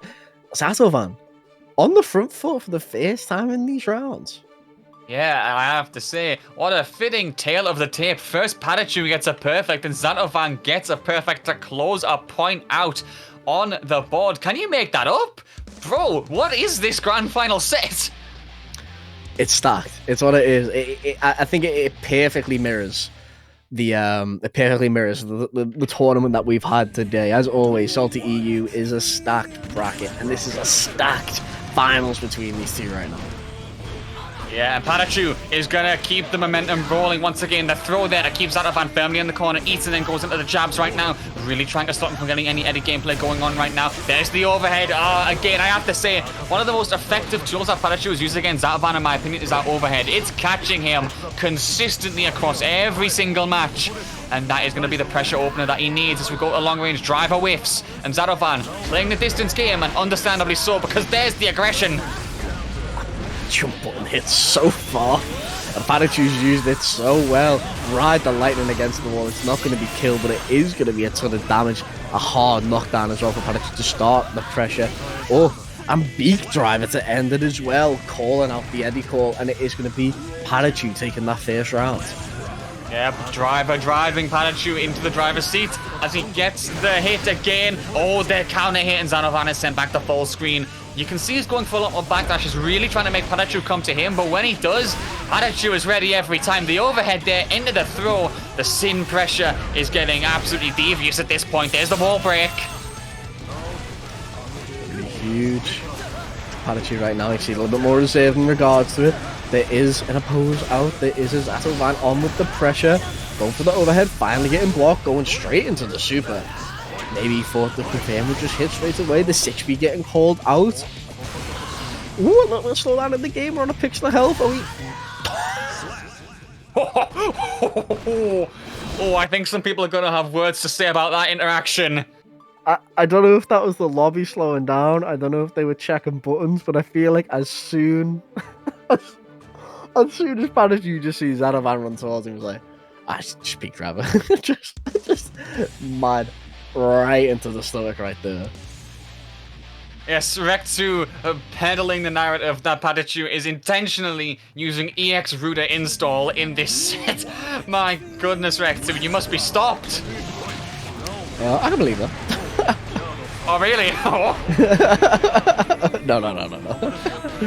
Jokes. There's the low again. PataChu going for the aggression once again. Overhead connect. Zato-VaN will be the one to burst and actually puts PataChu into the corner, but he still can't get anything out of it. Struggling to get much eddy utility out of here because PataChu is being so aggressive. Burst as well to shut that down. Quick dash in the low, but it will whiff. Nothing to come out of it. Here's a pose. Yeah, really nice from Zato-VaN right there, though. Will catch on the left-hand side.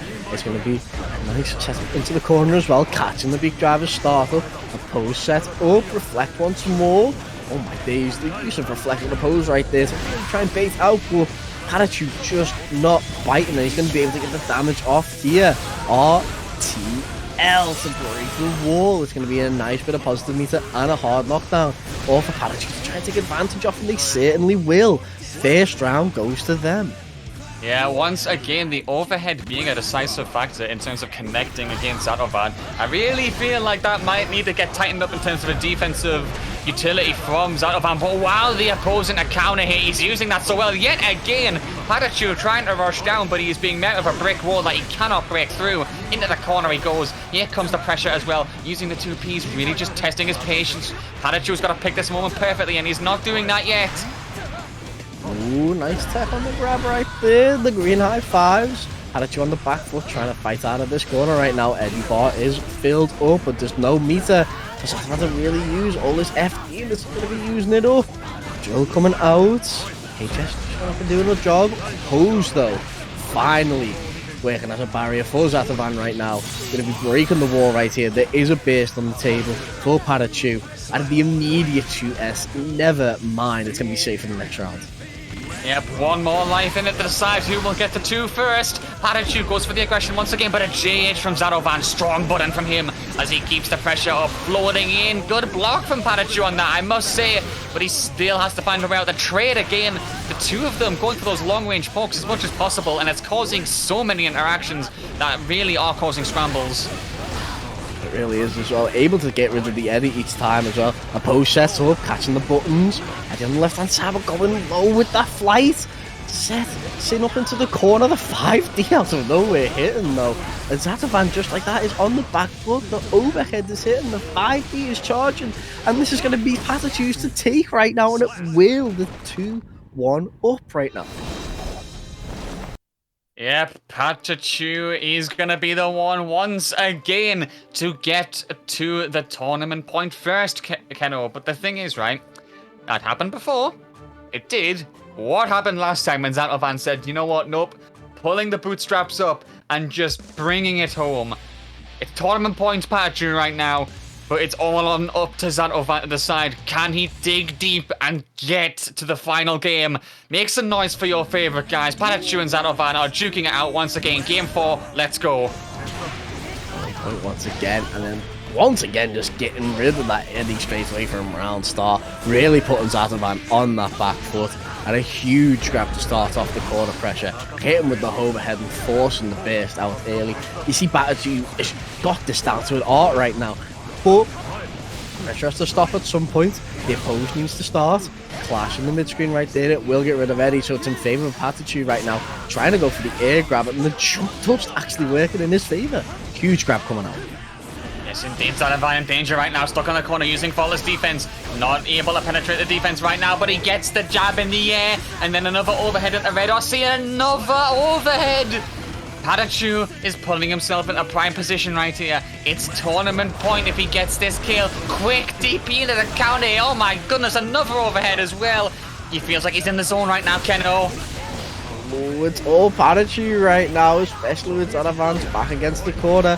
Huge 6P coming out. There is a base just about to come in. Nice dodge with break the wall right there to get rid of the light RC. But this is a huge corner carry combo for PataChu right now. Running into the drill. Eddie's just got to try and help out the best he can. Oppose the setup. Two buttons coming out. We've got the clash in the air. Oh, but the corner combo is going to be it for PataChu, and it will be SaltyEU. Episode 67 going to PataChu right there after a bracket reset, after some exhilarating games in the final ones. PataChu closing it out in that corner combo with a 3-1 win after reset. Sit, what a grand finals. What a grand finals indeed, Zato-VaN, seriously. So commendable. Every single run, every single match that he took it against, even resetting against PataChu, who has been absolutely on fire with that sin. Taking it to a grand finals reset is seriously something to boast about, and a fantastic performance from him. But PataChu, Sin Kisuke coming out on top. Well, on a slow tier, saved the day, Keno. You didn't just say that. Yeah, see ya. The exit stage left. No, I'm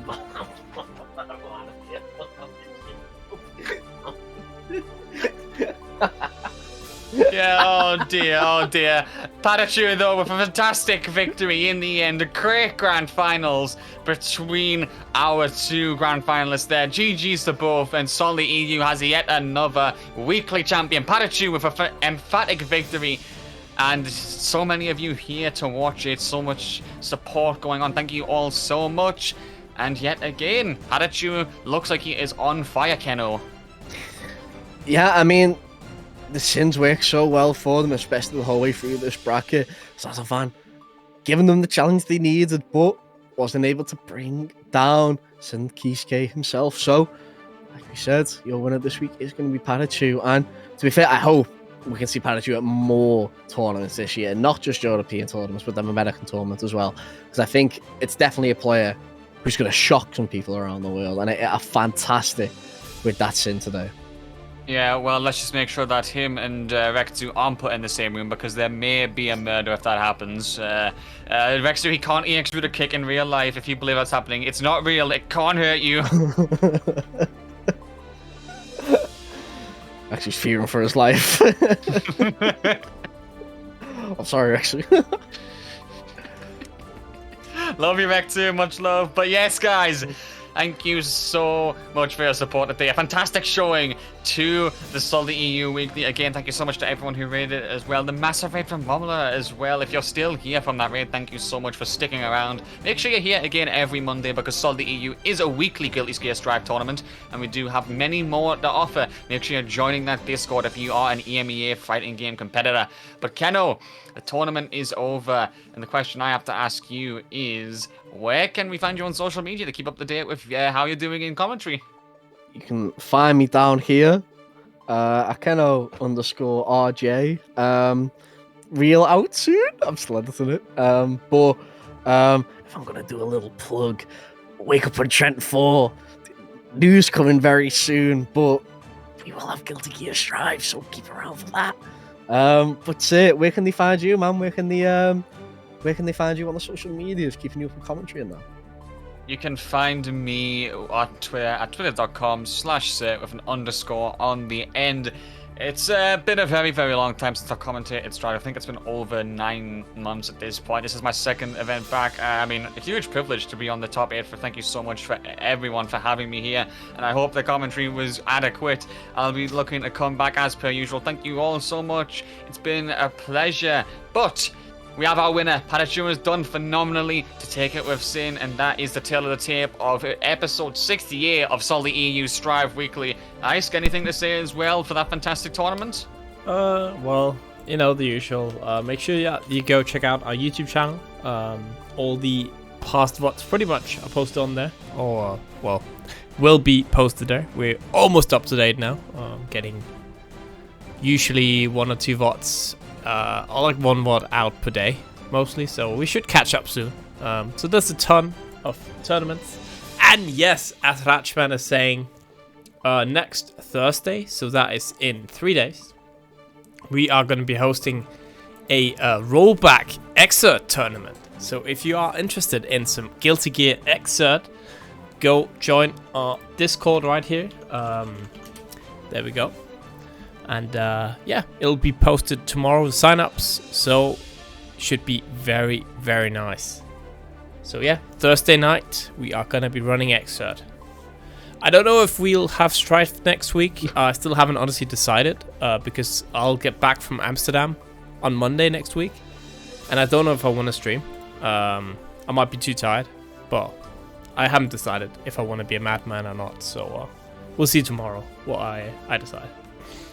You should all sign up for Xrd. It's a really cool game. It is, man. So the only reason why I started doing Strive is because we actually did Xrd tournaments for Salty back in the day.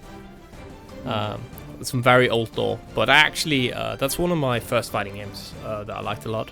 I never got good at it, but I played it quite a bit. So yeah, that's old lore. We actually did play that. I unfortunately my favorite character in that game is Elfeld, so Oh, wow, I'm going out of here. I can't. That's kind of rough. That's kind of rough. I know. I like Jam too. I like Jam. Jam's kind of safe, but Elfeld probably my favorite character in that game. That's the first character I tried to learn. I ended up settling on Kyle because I was lazy and I just wanted to press a greed server all day. But you know how it is. Greed server is just a drug, man. I mean, to be fair, I play Jacko. Yeah. I set houses up and have a one-button DP. We are gonna go to the Danish homie. It's your Baiken. Very sad your Baiken didn't play in Salty lately. Where's all the Danish players suddenly, But we're still gonna go there. So go say hi, and I'll see you guys tomorrow, or rather Dave will, for our weekly Blazblue Central Fiction Tournament. So it should be good. So yeah, see you guys. Have a good one. Peace out.